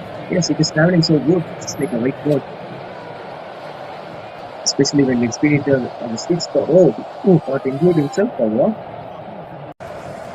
Take to sweep. Yeah, I mentioned the previous over, Gavin Adu. He looks shattered. You can see it in his body language. But, I mean, he's still trying to play the big shots as he has to, but he looks very, very tired. I hope it's not commentator's curse as he deposits one into the car park. It's going to be played. And he just could able to beat the fielder there. Monty, being there, and he fielded it so well. Just a 2. Yeah, good chase by Monty Douglas that. With a lovely shot from Gavin Adu. He's missed nothing outside the off stump, hasn't he? Played some delightful cut shots. Please go back and watch the start of his innings. One particular, very early on, which was just a delight to get shot. He just cut the ball to the post. That's going big. That is out of the stadium. Come on, guys. This is some sort of hitting from his skipper, and he moves on to 112. It's up style. That's his third 6, and he's here to make Canada, to make the statement Canada could win. He could be able to win England, and if he could be able to do this, it's something big. Yeah, big news for Canada. Not quite a commentator's curse there. One ball out, but he picked that up ever so well. I don't know. It's still a tremendous strike. It's a long way down to that boundary. If he could be able to time the 2 balls, like could be able to throw some dots problem with that. That's a quicker one. Just passing through the neck, the back, and just set on keeper's gloves with some good pace. 80 balls, 134, a small outfit. And this guy, the skipper is still there. Still tough ball, just driving to the pads, and it's been a lot more. Yeah, quick delivery there from Jim Phillips. And he's had success with his ball, those quick deliveries, where he's got some premiums, where he's just tried to flight it. The batsman has been onto it very, very quickly. Oh my God, why not? He's not using the face. He's bowling quicker, but he's bowling on the legs. This one is stuffed up. A chance for cotton bowl is just been missed, it seems to be. And a single at long off to finish off there. 32, 187 for 3, and Gavin will be on side, sir. The thing is, I want to ask us, actually Phillips bowled flatter balls that has been not attacked by the captain, but once the ball being tossed, Gavin is punishing him. So if we just bowl only flatter balls, it would be predictable, right? Yeah, the other is to keep the batsman guessing. If you're going to bowl flat delivery, the batsman's going to wake it out. There's no variation. He will adjust. Johnson in a difficult position because he knows that the situation is, Garvin Riddle is going to go after him. So he's tried to push it through quickly, but he don't want to be too political. The time that he did toss it up, give it a bit more flight. Riddle saw it. The eyes lit up, and he smashed it. Hitting the ball. Yeah, he smashed it. It's the art of the spin bowler. It's the art of the competition between batsman and bowler, isn't it? Let's see how the skipper gets up with Marcus Young. I also can, if we're able to bring a big over against him, it's the time. It's already 10.23. Where it is on. That shot is that another boundary. That is driving to backward point region and collected another boundary. He moves on to 117 in just 99 balls with 16 boundary, big sixes. With a strike rate of around 118 he's batting at. It wasn't a bad ball actually from Marcus Young. It was a ball that actually bounced more than the previous over. And because of that bounce, and because of the turn he was getting, it allowed the dude just to rope back and place it beautifully in the offside. And again, It's the time. Quick update on field set. For a righty, there is an extra covers, a point, long on, each point and a quietly, each point was there. And now a change in field because a lefty going to go outside side. On with the wind, lefty going to go in. Or can we see some googlies and just spin the air? well, he does possess two excellent googlies, Marcus Young. Now would be a good time for him to produce one. As I said, Terence Holder is a very, very dangerous batter. He does hit a long ball. Yet to score off 3 deliveries. Marcus Young just calling the skipper over, having a discussion. Wants to get this field placement absolutely spot on. Don't mind that at all, your bowler. Take your time, within reason.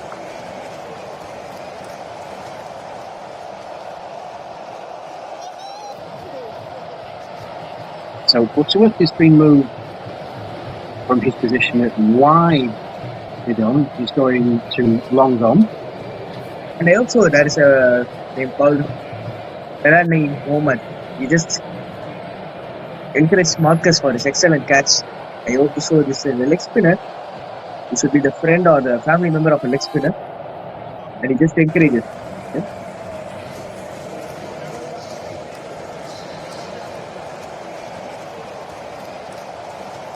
I think that's actually my one. Oh, okay. Okay. Oh, that's in the air. Oh, he hasn't seen it. He started it. I don't believe it. Yes. These guys are not kidding us, guys. Come on. I do not believe what I'm seeing. It's one of the best ever catches. Again, I repeat, that's one of the best ever catches.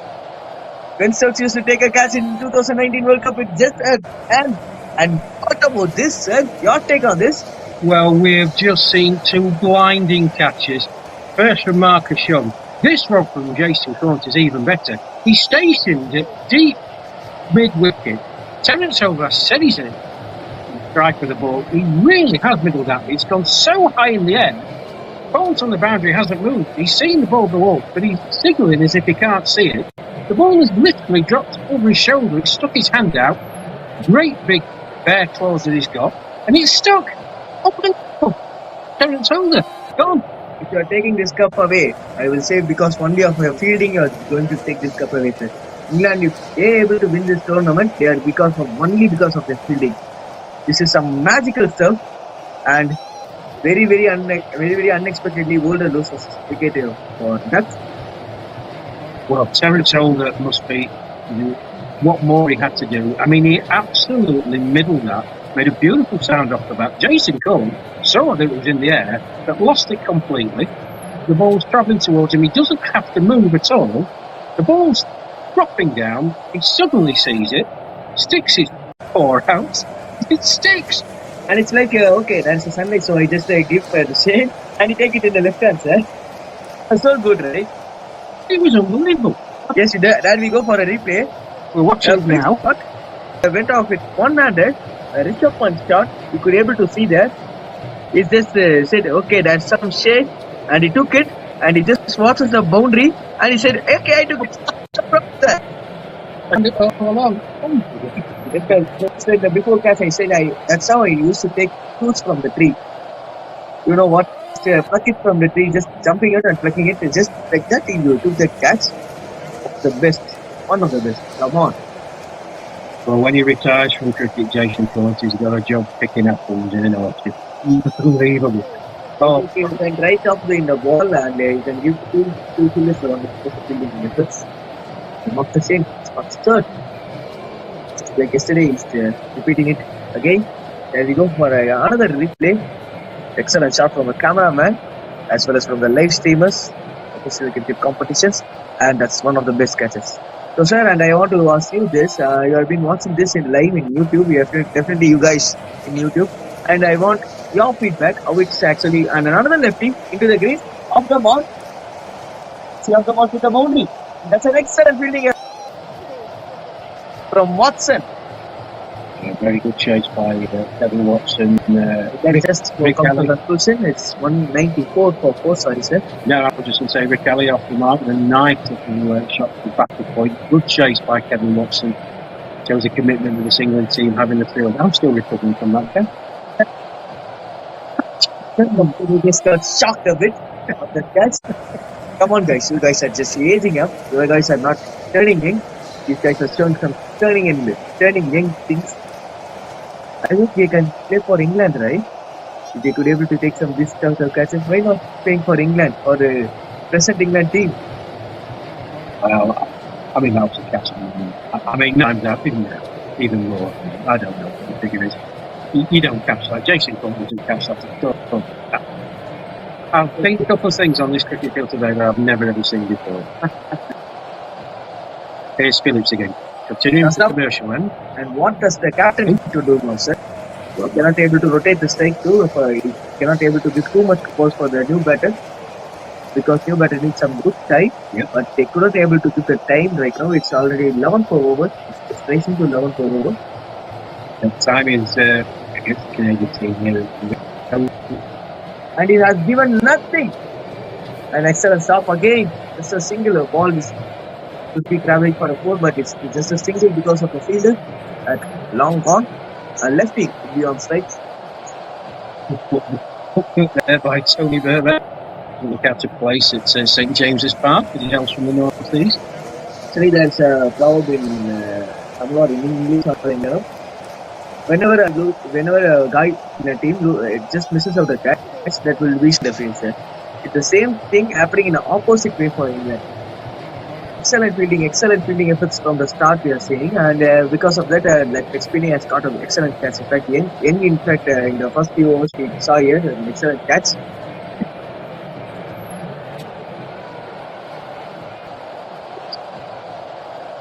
Just exchanging some words with head coach Lennox, who's fielding at long leg. So he's fielding at long on. Midweek. Okay. That's one. Okay.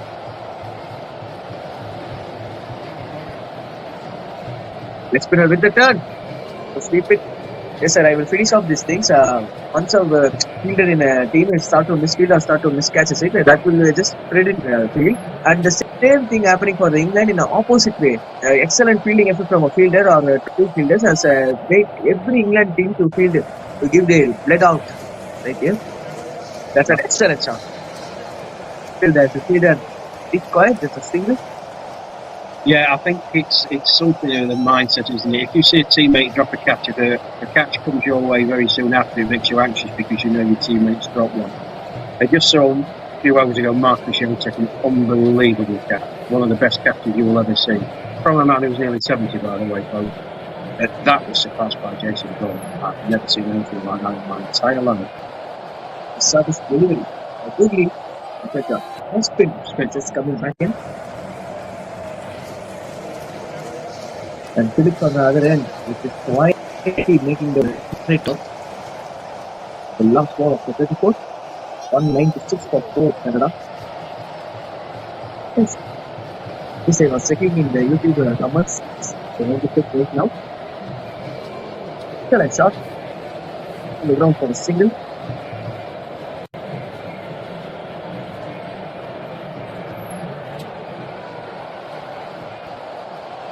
Well, it was a break of proceedings at the end of the over. I'd like to thank my wife, Melanie. Yeah, even she said only Marcus could have got, and the last message from her was Frenzy. Why I could say only Marcus? The other fielder too can take it. Yeah, OMG is right, Mel. Thanks for getting in touch. It's Jason, the one who has got Jason Kant. good to know that you're tuning in and watching the match. I hope everyone back at the hotel is doing well. And while I've just got this opportunity, I'd just like to wish Simon Raff, one of our the best. He's been taken ill. I hope he makes a speedy recovery. We're all thinking of you, Simon. I could wish for him for a quick recovery. And it's over.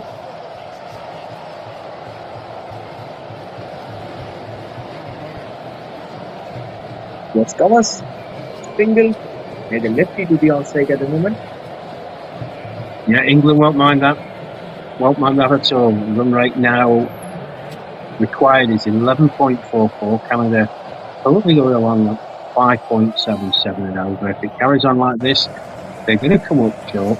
But it's been a tremendous reply by them. Guys, you are seeing this match who are just over 60s, not under 23 or under 19 category. But these guys are fielding like under 19 and under 23 kids. They are just having the same what they had in the 1980s, 1990s. And they are just adding the fuel to the fire. A big shot. A big swing of the bat and a miss from both the batter as well as the keeper. It was a so good ball set, just beaten everything. Batted the keeper as well as the sticks.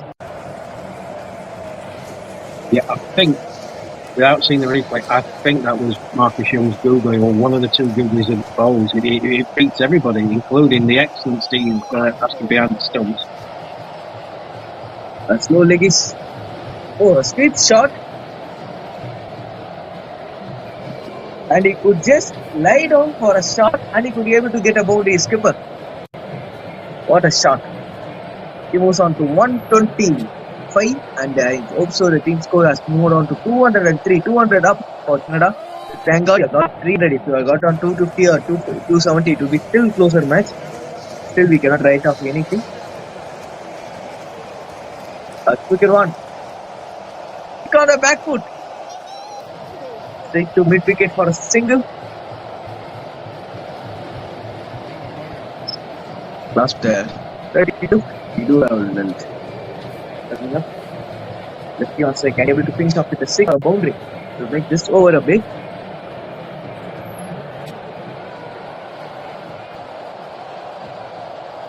Head out. That's good. Beat the batter again. Watching us on the umpire. Just a single. And it need to be bowled at one again. And now why? The ball coming on after the drinks break, as he did yesterday against New Zealand. Momentum shifting back towards England, and there's going to be a change at the commercial end now. John Butterworth coming on, number 3. It's marking his run out. So with 10 overs to go, Canada sits at 207 for 4. They require 113 runs from 60 balls. They need to be going at least 2 each ball.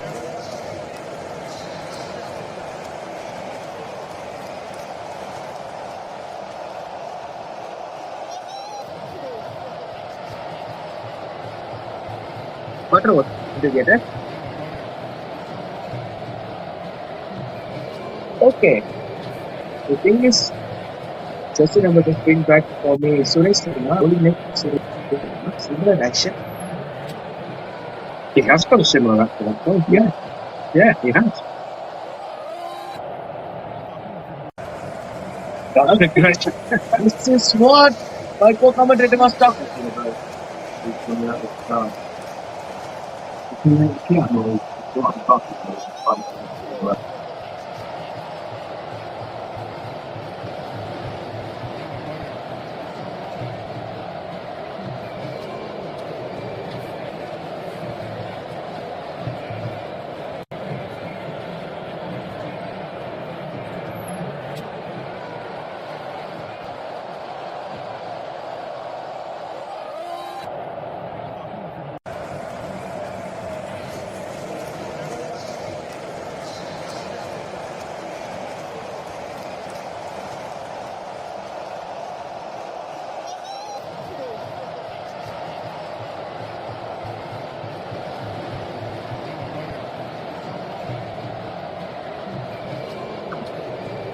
Well, dream that, isn't it? Buttlock replacing Jim Phillips at the commercial end. First delivery was a very good delivery. Skidded on outside the off stump. Second one drew the batsman forward. Missed the ball completely. Steve Aston, I said it to the century, he's an excellent wicketkeeper. He stood up and in safe pair of hands, whipped the bells off. Easy decision for the umpire. Yes, I just want to say this. Actually, the wicketkeeper not given enough time for a batter to just look what has actually happened. He just take the stems once the ball went back. That's some of the very quick hands, and it's like a Suresh Raina in the Sindhoni combo. What do you think? Well, actually, if you call over Mr. Butterworth and Mr. Aston, and you can mention that to them, they'll be delighted to be compared to them two. Right. For England, right back in this contest, I'll pass for Cannon now. Translate. Just a yes, it's been signaled at 6. And guess what? This guy's some good side the nets. I hope so. Maybe yesterday you could have an excellent net session, or even today you could have some punch back straight away. Time was ball. A 6 to start.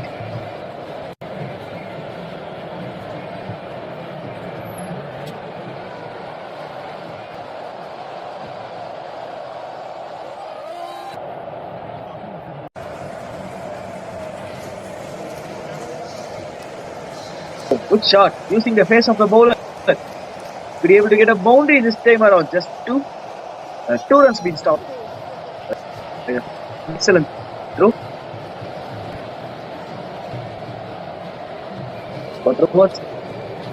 He never was 4-6 with batters.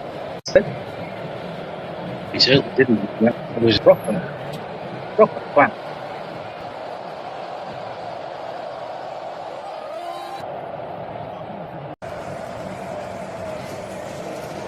This makes it a bit straight to him. Well fielded by Butterworth.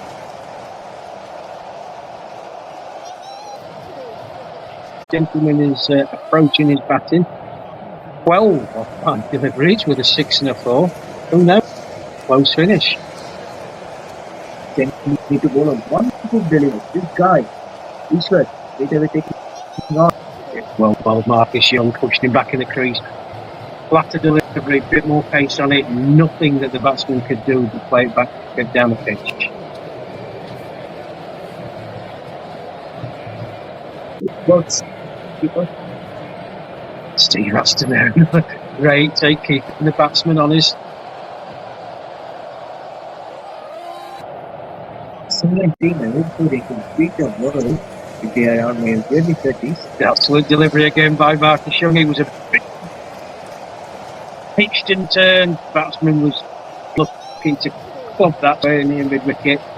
Backed out in the end. 3 drop balls. I thought it would be a flatter ball. Long uphill. A well tossed before ball and a flatter ball to finish off. 37, it's 220. Why?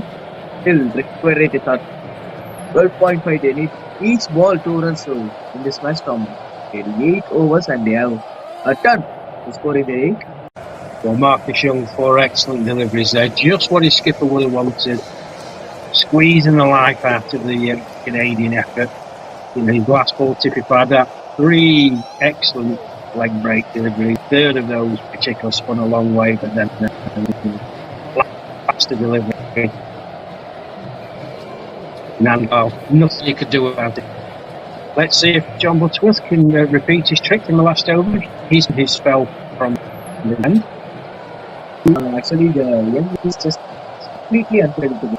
He's not he go balls, and as well as the faster balls, he's just bowling the same pace of the song, and he's turning the moment he's making the ball to bowl a flat over. It's always difficult for a batter to reach from the. It's his delivery doesn't change. Sometimes you see a bowler, you know they're going to bowl something with Marcus Young is going.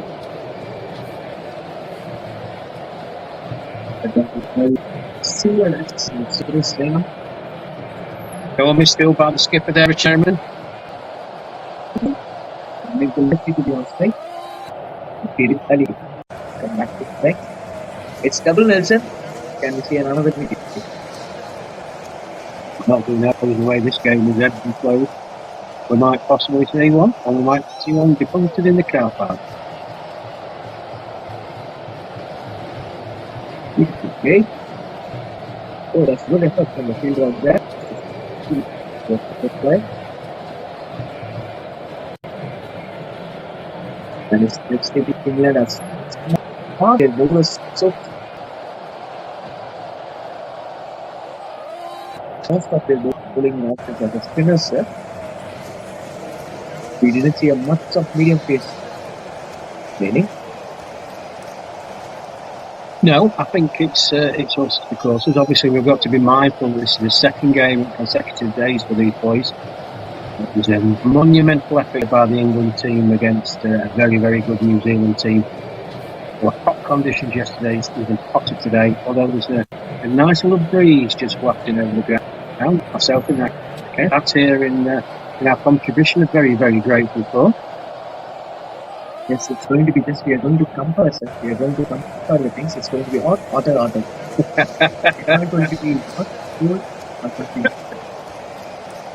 Yeah, but we are completely different, sir. In the morning, you could be able to see 6 o'clock, 5 o'clock. You cannot see a people just opposite to you. You need to just check who are you. You need to ask them who are you, like that. And extremely different in midway pitch shot setup. And that's again a good for skills.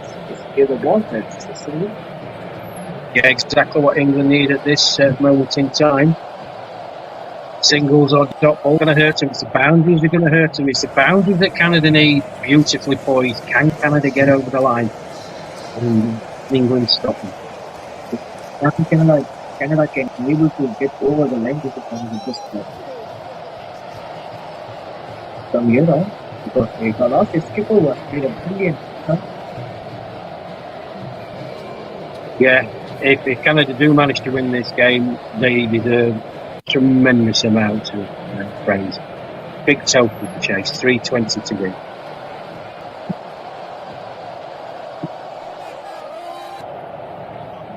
That's a small goal, sir. A very simple bat right now can change the game. Both the batters are equally moving. They need some good time. But Ishwar. Yes. There is no time. It's straight away drops against the spinners. Can he go a bit 6 to finish off? That's gone high in the air. Fielder can't see it. Much like Jason Cole. Oh, I thought he was going to hit him. Before it's so fast, we just couldn't able to see it. Boundary. To finish off, it's 229 for 5. As I predict, again, he finishes Ishwar finishes off the over with a boundary. Well, unlike Jason Cole a few overs, absolutely, it's Graham Shaw out in the deep. He's stationed there, but that shot went straight towards him. He immediately puts his hand up. He can't see the ball, and it lands in front of him. And by the time he reacted, it's trickle over the boundary road. I thought it was going to hit him. He just genuinely didn't see it. This was just because of I didn't see the ball. So he just did 90 runs, 91 in fact, to be precise, from 42 balls, 229. The game is going to be on. Only 5 another take a beat every time. It's going to go down the road. Absolutely. 13 runs and over required. It's Marcus Young continuing from the far end. In he comes. Some delivery beats the outside of the bat. Don, priceless for England. Dagger in the heart for Canada. Is that a good return? Turning against the lefty. A cricket ball this time. A quick single too. Then he comes a big hitter Ishwar. All you need to do is to make 2 good balls to be punished. Well, this is going to be interesting. It does Marcus Young. He's adjusting his field, sending the men out. Kev Watson put them trotting towards us. He's coming towards the deep fine leg position. You've got a long off, a wide mid wicket. You've got a long off. I'm not be too concerned with the offside as much as the big hits down the boundary. Oh, he's hit that. The man out there. Look at that. Look at it right side. The leg spinner has got the big hit there. And the excellent catches again. We don't have a umpire's Mike. He could have just said what it should be the call between umpire and game. Well, that's a substitute fielder, the excellent Mel Hussain. Excellent field placing by Richard Merriman, the skipper. He had discussions with Marcus Young the previous over. They knew exactly what they wanted to do, where they wanted to put the ball. The fingers were out specifically. I said they weren't bothered about the offside. They certainly won't. Marcus Young pitched the ball in a place where he knew the batsman could free his arms. Yes, there's a bit of luck involved. But it's a very, very good catch out of the deep by Mel Hussain. The ball was hit so I have seen in the replay with shot. He made the bat hit on power. It was an excellent collection. No two ways about it. He absolutely middled it. You've got one of the best fielders in the England team, substitute fielder Mel Hussain. Made no mistake, another wicket for the excellent Marcus Young, who was man of the match yesterday. It's going to be hard if he takes a fifer, as we've had today from Garvin Badou and Richard Merriman and Monty Douglas. He's going to put himself right up there for contention. But yes, Young has got 4. Said there are not 11 good fielders or 11 excellent fielders. There are 12 excellent fielders. Even the substitute fielders are taking control. Why? Yeah, big spinning leggy there from Marcus Young. Pulled wide, batsman stuck his ground, spinning away from him. Good take by Steve Aston. Slightly pulled wide. Thank you.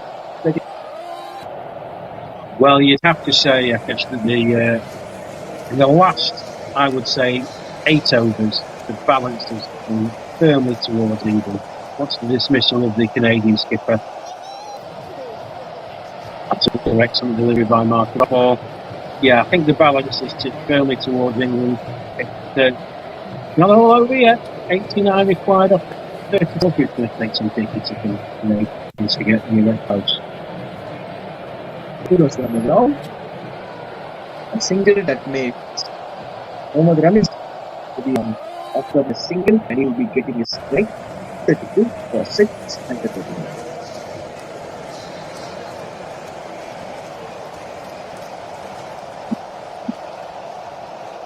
Yep, 2:36 is a chase. It's just out for now. The commentary position to get his glass of water.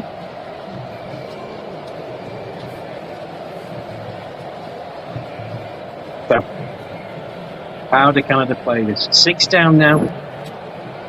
Only 4 wickets remaining. Here's Butterworth in again. Goes, topped up, well and beats the outside edge again. Excellent delivery. Hang on a minute.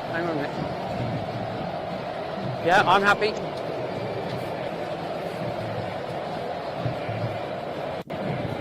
Butterworth, in he comes.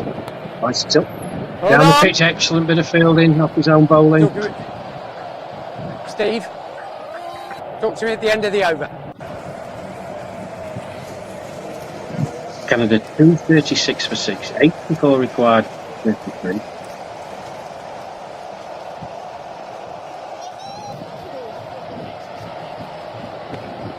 I'm there.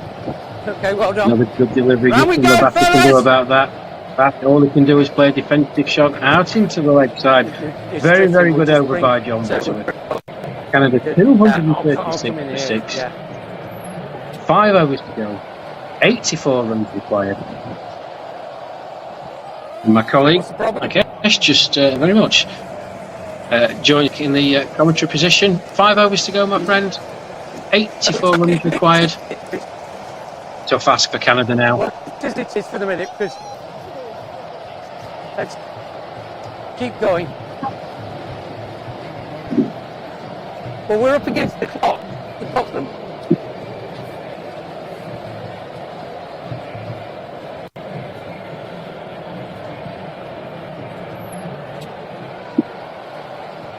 So here we are with an umpire's mic, and that's a slump sweep towards mid wicket to start with the boundary.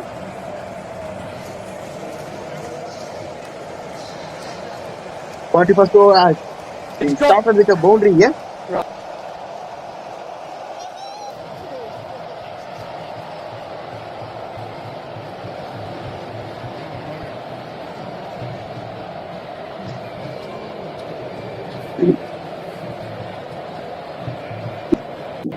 Sir, 80 of 29. The ball is straight away of the first ball of 41st. And you do need to get 4 boundaries in an over to achieve this run rate in the next 5 overs, I hope so.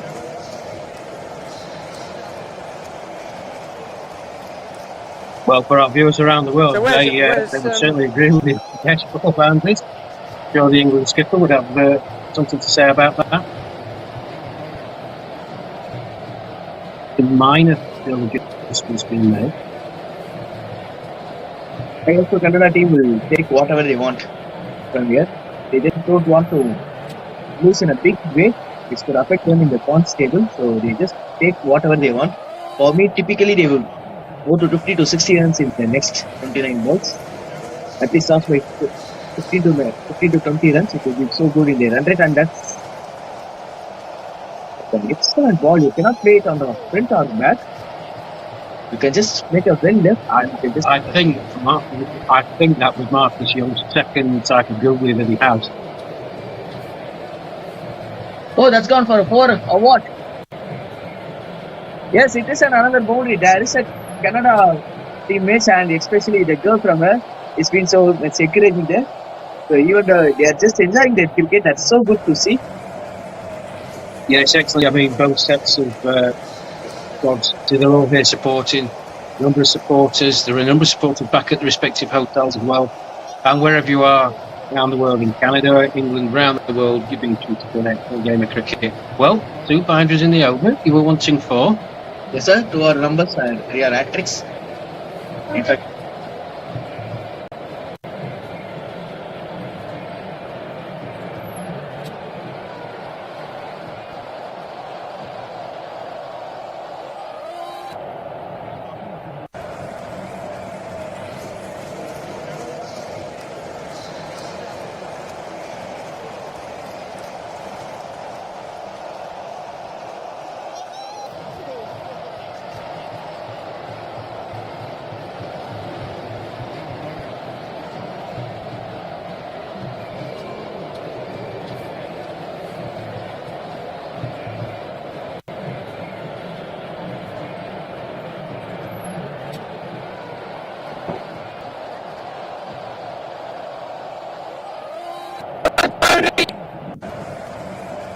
Get round, boys, please!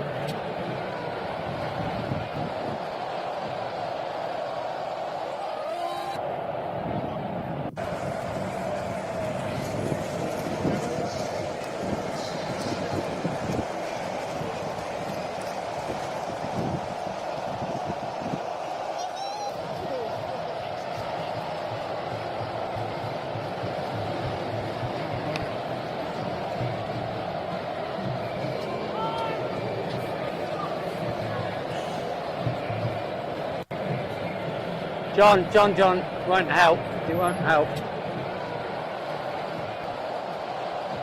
Go again, Marcus. Go again.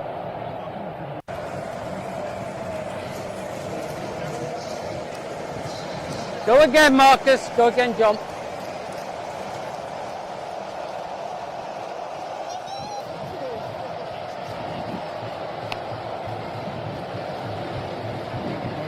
Well done, Marcus. Quality.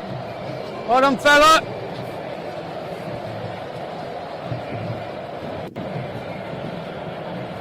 Right hand.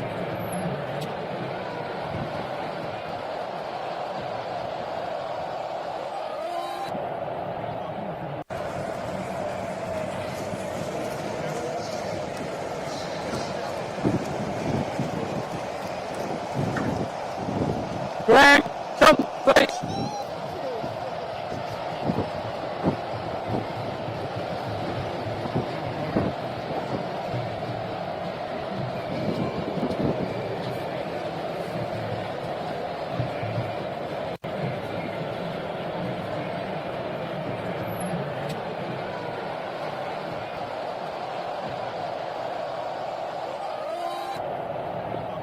50 upset for Canada. The 42nd. I don't say Canada has been faced too early, but England has faced Canada in today's match. A bit of hockey. Just flow through this action and beautiful play towards point for a steal. Oh! The last part of the fielding. This is all they needed. A run out finally by a direct hit. Yes, Mr. Rashid was talking about this. They do have 2 run-outs at direct hits and finally the one for today. Yeah, it looks like to me from here, Big Gordon Lennox, who got New Zealand opener out yesterday, running him out on one knee, directed. Yeah, I will confirm it. It looks to me like Ed Gordon Lennox again. Tremendous bit of fielding, directed. And they look to score another 20 odd runs in the remaining 3 overs to help their net run rate. It's been a valiant run.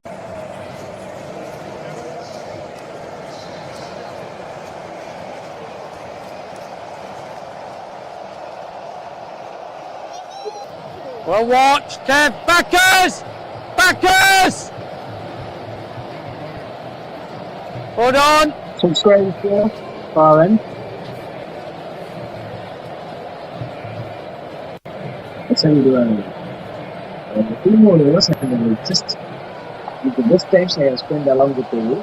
Some good commentary works from you.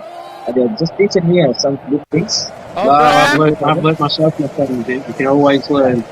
Been an excellent experience, along with the experience I had with a friend and colleague in the India game. And yesterday I was with Jiva Prakash. He's also my colleague in the team. The Jiva Prakash as well as Mr. Victor Bharat. Both of us are personal colleagues. Big shout out to you two boys. I hope you're streaming in, although you may be working today, but if you do catch this, big thank you for your help, advice and support. Much appreciated. We need to catch you today. It's a great thing from you. You just come with us and you just share your experience. You just share your work so that we do get experience of this commentary works. A bit of the ball and that's plum. That's plum. That's plum. You just make a sweep before the legs, before the wickets, and that's plum. Yeah, that looked pretty plum from our position. You'll see it on the replay. Played right across the line. Graham Shaw, bowling wicket to wicket. I don't think there's much doubt in that.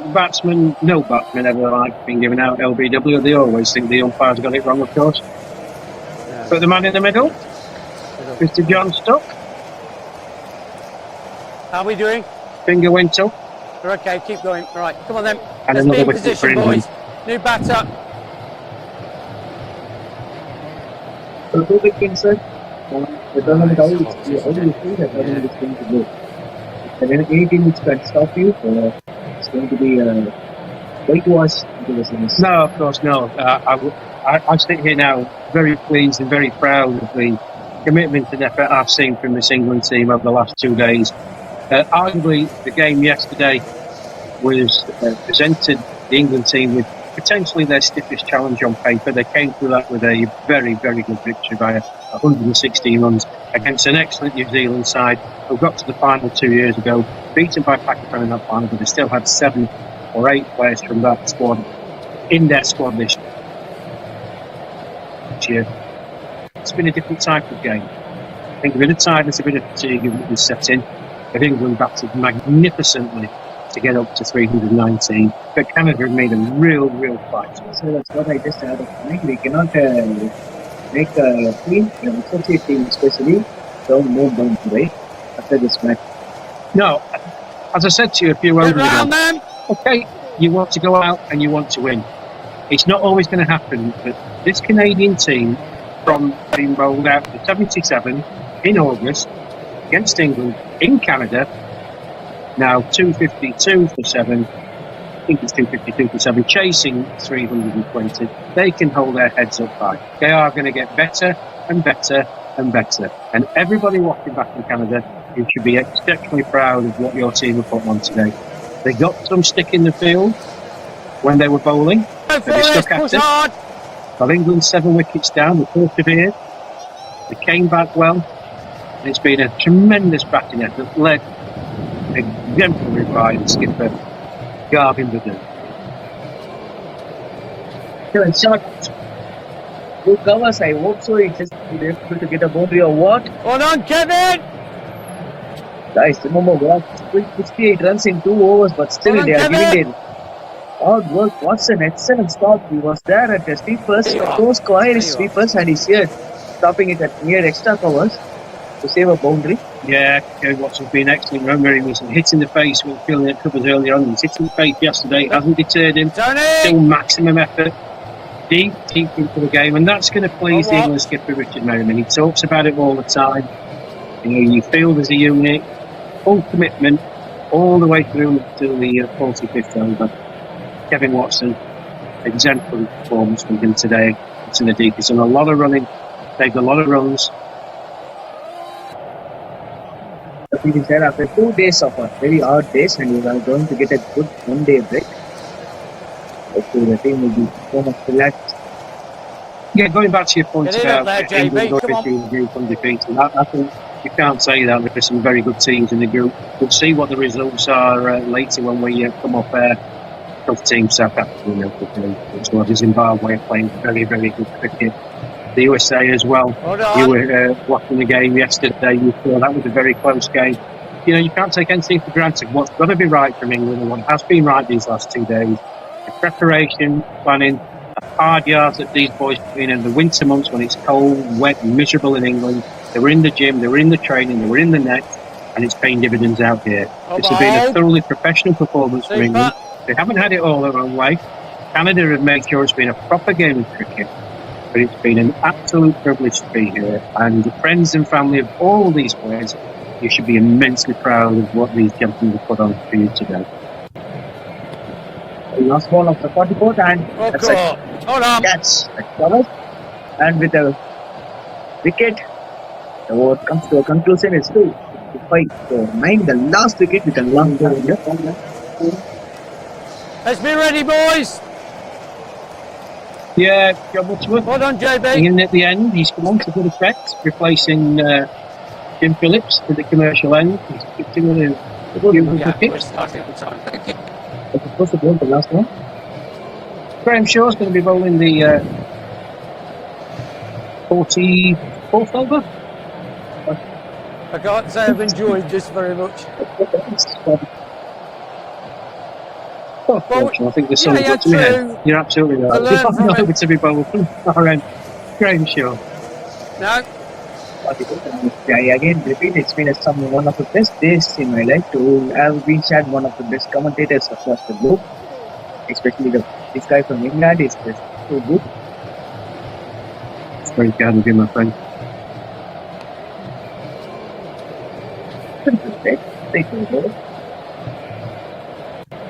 And I think it's worth pointing out to all our listeners around the world that all the Indian commentators, they're not professional commentators, nor am I to that matter, but they're doing a sterling job. They're absolutely fantastic to be in the company. I've learned a lot. I hope our paths will cross again later in the tournament. It's been an absolute pleasure sitting alongside you, learning from you, and we've had the opportunity to watch some fantastic cricket. Yes, sir, even you said learning from me, and I have learned a lot of things from you. I just take this as my learning part. We're learning all the time. Learning need no ages, just like playing cricket need no ages. That's what these guys are doing. Absolutely. They've demonstrated it. We've said it many times in the commentary, but you just really can't emphasise how much effort these boys have put in through something. It's really been hot today.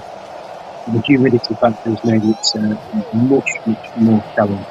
Tremendous effort from both sets of players. A good ball, last 2 balls. Potentially last 2 balls of the match.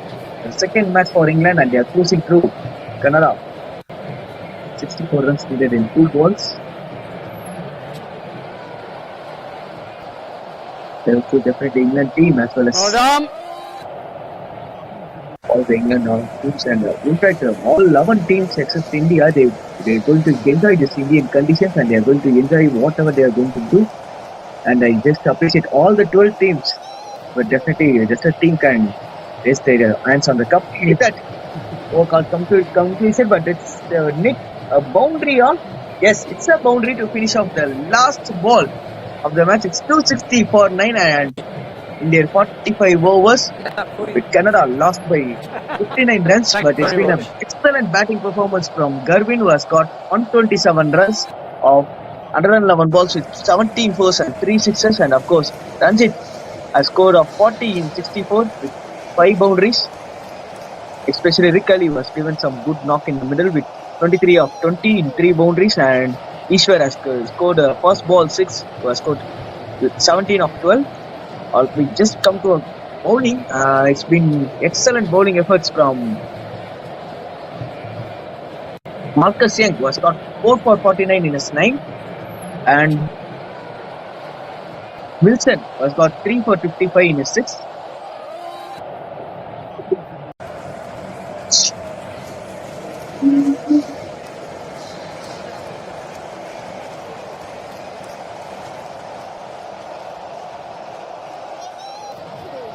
Marcus has got 4 for 49 in his 9, and it is other bowlers have shared a wicket. It's Badrwood who has got 2 for 29 in his 5.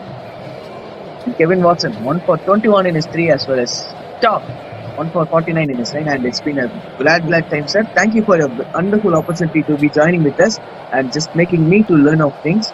And definitely we have a chance to meet yet again. Yeah, thank you. It's been my pleasure. The two teams just exchanging a handshake.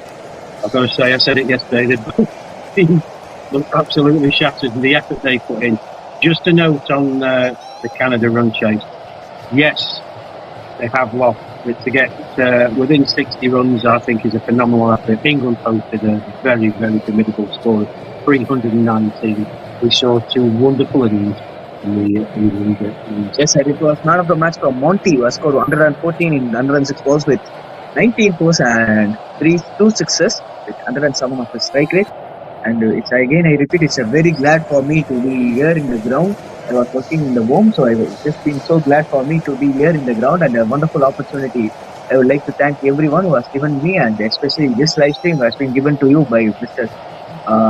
Sudhakar, who has professional cricket competition. So it is also so good, so glad for them. The camera works so good, and the live streaming also been so good. Do support us in the YouTube, guys. Wherever you are watching this match, do support us from the YouTube. And thanks for all your comments. We read it the last, and especially Mr. Rashid's wife. She just enjoyed the match, I hope so. And thank you, sir. You can just have me. Thank you, sir. It's been an absolute pleasure. Thank you to everyone for streaming in and your comments. And thank you, wife. Much appreciated. I'll get you a beer later on. For me, Rash Mahmood, it's goodbye from the Pebble City Stadium here in Chennai. Yes, before that, I will just make a quick highlight. It's been an excellent bowling performance from England. That's what we are seeing. It's an excellent start. Good. You guys seeing this quick highlights.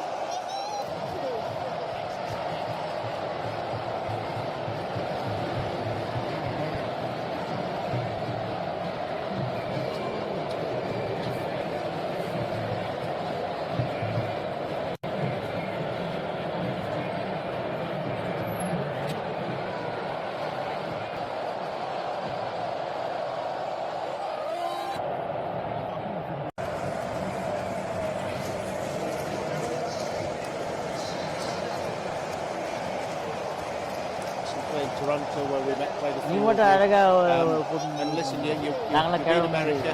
That was a very close game. You pushed us today to 8. The only thing we found strange was that you won the toss and put us in. So thank you. Sincerely, it's been fantastic. We'll see you as the tournament progresses. I'll hand over to Richard for a man of the match from us. Thank you. Thank you, Paul. I'd just love to echo those words of Paul. It's fantastic to see what's happening and the growth of cricket in Canada. It's a joy to behold.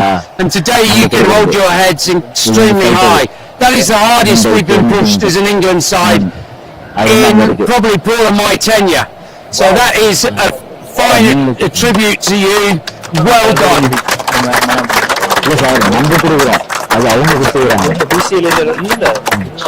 And there can be no question our man of the match here at BBL City for a fantastic 177 goes to Garvin. Well played, sir.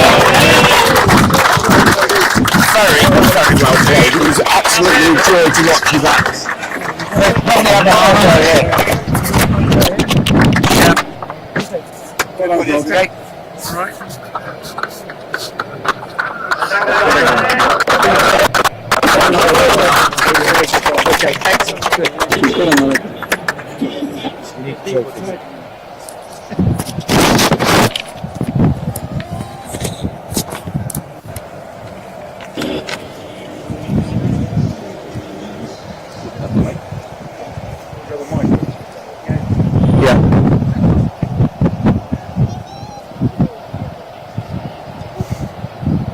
Thanks, Paul. Just want to say what a fantastic match it's been here today, played in a wonderful spirit, as this composition should be. Very close game, closely fought, and I think the on-field umpires appreciate the spirit that the game's played in.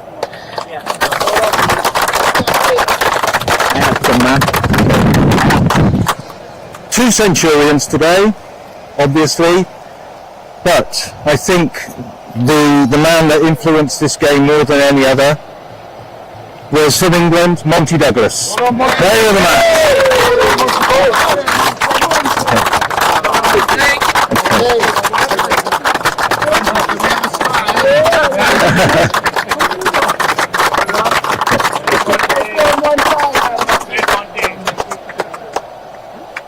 And of course there was another centurion. So there was a fighter of the match for Canada. That's Garvin.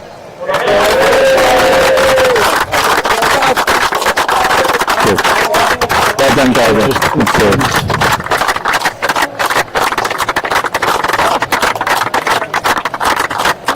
Okay. On the England side, the fighter of the match for England with a very economical and I think kept the score down at a crucial time in the innings. Fighter of the match for England is Marcus Young. Okay, Marcus. Okay. Thanks, Leicester.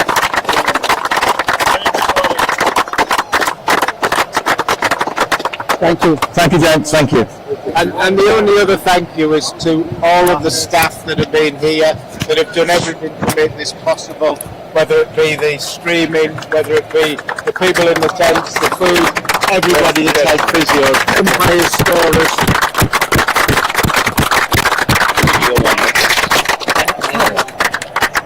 Thanks, guys. We got one more presentation to make. Again, it was a fantastic game. We played our practice game here. We knew it was a batting deck. And I kept wanting to think that the man of the match today should go to someone who made a century. But on batting decks, batsmen are supposed to make runs. Bowlers should not take wickets. And for that reason, we're going to give our man of the match to Marcus Young.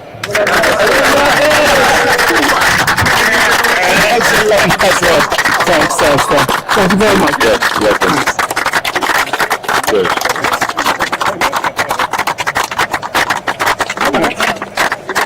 Yeah. Thank you.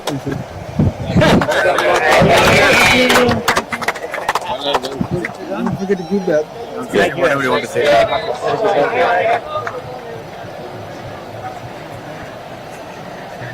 Thank you, sir.